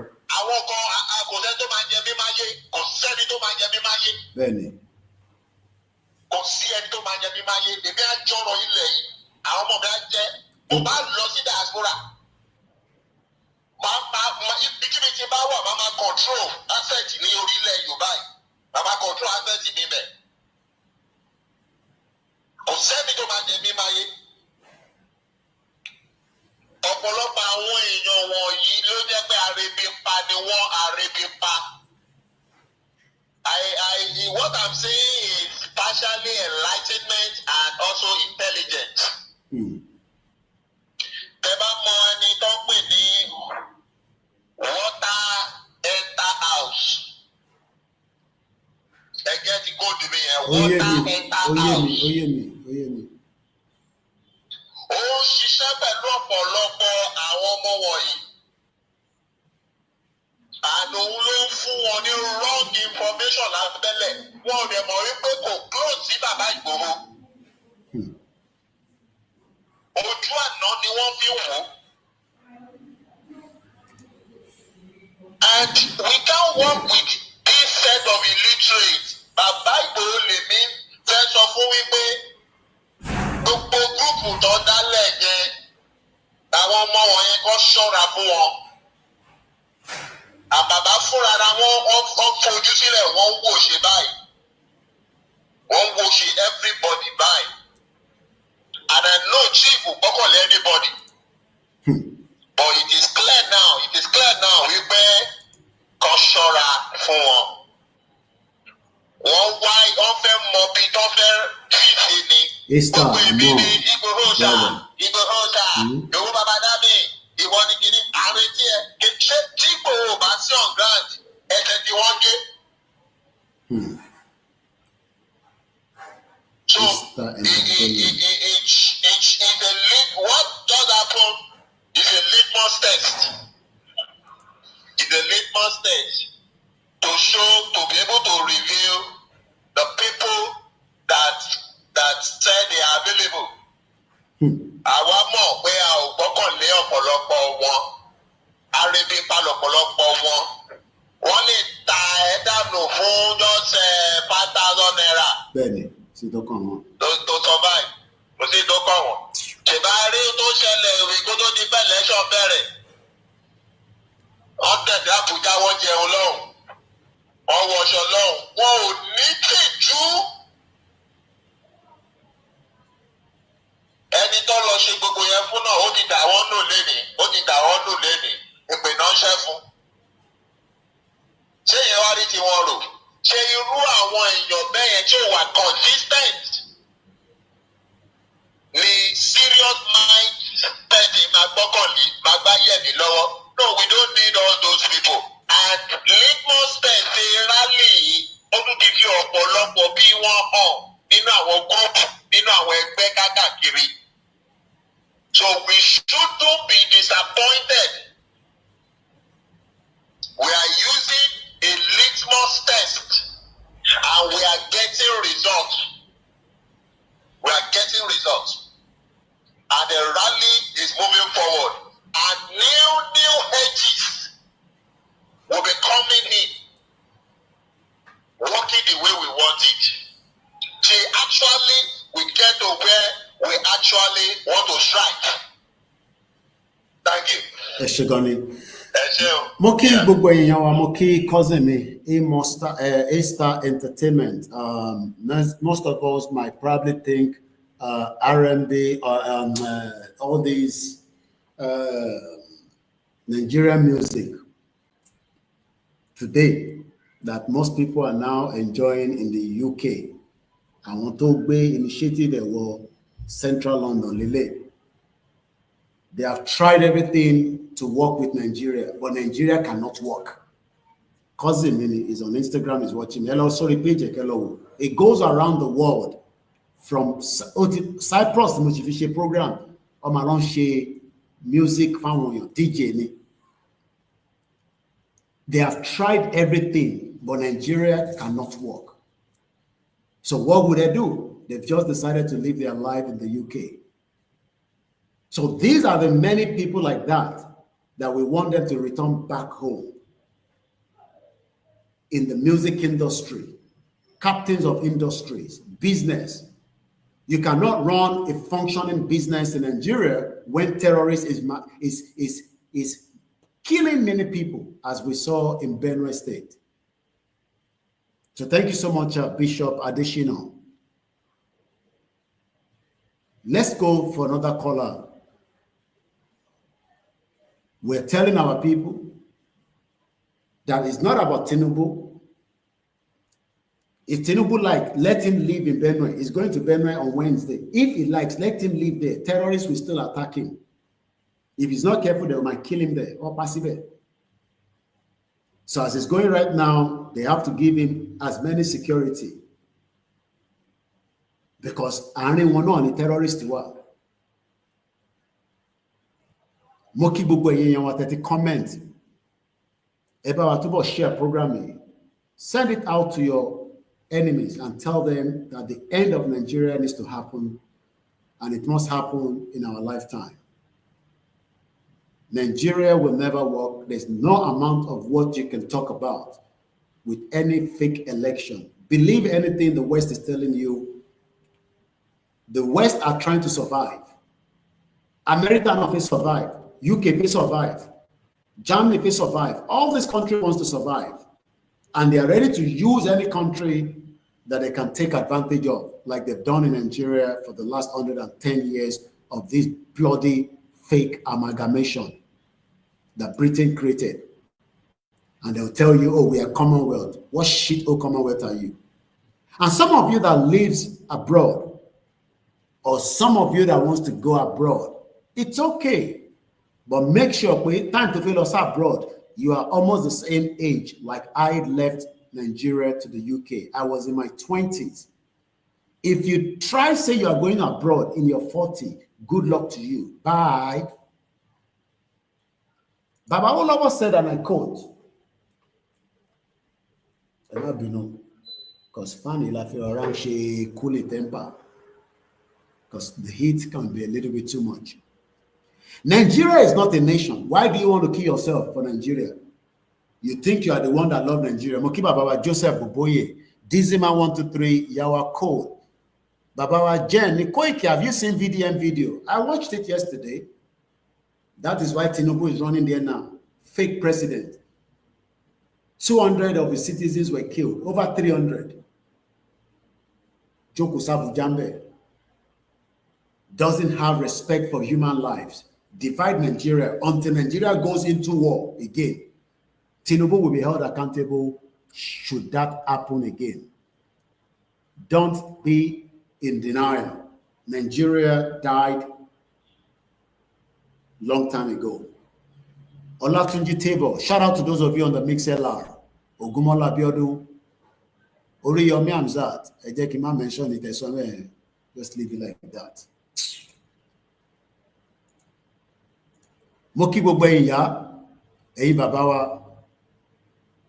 It is impossible to consider that once this individual Bola Tinubu leaves their position, progress achieved by Bola Tinubu is at risk of being undone by the negative influence has been the case in the past. We love Tinubu. We love him more than you. But it's putting us in danger right now. The more Tobashino One Nigeria, Peter Oladele Moke, Aziz Bade Shere Moke. Shout out to my mom. Shout out to Vincap Fabrics. Awolowo said, and I quote, Nigeria is not a nation. What more? How do you want us to explain it to you? When Nigeria is a country.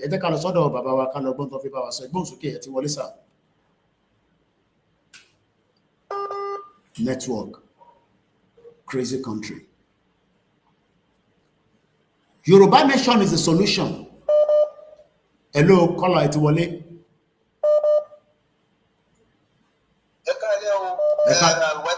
Ekale, I'm going sir. Ọlọ́run ló ń ṣe. Ọlọ́run á wà pẹ̀lú yín, Ọlọ́run á dúró tì yín o, Ọlọ́run máa gbórílẹ̀-èdè fún wa o. Ohun gbàgbé wa máa gbà wọn lè bí ń ṣàwátì o. Mo kí ẹ ìyá mi dáadáa sister Ellen. Ó máa ń yà mí lẹ́nu ni irú energy tẹ́ ń lò kò yé mi. I always think about it. I cannot just understand. So, ohun tí mo kàn máa tí èmi kan tó wà lọ́kàn mi láti sọ ni pé bẹ́ẹ̀ tẹ́lẹ̀ ìgbà tá a kọ́ bẹ̀rẹ̀ kíní yìí èmi gan mo kún mú pé ṣé bá a ṣe máa fi kíní yìí nìyẹn ṣùgbọ́n kíní kankan wá sọ sí mi lọ́kàn yìí pé ṣé mi ni mo bẹ̀rẹ̀ kíní yìí ṣá àbí mi ni mo ní plan yìí fara mi. Mi ò ṣe sá bólógùn ṣe ní kí n sá. So and that is where I come my conclusion. Honestly speaking, bí ọ̀rọ̀ bíbélì mi ó ní ọ̀rọ̀ àgbélébù bí aṣíwèrè ló máa ń rí fún àwọn ọ̀pọ̀lọpọ̀ èèyàn ni. It is very difficult to understand, honestly speaking, to me myself, until when I become my mind that Baba is the leader. Àwọn ló dẹ̀ mọ̀ nǹkan tí wọ́n rí. So ìgbà tí mo kàn rí bẹ́ẹ̀ ni pé ó máa ṣòro fún èèyàn tí ò bá aṣọ ọlọ́gbọ́n ènìyàn tó dẹ̀ lè ronú jinlẹ̀ láti understand bí program yìí ṣe ń lọ. So bẹ́ẹ̀ ṣe ń ṣe yẹn ẹ continue láti máa ṣe analysis. Ó ọ̀pọ̀lọpọ̀ ó ṣòro fún wọn láti understand, honestly speaking, yóò máa ń gbìyànjú lè jókòó tó ronú. Èmi gan bàtà kọ́kọ́ bẹ̀rẹ̀ mú wò pé ṣé máa ṣe kí ni ìta máa gbà but later it just came to my mind that I do the designer of this program in 6. Ṣé mo ta ẹ̀pẹ́ ti rèé ṣé mo nǹkan tó ti ṣe ni ìgbà yẹn mo tó ẹ̀ṣẹ̀ bí kọ́ mind mi. So nǹkan tí mo kàn máa ní pé kí everybody ẹ jẹ́ ká sà bódò ògùn ṣe ní ká sà.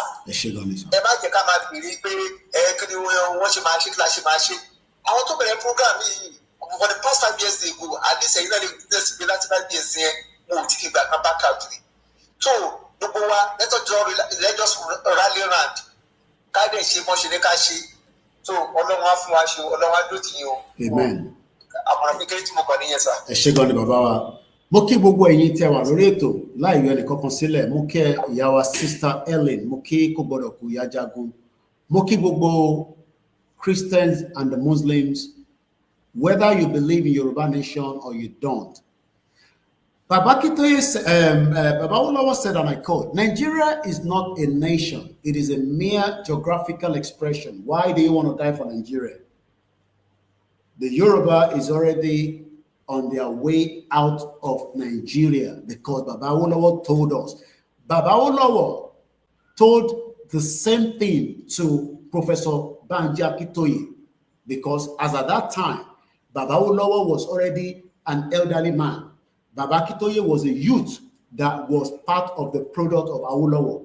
So you think Tinubu is part of a product of Awolowo? Tinubu is a product of Awolowo. He's another criminal that has enriched himself with Yorubaland and wants to save Nigeria. And Nigeria cannot be saved because Nigeria died and we will bury it very soon. Actually, day 5 of the rally, do not start asking questions. Anytime you are share awareness in the rally, the end goal is it should give us a Yoruba country. Simple. It goes okay, sir. I'm going here.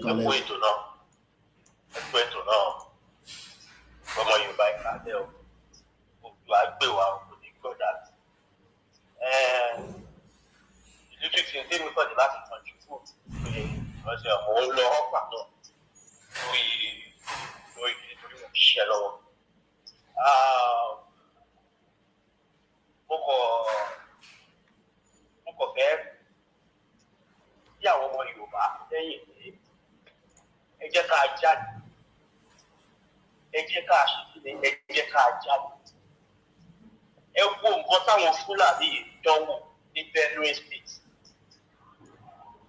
Wọ́n fẹ́ ṣe kí ni wọ́n fẹ́ gba Benue State. Wọ́n tẹ̀sí gba Benue State already. Wọ́n lè bá a máa bọ̀ ní sáà òṣìṣẹ́ pé àwọn ní àlá wa.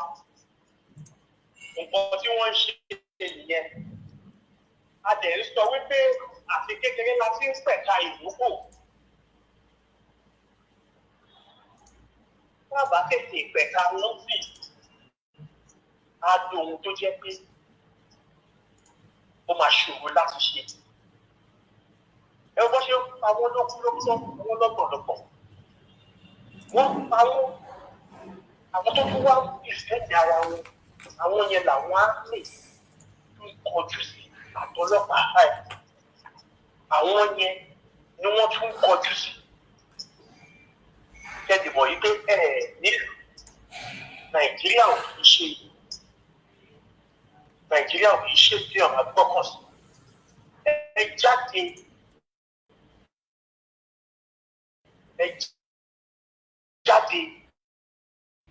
ẹ bọ́ síta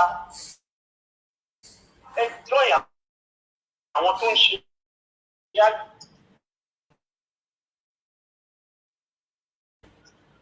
Èyí tá a lè ṣe òun là ń ṣe. a ṣe máa ń sọ fún yín pé nígbà tó bá di wípé a lè fi báírò ìgbà tó jẹ́ pé ìgbà yẹn mọ̀ bóyá wà ká wà ń tà nǹkan tó fi lè máwọn ọmọ Ukraine padà sílùú wọn wọ́n wà níta wọ́n lọ sílùú wọn padà wọ́n lọ sí sẹ́ẹ̀dì ìlú wọn.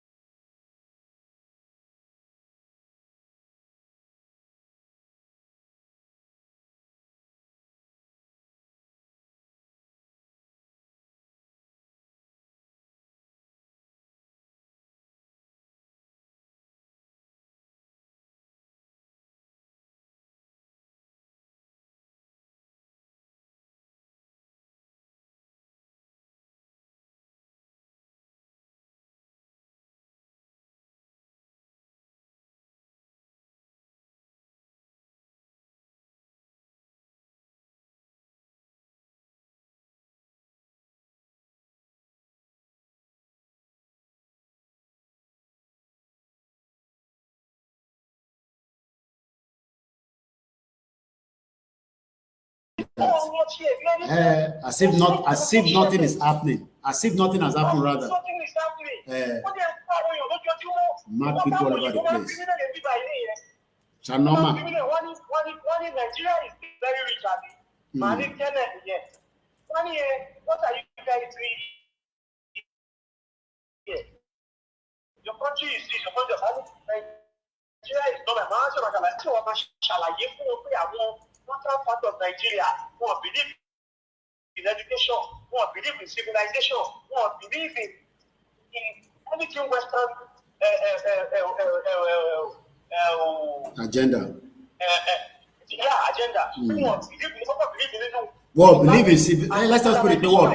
Believe in civilization. They still want to live in the same. They want to live in the same darkness. Dark age. Odomini network ti ṣẹlẹ̀. We are back. Network Odomini. Mo ń gbọ́ yín sà. Wọ́n paṣẹ ọtí paṣẹ gègé ọ̀sẹ̀ fún ìdíje. Òyìnbó ló sọ pé wọ́n ti pa 200. Mo ṣe wá lọ fún mo ní àwọn tó ti pààyàn tó nípa tí mo wá ní ibi kan tí bàbá kan tó jáde lórí YouTube tí mo wá láti fún mo wá sí bàbá yẹn gbé jáde tí mo fi wá bò wá rí pé wọ́n tún wá negotiate wọ́n tún wá meet pẹ̀lú bandit. Ìbí wa ti play video ẹlẹ́nkan àti lọ gbé jáde wọ́n tún wá ń bẹ bandit ṣànọ́mà ànọ́mà bẹ́ẹ̀ how can you be negotiating with bandits? It makes sense now. It makes sense more now.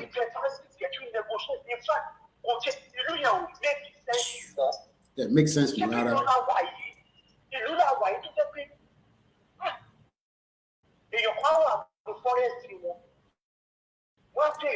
And ẹni tó kiss èèyàn lásán ní London wọ́n ti sentence ó kọ̀ kiss lásán ó kọ̀ lọ kiss ìyá ọ̀nà máa ń wẹ̀ fáwọn tó wà a little bit kìíní ó wá ní òun kiss ẹ̀ pé bóyá feel better ó kọ̀ lọ kiss ẹ̀ ọmọ Yorùbá ni ó kọ̀ kiss lásán ó wá sáré resign kúrò níbi iṣẹ́ yẹn pẹ̀lú pé resign wọ́n sentence wèrè sẹ́wọ̀n wà lẹ́wọ̀n ní sí kò rí ṣe irú ẹ̀wọ̀n láyé ẹ̀ kàmáì tí wàá sọ ẹni tó mú ìyá oníyà tó kì í mọ́lẹ̀ nínú igbó tó wá bá ṣe kìíní yẹn tí láwọ̀ kí n sọ̀rọ̀ àlùfàǹṣà níbí báyìí ìyọ̀ wọ́n sọ fún ẹ pé ká má sọ bí mi ṣe ń sọ̀rọ̀ yẹn ò dá. Àwọn tó dẹ̀ ń ṣe fún ẹ wọ́n dẹ̀ ń ṣe ràn wá létí. Kò sí tó kàn wọ́n pẹ̀lú ẹ̀. Àwọn tẹ̀ sí dúró síbẹ̀ bá fẹ́ máa bá wọn ṣe wọ́n Nàìjíríà. Wọ́n dẹ̀ dúró wọ́n dẹ̀ ń pa wá. Wọ́n Nàìjíríà rọ̀. Orí àwọn ọmọ Yorùbá pé ṣá sórí wọn pé. Bẹ́ẹ̀ni, they don't believe in development. Bẹ́ẹ̀ni. Àwọn olójú kan máa dìde jùlọ pé kí ló ń ṣe yín ẹ fi ìlú ìdẹ́fẹ́sẹ̀ àdúró afẹ́gbẹ́ àdúró pé àwọn tó ń bá wọn fẹ́ pa wá. Ètè nígbà jókòó tí wọn. Kí ni wọ́n ń fún yín jẹ gan-an tí ò ní ọpọlọ yín pé? It's really sad. It's very, very sad. Kí ló ń ṣẹlẹ̀ gbogbogbò? Kí ló ń ṣẹlẹ̀? A ní kí ẹ jáde, ẹ bọ́ síta, kí láti ṣe ń lọ lẹ́ẹ̀kọ̀ọ̀kan yìí. Well, momentum mama build up to me, but àwa tá náà believe in Yoruba nation, àwa tí jáde, àwa náà tó tí believe kó jáde, ṣé báwa la máa tẹ̀ jáde? We come out and defend it. Ẹ ṣé gan ni jàre, you innovate. Country wey no get identity. All right, no problem. Mo mọ̀ pé wà lẹ́nu iṣẹ́. All right, oda torí iṣẹ́ tẹ̀yìn wà. Night duty ló ń ṣe yẹn, wọ́n bá ṣe lọ nìyẹn. Ó dà rọ̀lá kó tó padà sílé.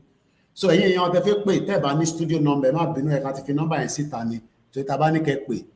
Gbogbo comment yìí náà àìtí lọ ẹni tó bá ń kánjú àwọn ò kánjú níbí báyìí. So ẹ mọ̀ pé tí bá ti lọ for few days which I was meant to be out yesterday àti wà níbí báyìí. So ẹni tó bá fẹ́ pè ẹ pè wọlé, ẹni tó bá fẹ́ join ẹ jẹ́ ká darapọ̀ mọ́ ara wa. Mo kí ìyàwó Ọlájíre Kókà, mo kí bàbá wa Gbàdàmọ́sí, mo kí gbogbo ẹni tẹ́ wà ní Lagos Island. Network mi ló rebuild lẹ́ẹ̀kan ló kick her out, but we are back on again and we are still live. Àwa a ti ṣe audio mẹ́ta síta, ẹ bá wa ju gbódùn ẹ̀ síta, gbogbo ẹni tẹ́ wà lórí bẹ́ẹ̀ ni maintain for life, ó ní a failed system. Ó ní átíkù kan tí mo fi kà fún wa, ẹ jẹ́ ká kọ́kọ́ gbọ́ látọ̀dọ̀ àwọn bàbá wa tó wà ní Libya. Ṣé ti bá ní kí ká exchange àfi Mr. Kokiki náà, Mr. Koiki, mo ní ìlú tẹ̀yìn wà yẹn, ṣé ẹ prefer ju Nàìjíríà lọ àbí ká gbé padà lọ sí Nàìjíríà? Bẹ́ẹ̀ tẹ́ fi sọ̀rọ̀ mi mọ́ bí tẹ́ wà yẹn. Èwo nínú méjèèjì ló ní ìṣùwọ̀n jù?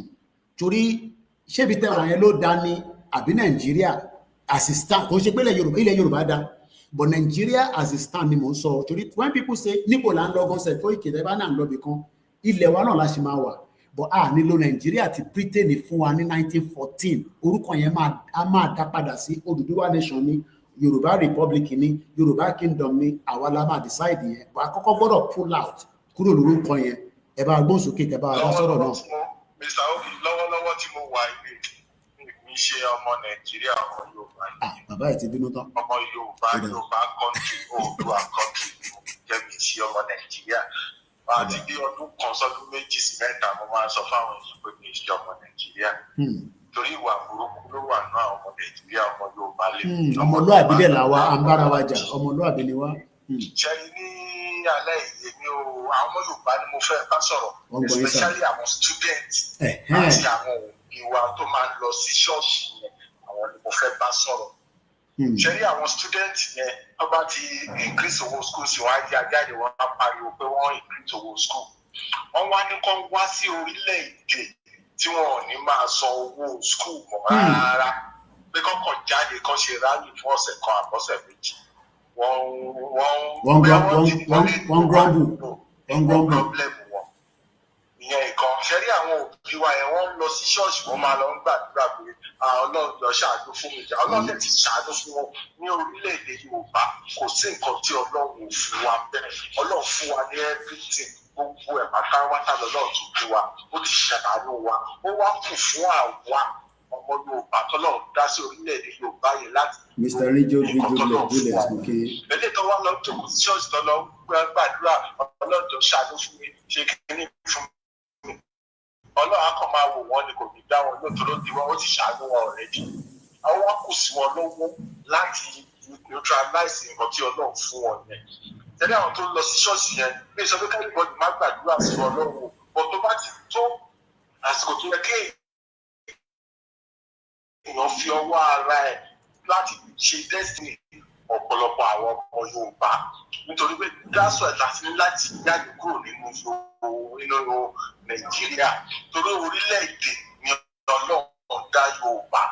Ọlọ́run ò dá Yorùbá pé ká wà ní abẹ́ Nàìjíríà, ó dá ní orílẹ̀-èdè. Ó dẹ̀ dìgbà tí a bá jáde kúrò nínú Nàìjíríà yẹn kí àánú gbogbo everything tọ́lọ́run dá yẹn tá bá fi wà lórílẹ̀-èdè Yorùbá yẹn kó tó wá wúlò fún wa. Bọ́tà bá lọ lójoojúmọ́ àti àwọn tó jáde skul tó ń gun ọ̀kadà, wọ́n lọ pé wọn ò ríṣẹ́ nínú Nàìjíríà. Wọ́n dẹ̀ ní pé kán wá sí orílẹ̀-èdè Yorùbá tó ti máa rí iṣẹ́. Gbogbo wọn ò jáde fún rálì yẹn, wọ́n jókòó sílé. Bóyá wọ́n ń gbọ́ lọ́wọ́ ẹnìkan kọ́kọ́ jáde fún rálì náà. Kán ṣe ọ̀sẹ̀ kan ọ̀sẹ̀ méjì. Lẹ́yìn ẹ̀kọ́ wá wo nǹkan tó máa ṣẹlẹ̀. Bóyá Ọlọ́run ò ní lànà iṣẹ́ àti ogun tó kó bá wọn jà ogun ìdílé ogun tó kún Nàìjíríà ọ̀bà owó kò sógun ìdílé ọ̀kan tó lè mú. Ogun Nàìjíríà kan ní agbára ju ogun ìdílé lọ. Ó dìgbà tí ogun Nàìjíríà bá wó kí ogun ìdílé tó wó.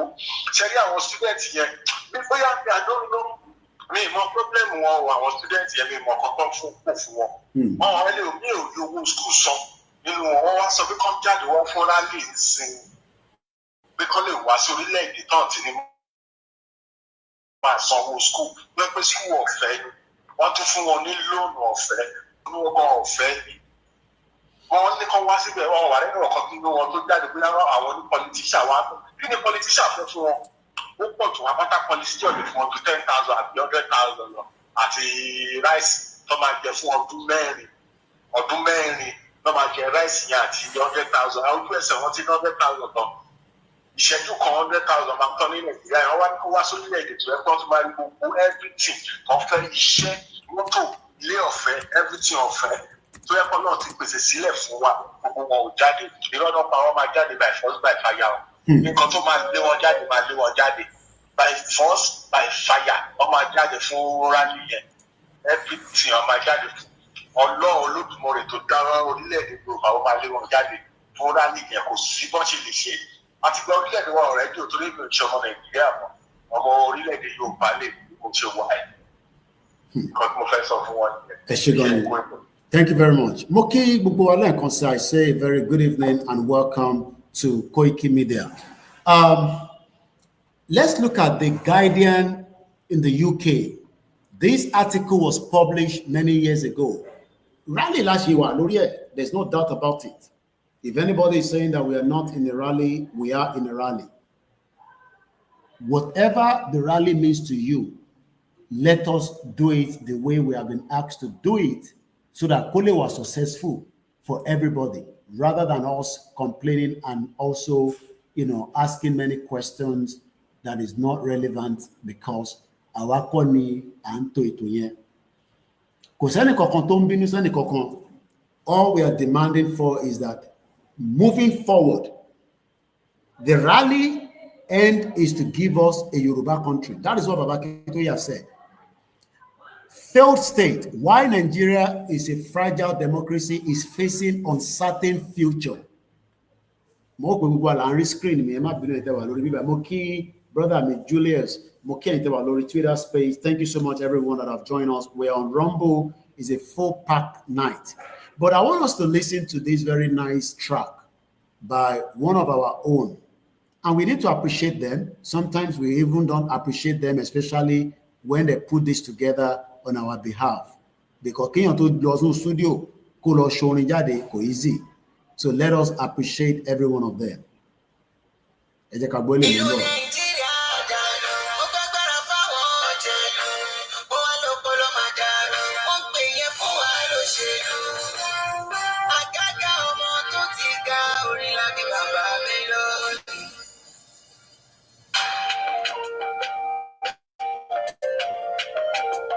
A very good evening and welcome once again as we continue our campaign into the awareness that is now lead to our rally that will eventually lead to a declaration of a Yoruba nation. I look forward to where a day that the Yoruba nation flag will rise up across every Yoruba land. That is my future. That is what I hope to see before 2027. As my brother You Innovate says, Nigeria doesn't have an identity, and you cannot get any identity from Nigeria. Let's listen to Agaga. We appreciate him. We appreciate all our mothers. And a very good evening and welcome as we are now into the 5th day of the Yoruba Nation Mega Rally. Even those that are asking, the question is, what role are you playing?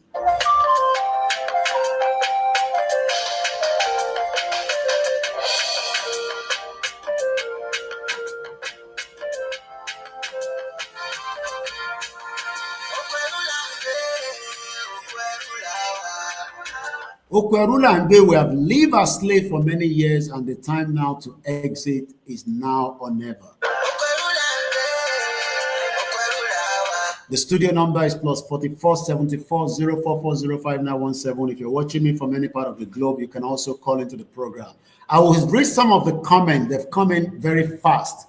Tí Ọlọ́run pọ̀ ní àwọn ọ̀dọ́ yìí ò ní jáde nítorí pé ọpọlọ wọn ó ti wà nínú Yahoo. So they don't see the reason for the new nation. That's very sad.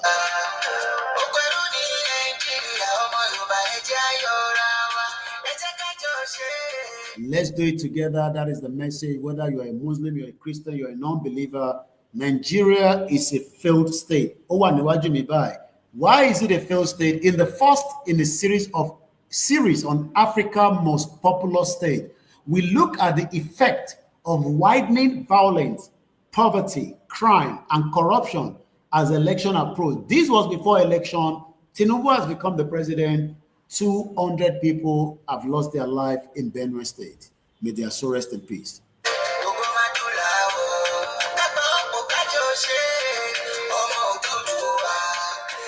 A series of overlapping security, political, and economic crises has left Nigeria facing its worst instability since the end of Biafra War in 1970. Don't be deceived is an illusion to calling Nigeria a country. As Baba Olowo said, Nigeria is a mere geographical location. There's nobody called Nigeria because there are many nations in Nigeria. We can no longer accept to be called Nigeria because we are Yorubas. We have been Yoruba for many thousands of years. With expert warning, this was before election, I believe, the article was written on the 25th of October 2021, 2 years before Buhari finished his tenure. 2 years. I have talked about this before by Peter Beaumont. I believe I even went further to give us a background of who Peter Beaumont is. These are many journalists like myself that have proven that it does not matter. Prayer will not fix Nigeria, as many of your churches are saying. Nigeria is a failed state. The quicker we get out of Nigeria, the better for us. With experts warning that the large part of the country are in fact becoming ungovernable. Choparo, is Nigeria not becoming ungovernable? Moki Babawa Adebayo, warning Nigeria is a scam. There's no doubt about it. And Babawa Boboyeni, our people don't know the importance of the rally. People don't know the little river can carry a whole nation. Let's watch this video as the Nigerian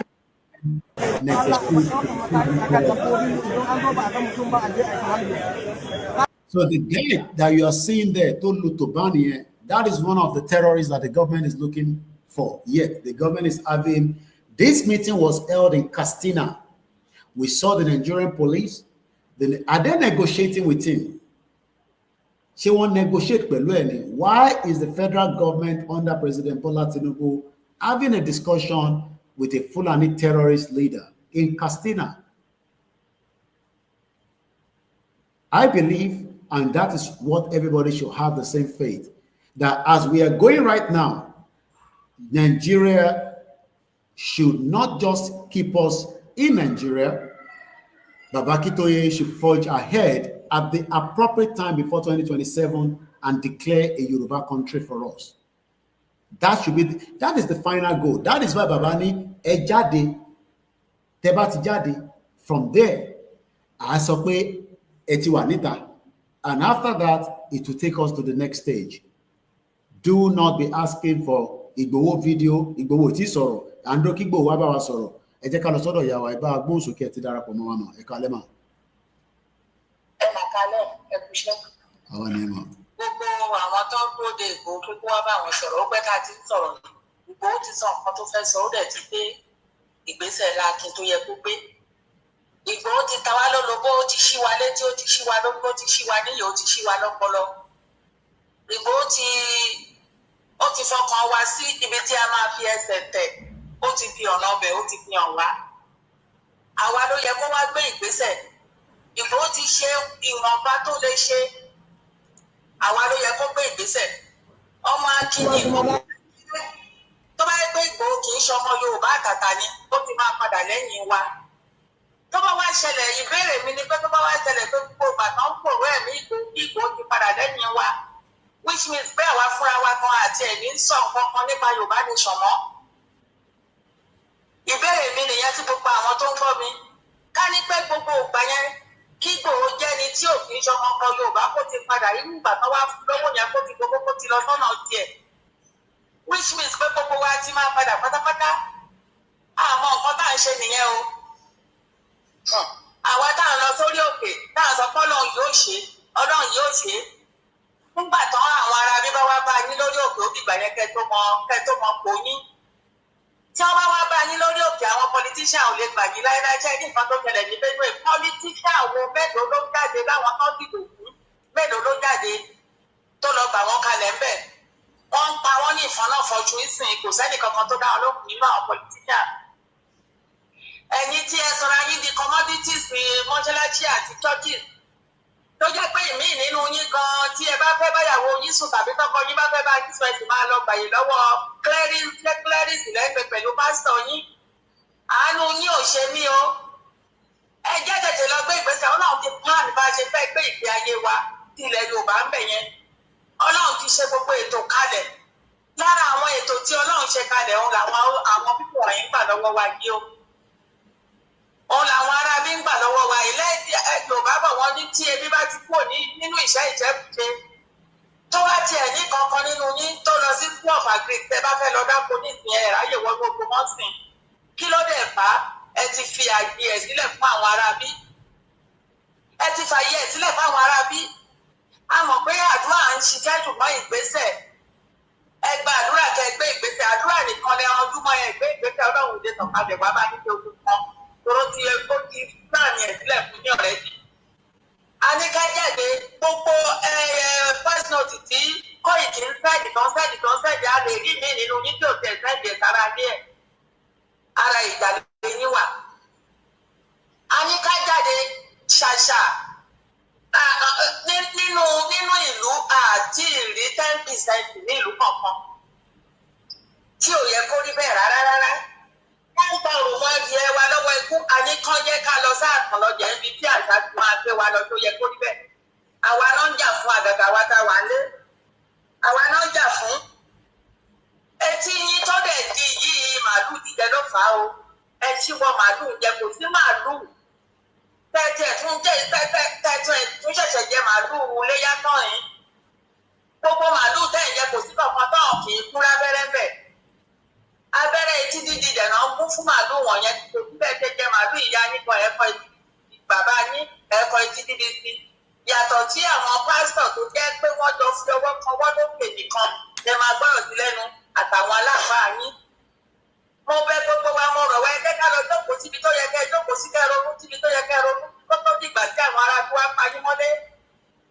ìṣẹ̀lẹ̀ tó ṣẹlẹ̀ ní Benue yẹn àwa àti Benue lájọ sàlà wọ́n bá kú òun Benue wọ́n pọ̀ jùbà kírú ẹ̀ tó ṣẹlẹ̀ ẹgbẹ́ ìgbésẹ̀ tó yẹ kẹ́ gbé ẹ gbọ́ ọ̀rọ̀ tí bàbá wa lẹ́nu ọ̀rọ̀ ni bàbá sọ yẹn gbọ́ ọ̀rọ̀ tí bàbá wa lẹ́nu ẹni tó bá ti tìdí sọ̀rọ̀ ẹni ó sóni o ó sóni gbogbo nǹkan tí bàbá sọ kò sí nǹkan tó yẹ kọ́rọ̀ yẹn kò sí nǹkan tó yẹ kọ́rọ̀ yẹn kó má fi yẹ kọ́rọ̀ yẹn wò wá létí tí ẹ fẹ́ kí bàbá tìdí sọ̀rọ̀ ni bàbá àgbàlagbà níbi tó wà yẹn ó ń tiraka ń sọ̀rọ̀ yìí ká ló tiẹ̀ lé ní bàbá nínú wa tó máa rìlíìsì bàbá ẹ̀ ní èjì yẹn láti máa ṣe nǹkan tí bàbá yẹn ṣe bàbá yẹn dẹ̀ para ẹ̀ kalẹ̀ ojú wa ọ̀dẹ̀ pàpàjá àti bàbá yẹn sílẹ̀ kó máa à ń ní bàbá yẹn lára ní lójú tèmi sí i torí kò yẹ kí bàbá jáde ó sọ̀rọ̀ mọ́ tó bá jẹ́ lóòótọ́ lẹ́fẹ́ ṣiṣẹ́ lẹ́fẹ́ gbárùkù ti bàbá ẹ má jẹ́ kán sọ pé ká jáde mọ́ àwa tó kù àwa tá à ń gbọ́rọ̀ yẹn jẹ́ ká ṣiṣẹ́ yẹn ká jẹ́ kí bàbá ẹ̀mí ẹ jẹ́ ká ṣiṣẹ́ yẹn iṣẹ́ kù sí wa lọ́wọ́ Ẹlẹ́dùmarè á ràn wá lọ́wọ́ ọ̀rọ̀ náà á fún wa létí ìgbà àtàyà àgbàṣe o ọ̀rọ̀ ni Koiki ń sọ ṣé kí Koiki gan kó máa jù bí sóni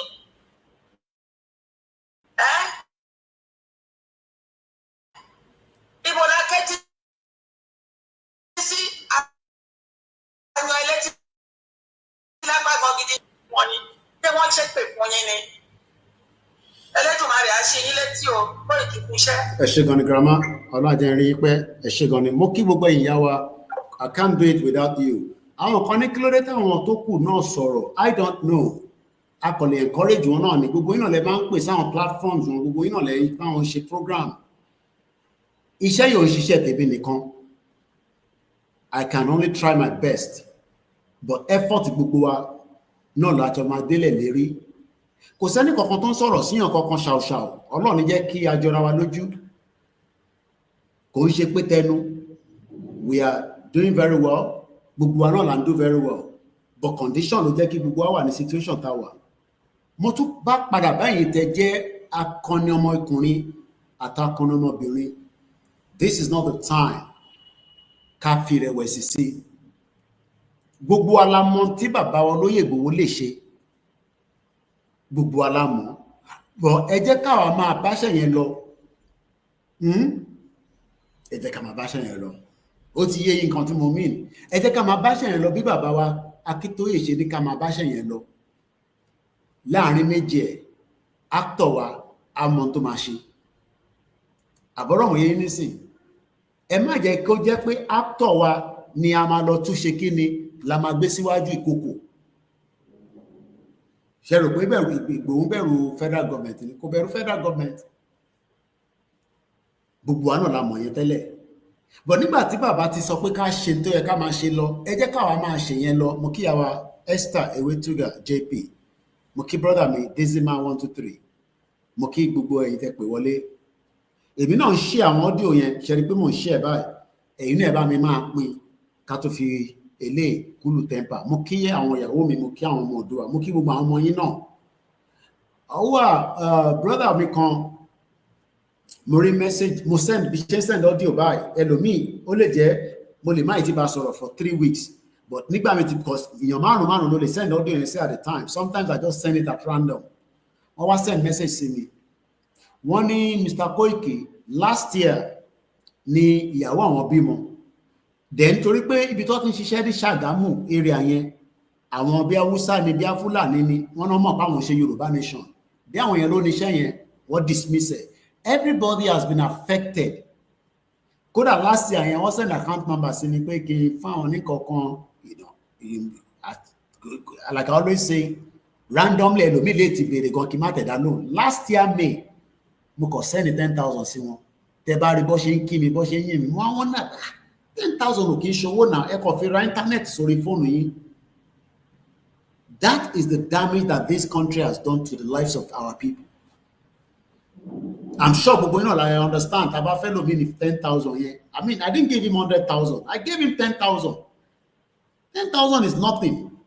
But to the average Yoruba man today, tó lówó lọ́wọ́, mo kí brother mi George Abiodun, mo kí gbogbo àwọn media tó wà lábẹ́ ètò. 10,000 is like ẹ ṣe gan Bishop Adesina, mo kí bàbá wa Adéyẹmí. May last year lẹ́ni ti tọrọ owó lọ́wọ́ mi tí mo tẹ̀ fún lówó. Ẹlòmíì máa ń dàgbà, but ọmọ náà fáwọn èèyàn lówó, yes, because I don't have it. Ẹni o lè béèrè owó lọ́wọ́ mi, tínú mi bá yọ sí ẹ̀ máa fún ẹ, tínú mi ò bá ṣe, I will not. Last year May, mo lọ wo message mi àti wọn, ó send account number yẹn, ó pay. Kódà I did not tell him I was going to send the 10,000. I just send it at random because irú owó bẹ́ẹ̀ gan ló máa ń níyì nígbà míì.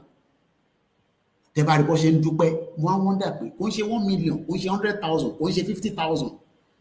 I just told him to use it to buy data, but whoever knows, ibi tó máa dí lára wọn.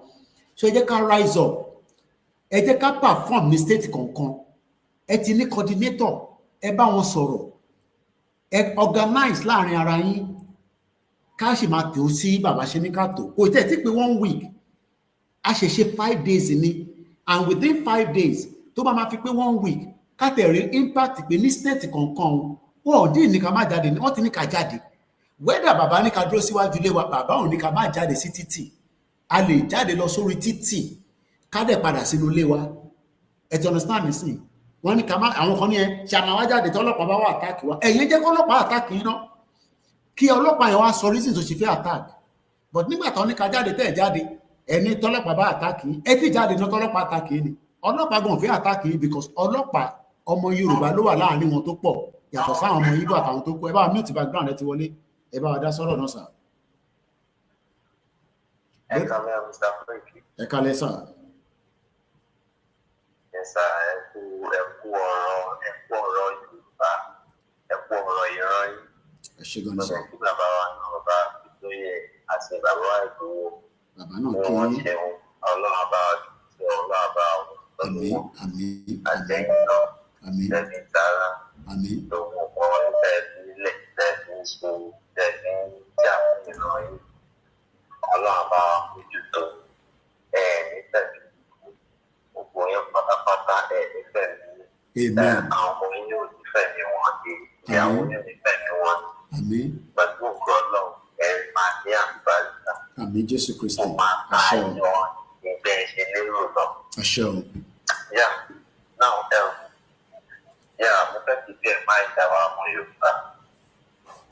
Ọwọ́ ẹ̀jẹ̀ ọ̀dà ó láti kó jẹ́ fọ́rọ̀ tí máa sọ máa bọ́ wá lé ní kò máa gbé ẹ̀jẹ̀ àti translate ẹ̀ so á lè yé wa. No problem. Go ahead, sir. Yeah, my first question is, Yoruba should hear to speak. I mean, sorry, my first one to put to them is Yoruba should hear to speak. That's number one. So, in the sense that we should have it in mind that Nigeria will be the country card here to bring it. Never. It will never happen. Even in 2,000 years to come, it will never happen. But when it's time, Nigeria, and that is the way to be forever. So, that's number one. And two, each and every one of us should understand that we have a respect button. We should understand that we have a respect button in our lives. So, what do I mean by respect button? Is the way that we should understand the fact that are we going wrong where we are going in this very particular country we are? Are we doing the right thing? Are we in the right country at the right time? Or we are doing something right? So the reset button is what Baba Itoye and Baba Ibu and you as Mr. Oiki that we the all the when you reset our mind that this country is total failure. Nothing but failure. That is the reset button I'm coming up with. Okay. So, and then retraining our mind is what you are doing. They're trying to bring the consciousness out of those, trying to let us understand the fact that, this particular union will never won. So, and I do tell people in Nigeria that me and people that will live here in this Nigeria, even in diaspora, that will come back home with every security sound or whatever, be expecting death at that point in time. In Nigeria, 100%. 100%. Be expecting death at that point in time. So that's the data about Angela in Nigeria. So I've escaped Fulani attack once in me. So how many people can escape that? So I know what if I'm talking, I know what I'm talking about. So everybody, so that means, so all the diasporas, even including APC and if they believe in Nigeria, they believe in their debt. It's a risk. That is it. Yes. That's the fact. They believe in their debt. So anything people are going to Nigeria, or maybe are going to join point. That is it. And two, so which means one way or the other, that's where we'll come around and come and raise his debt. His or her debt. Except if you said, I'm no more coming to that country forever. Let me just come in there quickly. There was a can you hear me? There was a man that coming back, maybe you come for Ojude Obanio or whatever. Money, even if you come for Ojude Obanio, there was a particular story that is trending right now. A girl that came from US, the father lives in somewhere in the southeast, on send over $5,000. Tẹ́ bá rí picture bàbá yẹn bó ṣe rí ẹ lè sọ pé wọ́n send $100 sí pension ẹ̀ ní o. The man returned to Nigeria wọ́n ti gbé bàbá yẹn lọ sí America nìsín. So just like what you're saying that the country is a complete disaster. Go ahead. That's the bitter truth. So to those people, those Yoruba, see, Baba wa Koiki, Our Yoruba problem to one around wa tó tẹ̀ lágbára lọ. Àwọn Fúlàní ti pọ̀ ju àwọn ọmọ lọ. Wọ́n ti pọ̀ jù.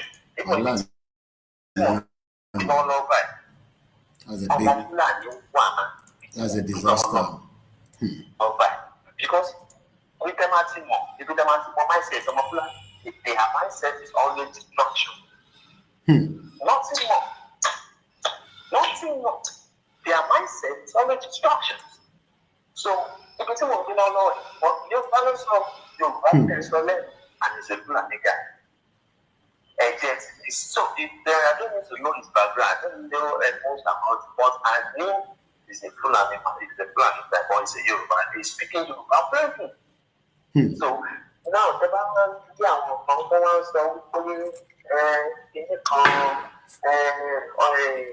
bàbá ìgbó láti jáde lásán ọ̀rọ̀. When there was a couple, you know, never I saw the program for the sometimes ago. A lot of them, a lot of people that are like they don't pray his return back. Oh yes. They don't pray for his return. Most people never knew that Igboho will leave will live where it was kept in Benin Republic. Wọ́n rò pé Igboho máa wà níbẹ̀ tí Tinubu máa fi ṣetán ni o. So Ọlọ́run tó ju ẹ̀dá lọ ló jẹ́ kí ó bàbá ìgbò jáde because ọ̀ṣẹ́lí ìran àṣẹ́lí Yorùbá ọmọ Yorùbá àbàtà ṣé gbogbo àwọn ìfọ́n máa ń sọ pé kíní tó ká gbà ọmọ bẹ́ẹ̀. I usually do it. I usually do it. So, but nǹkan tó ṣẹlẹ̀ ní pé èmi kàn nígbà wọ́n pé ìran bàbá rẹ̀ já ìran wa ò dẹ̀ ń ṣe ìran apààyàn. Ìran apààyàn ni ìran Fúlàní. Ìran mujẹmujẹ. Wọ́n pọ̀ pé dandan ẹ̀ láti jọ máa gbé pọ̀.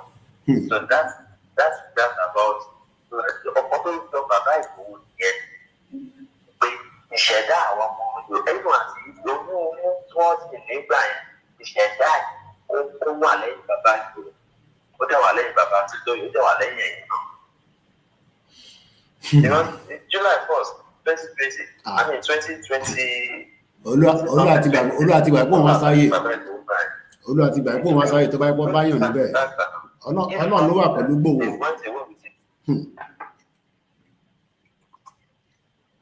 So, and meanwhile, we understand more people will come up again. Àti fẹ́ ká ṣe the same mistake ká ṣe ni. Anybody's life.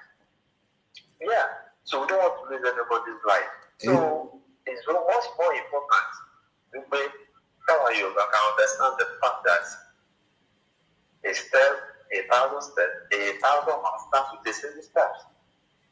So make a step before any other things follow. So a step in Nigerian government make for what it make for not area. So any idiot idiot in Nigeria for a man so many Nigeria now. Ọ̀nà tó fẹ́ fi gbà wọ́n kò náà láti rí nù. Ọlọ́jà ní terrorism go roam about wọ́n bẹ̀rẹ̀ to negotiate pẹ̀lú wọn. Ó máa work, Nigeria máa work. So I work in a level gbogbo máa di terrorism country. So that is the only way tí Nigeria máa fi work. So now, you living the comfort zone. So what do we mean by comfort zone? To my own understanding, or to my own definition, a comfort zone is a place where nothing grows up there. That's now to my own definition. So, and we all need to be productive as a Yorubas. So, because people get on Yoruba, tí wọ́n fẹ́ máa gbà bọ̀dé. Ó jẹ́ àwọn ọmọ àlè láàrin wa tó máa gbà bọ̀dé wípé nǹkan ní wọn mọ̀ pé kò lè ṣe clear. Nǹkan ní wọn mọ̀ pé kò lè gbé kan iṣẹ́ tó jáde kó wọn máa ṣe pé ní Nàìjíríà gbà káàbùrú kan by one, like one task, and someone giving and 25,000, 10,000. Ṣé kankan wọn tó nígbàgbọ́ ẹ̀ o?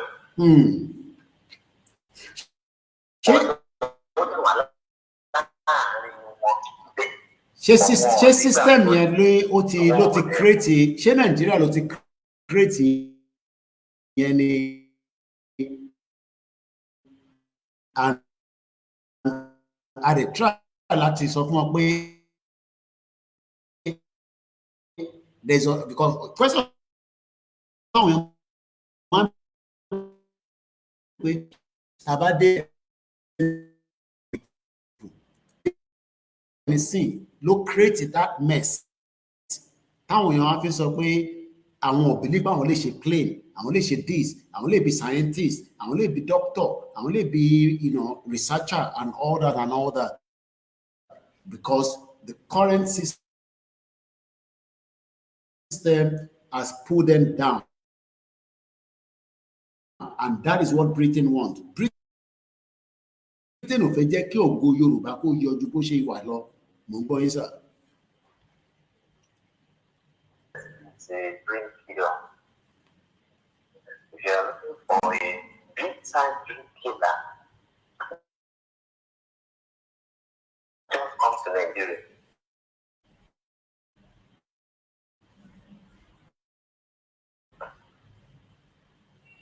Nothing you can do in a country and does a lot of the record themselves on our back, all the time. What is your arrest? How many can you? So that's about those things. So Nigeria.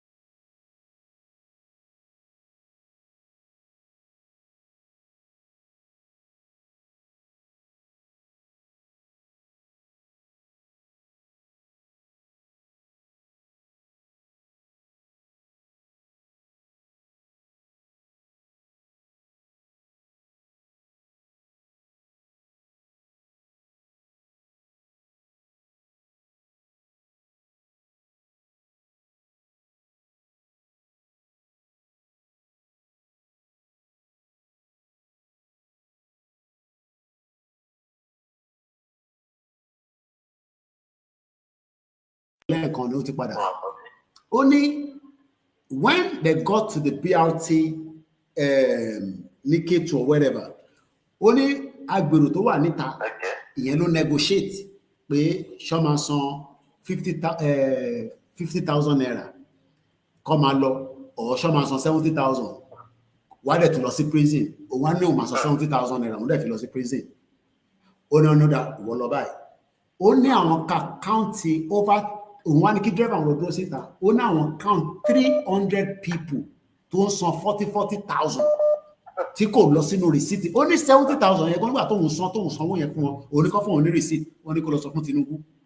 Kò ní yẹ gbogbo ẹ̀yin tẹ́ ń ṣe gọ́vnà wa. Bọ̀bọ́ yẹn calculate only they are making nothing less than 200 bí a calculate kí ni màá lọ mú write up yẹn jáde nísìnyí màá lè kà fún ìtẹ̀wà lórí mo ti lọ àṣẹbẹ̀rẹ̀ program ni. Only corruption tó ń lọ. These are daily money from the sweat of average Yoruba man àtàwọn tó ń gbé nínú Yorubaland.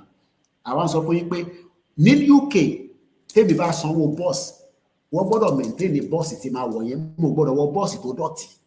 Ntí brother yẹn sọ nìyẹn pé mo fi comfort zone mi sílẹ̀ bọ́ọ̀sì tí bá sanwó ẹ̀ train tí bá sanwó ẹ̀ gbọ́dọ̀ tí bá ṣẹ́wọ̀n wọ́n máa ń refund wa tó bá ra 1 week ticket tí train ò bá gbé ẹ wọ́n gbọ́dọ̀ refund ẹ̀. TFL Transport for London lọ́n kò wọ̀ kí n gbowó fáwọn agbèrò ní UK Transport for London wọ́n ní Fáṣọlá wá sí UK nígbà tó wà ní gọ́vnọ̀ wọ́n sọ gbogbo template yẹn fún lórí burúkú ní gbogbo wọn kò rí lò. They are born bastard. Fashola wá sí London, wọ́n sọ template tí ẹ fẹ́ yẹn fún bó ṣe ń run ní transport for London. Kò rí lò. Torí pé ó mọ̀ pé táwọn bá lò àwọn agbèrò tó gbé sójú títì. Wọ́n ní bọ̀bọ́ yẹn tí ó ń gbowó yẹn, ìyẹn gba 3%. Àwọn lastma, ọlọ́pàá, sójà, gbogbo wọn. Wọ́n ní bọ̀bọ́ yẹn fúnra rẹ̀ ní mọ́tò 5, ó nílé bí 3. Ìyẹn ni tó jágbèrò tó wà lójó ní ká tó wọnú BRT main office ni o. Because ẹni yẹn náà ń fi san full money. Ọkọ̀ fún òun ní receipt, wọ̀ fún ní receipt. Mo ń gbọ́ yín.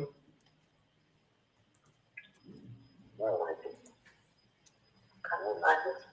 So that's the truth. That's the that truth. Nigeria is a mindset and Nigeria is a terrorist country. And Nigeria, if you have to make it in Nigeria, you want to be a criminal.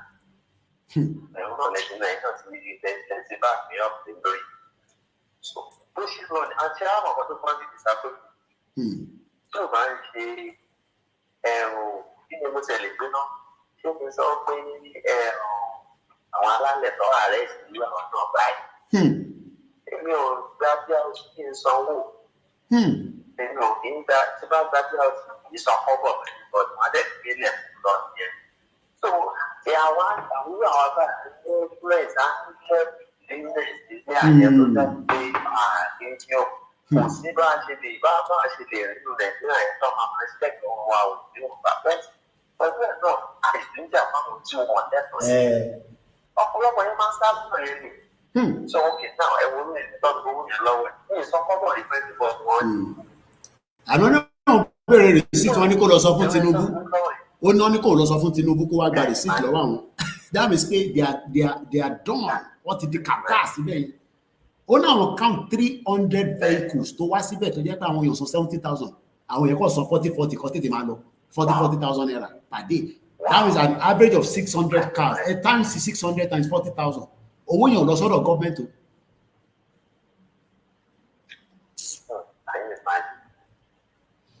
So that is the way Nigeria is being operated when I calculate it. It's a messed up country. And the only way out is just for us to go our separate ways. That is 24 million. That's it. Exactly what you saw here. It's about there. And because I write up here, I mean, Ilana UK, it was a long article. We read a lot, but what we are saying now is action. Build the momentum here. Push it. No. Yes. You know. How can somebody be making 24 million every day from a state and that money doesn't goes to the government? And you want to go because the money is not going to the system. That's the criminal stuff. So now back to sharing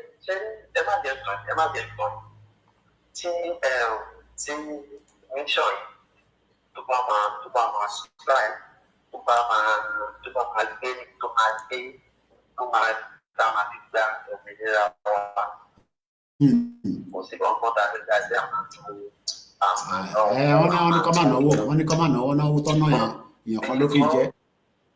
Because ó mọ̀ pé nínú lówó tẹ́ ẹ máa mọ́ Yorùbá pẹ̀lú Yorùbá pẹ̀lú a ní problem pẹ̀lú yẹn o àmọ́ tí owó gbọ́dọ̀ àpapọ̀ yẹn. Because mo gbọ́ yẹn. Ṣé wọ́n kọ́ sọ̀rọ̀ kan pé Mr. Pé ẹ má fi gbogbo àtọmọdé rẹ̀ ṣé wọ́n bá ti kọ́ sọ̀rọ̀ kan fún ìgbà wọn pé mo travel lọ sí mo dẹ̀ rí wẹ́pọ̀ tó wà lọ́wọ́ wọn níbo wọ́n tó fi mẹ́wàá. Ọ̀ṣẹ́rẹ́. Ìkọ́bọ̀ àwọn wọn in fact kò ṣe kò di èkó yóò rí ní concept tó a pop action in fact ètò àwọn òbí tí mo ti ìlú ọ̀rẹ́ ìjà. So ẹ máa dúró ọ̀rọ̀ Yorùbá ká náwó báyìí bàbá Yorùbá náà ní bẹ́ẹ̀ náà mo bá sọ̀rọ̀.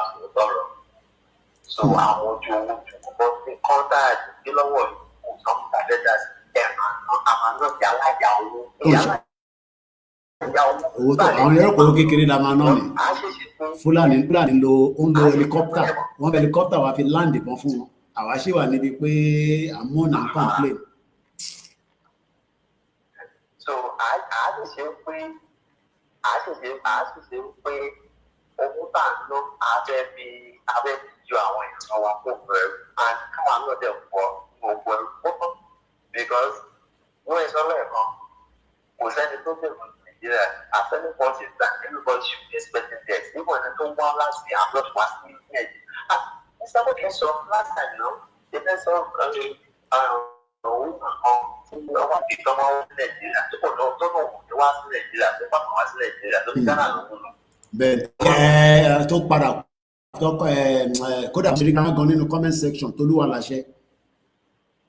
láṣẹ Kẹ́hìndé kọ́lọ̀ bá àfọ̀rún kẹ́ brọ́dà wa yẹn Ghana ló lọ màmá ẹni kó má lọ Nàìjíríà ó wá sí Èkó màmá ẹni tí wá sí ní Èkó kéèkó kí sí àṣẹ tó máa lọ Ìbàdàn he died in the bomb blast ní Ìbàdàn kí ni Ṣèyí Mákindé ò tí pé màmá yẹn ti ṣe bá yín sọ̀rọ̀ báyìí tó bá jẹ́ pé girlfriend Ṣèyí Mákindé ni ìṣẹ̀lẹ̀ kan ṣẹlẹ̀ sí a ti kówó fún a dẹ̀ ti lọ wá níbi tó bá wà gọ́vnà Ṣèyí Mákindé yìí kò tí pé màmá yẹn pé kó tẹ̀ kí wọn pé ẹ má bínú tọmọ yín tó kú bomb bastard. Gbogbo pátápátá jẹ́ pátí tó sàwọn báyìí fún ìlànà ìgbẹ́rù àbúrò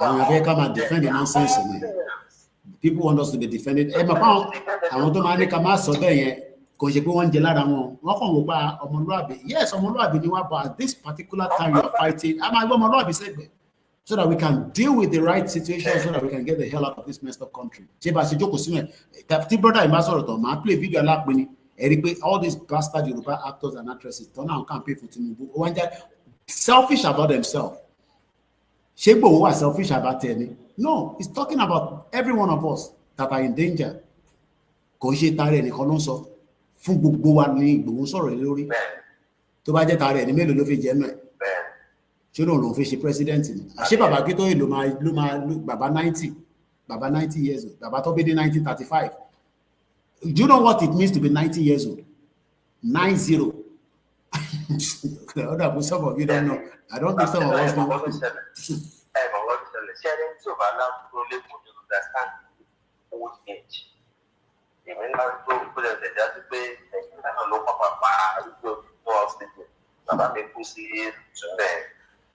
So àwọn ọkọ bẹ́ẹ̀ yẹn so that's ara nǹkan tí Nàìjíríà máa ṣe fún wa nìyẹn tí yóò bá ń ṣe tó Fúlàní tó pààyàn ìjọ àfọwọ́ pé Nàìjíríà ò sì tẹ́sí lọ síta 100%. So tí dáadúrà tó bá wálé tí Fúlàní ò bá jẹ ìgbé pa so ó má sí kí o tó bá sì sílẹ̀ Nàìjíríà máa kú sí. sí kìkẹ́ èyí sì táwọn ìyá gbogbo yàn lè wá sílé nìyẹn gbogbo àwọn tó kíní gan Adétóun gan tó kàn ní òun ní bí a migraine àbórí ń fọ́ òun wọ́n ní recommend medication kan fún òun máa ó cost òun ní 500,000 naira òun lówó láti rà eventually ó tún padà lọ London ni because ó náà ní access sí London London lọ ti wá fún ní treatment Adétóun tó máa ń gbà sí fún Tinubu yẹn ni mo sọ this was last week mọ̀mísí mi ló sẹ́yìn lójú ọ̀sẹ̀ ó ní London gbà tó ń wá dé London lọ sọ pé òun ò ní láti ṣe operation òun ò ní surgery wọ́n wá fún ní kinní kan tó kàn fi sí bí wọ́n fi sí mú ni wọ́n fi sí kinní kan tó báyìí kó ti ṣe surgery ni ó lè má survive ẹ̀gọ́ kó tó padà èèyàn mélòó ló lè san 500,000 tí yàn kan bá ní migraine fún treatment do you know what it cost kó tó ra tíkẹ́ẹ̀tì lọ sí London ká tẹ̀sán pé ó ní access láti wọlé ìwọ tó ní visa nǹkan ṣé wàá kọ́kọ́ lọ gba visa ó sì ní kú Anika let's get the hell out of this Nigeria. So that's why we need to go out of Nigeria. So it's very, very important. So so I'm saying this to you, please. Amajade, bọ́kọ̀, Amajade, Eshegoni, Ọlọ́run fún gbogbo àṣẹ, Eshegoni, Kama mobilize. Thank you very much. Àmín. Eshegoni, mo dúpẹ́ mo mọ lóore o. Àníjọra wa lójú Ọlọ́run jẹ́ kí ìjọra mi lójú mo fẹ́ ká sáré gbọ́ fídíò yìí mo ń bọ̀ Mr. Shakiru ẹ jẹ́ ká jọ gbọ́ fídíò yìí kẹ́ lè rí this selfish bastard Yoruba actors and actresses. Camera me mute, but Oshi show me and me, but camera me frozen the biba, but not a problem. Let's watch this video together. Nǹkan Tinubu jẹ́ ẹni tá ti nífẹ̀ẹ́ ti pẹ́ kó dẹ̀ ṣe dáadáa láàrin àwọn òṣèré ẹ̀dì tó yẹ ló jẹ́ ká jáde. Fún 2 months. Oṣù méjì la fi jáde. Kí wá lọ fún yín gẹ́gẹ́ bí kú iṣẹ́ o. Bóyá orí wọn ò tí ì pè débẹ̀. Làwọn débi tó máa fi ronú rẹ̀ sẹ́wọ̀n ń ṣe nǹkan fún àwọn èèyàn káàkiri yàtọ̀ sáwà gan òṣèré mélòó náà lè ṣe nǹkan yàtọ̀ sí àwọn tó súnmọ́ wọn tí wọ́n àwọn náà gé ní lára wọn. Ṣé yíyan máa ló ń rí ìràn kò rí àwọn àgbà arúgbó nígbà tá à ń ṣe campaign. Ṣojú Ṣèyí dí ni sọ́fọ́ ni kò rí pé àwọn àgbà òṣèré kan ṣe. Òṣèré mélòó tí lẹ kó jáde fún campaign yẹn gbà yẹn? We are over 100. Over 100. Gbogbo arìn kiri àtàgbàlagbà àti èyí ọmọdé. Níbi táwọn gan ò lè campaign wọ àwa wọn bẹ̀. Olú ẹ̀ ń wá ní ọjà káàkiri láìṣe wèrè. Ṣé wọ́n gbowó kalẹ̀ fún yín tẹ̀ ń ṣe gbogbo stress yìí gbà yín lọ? Wọ́n gbé nǹkan kan kalẹ̀. Èpè oríṣiríṣi ló ń lọ lórí kọ́mẹ́ǹtì gbogbo àtàǹjáde. Wọ́n pòsì èpè sí everybody.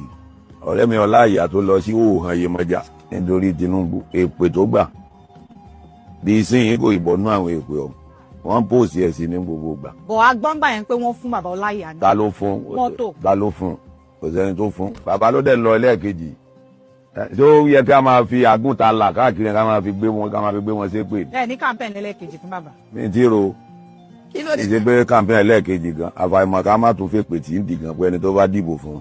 Èyí yẹn wá ń fò káàkiri ń lọ ọlẹ̀ àwọn ọmọlá káàkiri ní ìsanwó hospital. Ṣé kò sẹ́ni tó síìkì nílẹ̀ Yorùbá ń bí ni? Hospital mélòó ló ti wọ̀ nílẹ̀ Yorùbá ń bí lọ sanwó àwọn aláàrẹ̀? Ẹ jẹ́ ká gbọ́ lẹ́ẹ̀kan sí. Mo ní gbogbo wa tí a sọ fún nígbà yẹn ẹni Kóìkì o lè jókòó sí London kó máa pariwo kò tí sógun gbogbo kan wà òkè ẹ̀gbọ́n tó sọ. Mo kí bàbá wa Adéyẹmí lẹ́ẹ̀kan sí tí Olúwa lọ́run ní bàbá Alápinni ló ń sọ̀rọ̀ yàn. Ẹ jẹ́ ká gbọ́. Campaign wa ń ṣe pẹ̀lú dùnú pé mẹ́sáyà wa ti dé ìbíkọ́ Tinubu jẹ́ ẹni tá ti nífẹ̀ẹ́ ti pẹ́ kó dẹ̀ ṣe dáadáa láàrin àwọn òṣèré bọ̀dì torí ẹ̀ ló jẹ́ ká jáde. Fún 2 months. Oṣù méjì la fi jáde. Kí wá lọ fún yín gẹ́gẹ́ bí kú iṣẹ́ o. Bóyá orí wọn ò tí ì pè débẹ̀. Làwọn débi tó máa fi ronú rẹ̀ sẹ́wọ̀n ń ṣe nǹkan fún àwọn èèyàn káàkiri yàtọ̀ sáwà gan òṣèré mélòó náà lè ṣe nǹkan yàtọ̀ sí àwọn tó súnmọ́ wọn tí wọ́n àwọn náà gé ní lára wọn. Ṣé yíyan máa ló ń rí ìràn kò rí àwọn àgbà arúgbó nígbà tá à ń ṣe campaign. Ṣojú Ṣèyí dí ni sọ́fọ́ ni kò rí pé àwọn àgbà òṣèré kan ṣe. Òṣèré mélòó tí lẹ kó jáde fún campaign yẹn gbà yẹn? We are over 100. Over 100. Gbogbo arìn kiri àtàgbàlagbà àti èyí ọmọdé. We have 30 minutes at exactly 5 hours to the broadcast. I will bring it to an end. But we have a call that was coming through. This is the nonsense that they presented. But kí tó gba call yẹn, ẹ jẹ́ ká yọ Alápinni kúrò. Mo kí Bishop Adesina Ṣẹ́gun ní gbogbo ẹni tẹ́tí darapọ̀ mọ́ wa. Whether you understand Yoruba or you don't understand, what we are discussing here is that the Yoruba people have made up their mind to leave Nigeria. But some of us always tell you that abroad is a good place. If you have access to travel to Europe, America, Asia, any African country, please do so. But some of us wants to come back because we are tired of living abroad. I don't have the copyright to this video, but I just want us to Shakiru ma pe pada mo fẹ́ ká jọ gbọ́ video yìí, and I'll call you back in a minute. Let's watch this video together. Ẹ jẹ́ ká jọ gbọ́ video yìí wa. Yoruba Nation no going back. Day 5 of the mega rally, we have half an hour so that Kimi no lay off Egbelile. I can assure us that we will continue to monitor the situation and give report back. Akibugba Wanti, one share back to back. Follow us and watch this video. Kagbon Koti, Arakunri Fibawaso.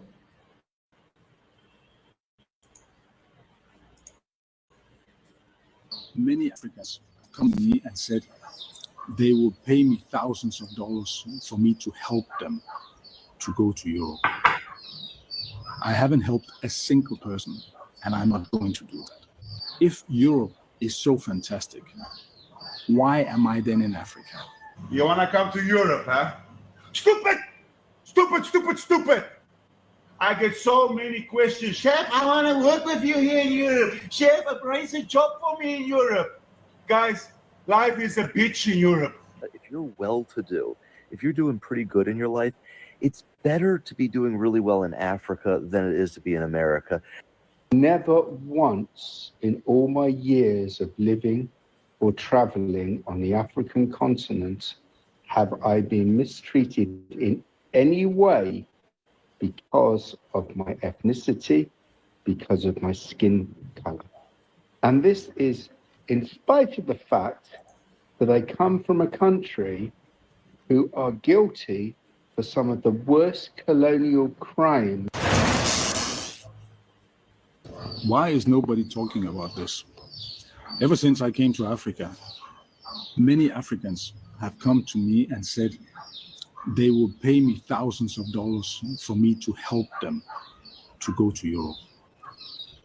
I haven't helped a single person, and I'm not going to do it.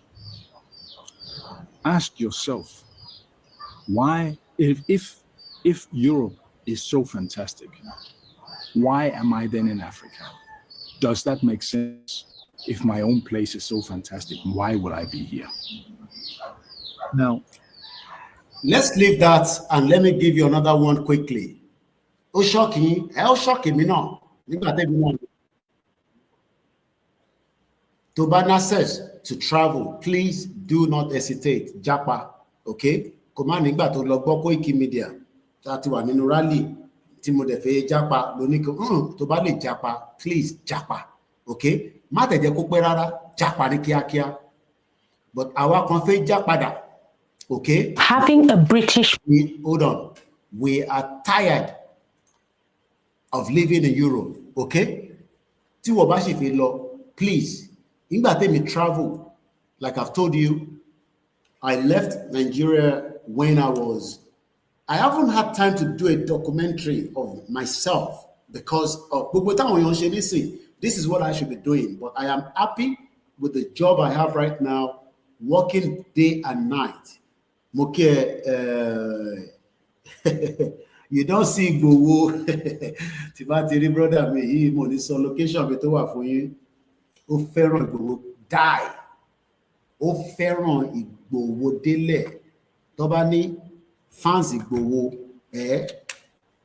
ìlú tó dẹ̀ wà ó gbọ́ èdè. Mo ní sọ̀rọ̀ tó wà fún ó gbọ́ èdè bíyàmá. Ọmọ tí ẹ gbọ́dọ̀ padà wá sílé. A gbọ́dọ̀ mọ ọmọ ẹ̀ wálé.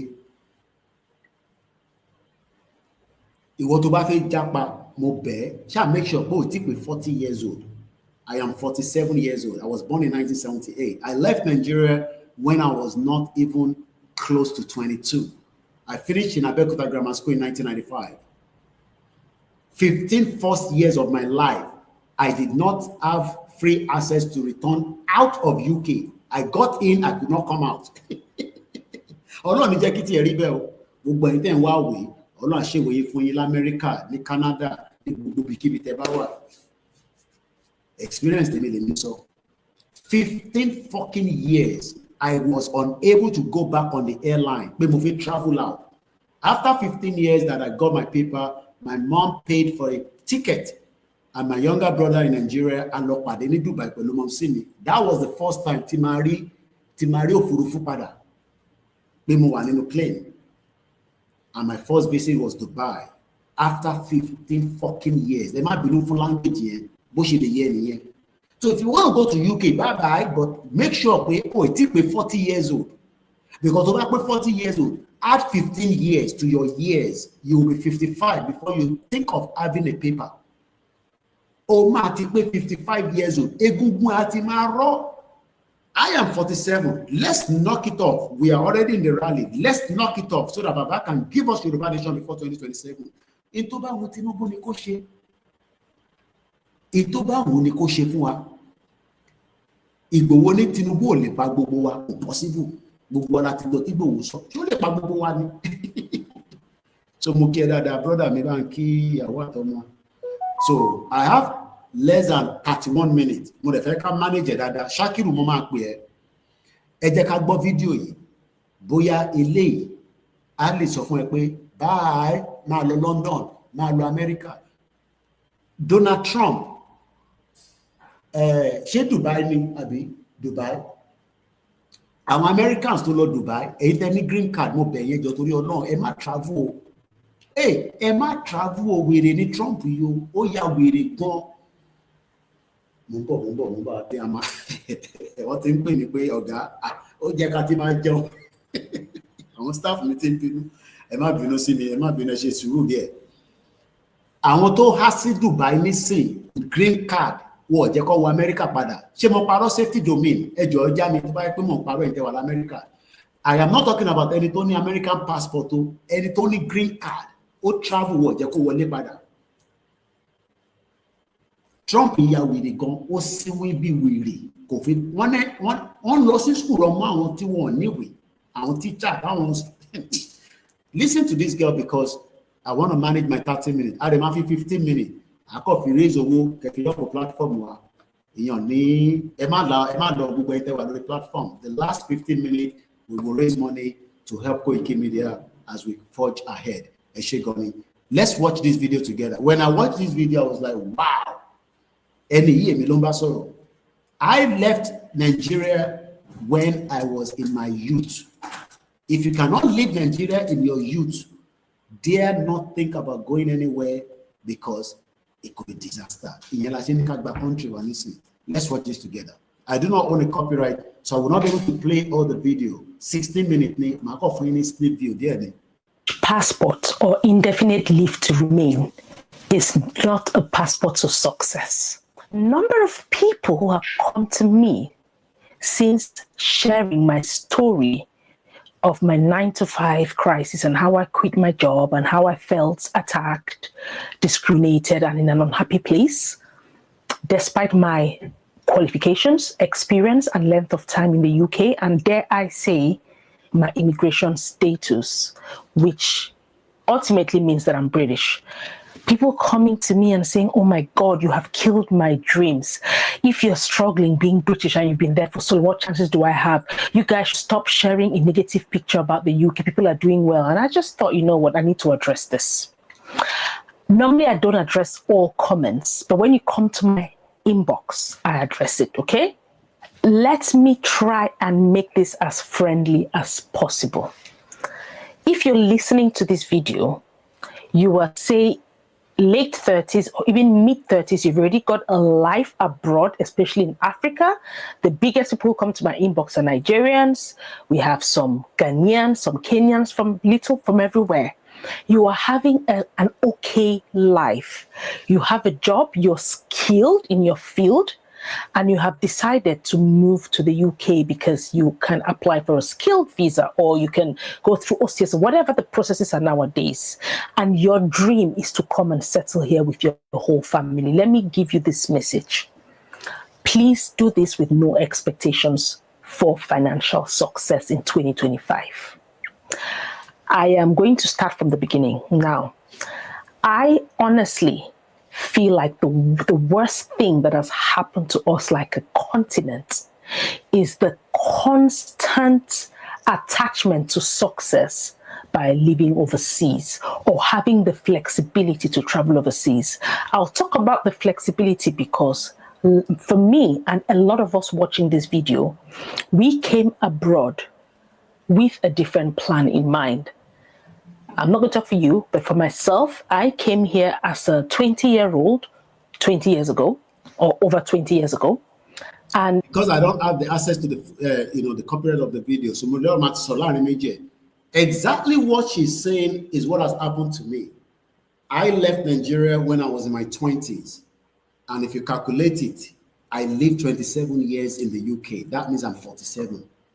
Now, in that 47 years, 15 years out of it was held back by the same nonsense country that is now telling me that Nigeria should not break. You know, go better for that country.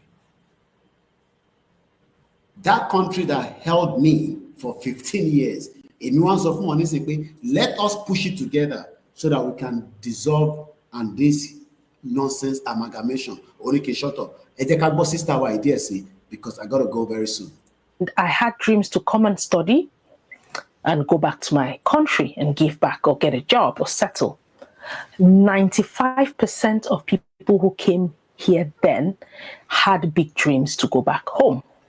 This same issue of most people telling you, oh my God, you're already there.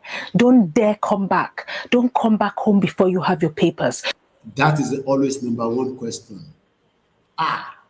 Ó ti wà l'Amẹ́ríkà, má wálé tó o bá ní pépà o, torí pé wàá tún lọ gbà wàá lọ apply for visa ni o. That made a lot of us to stay in Canada, in America for many years. Ṣé a new generation tẹ́ ṣe ń lọ yìí? Bye. Okay, bye. I wish you all the best. Ọlọ́run á jẹ́ kó rí visa gbà o. Tó bá jẹ́ kíá ni skill work ni bye. Body ẹ̀ sì ká tó máa lọ. You will be frustrated if you could not go back. Just stay there first, persevere, do whatever it takes, and have your papers. That is why. That is what made me to stay in the UK for 15 years, looking for my papers. Tó bá ti wálé, ṣó wàá tún lọ gba visa ni gba paper o. Tó bá ti gba paper, But remember, age difference. I left when this girl or this our auntie or mother or Tori is not a girl, àgbàlagbà náà ni, probably maybe age, I don't know. But make sure that you are still in your 20s. Don't travel when you are in your 40 because it will be difficult for you. Ṣorí egungun tó fẹ́ lọ fi ṣiṣẹ́ yẹn kò lè dàbí nígbà tó wà ní 20. A lot of people immigrated and never went back. The net immigration numbers went up. And there are a few success stories. However, do you know the number of people whose dreams were killed? Because there is the extra. And I'll leave it like that. If you want that video, go on a Facebook, a YouTube channel of our sister, How I Lost 20 Years of My Life in the UK. British passport or ILR, indefinite stay, isn't a guarantee to success. What is going to give us our success is for us to have our own independent Yoruba country. Anything short of that, you cannot start saying, yes, there are successful stories. We have a lot of Nigerians back in the UK and America. They're doing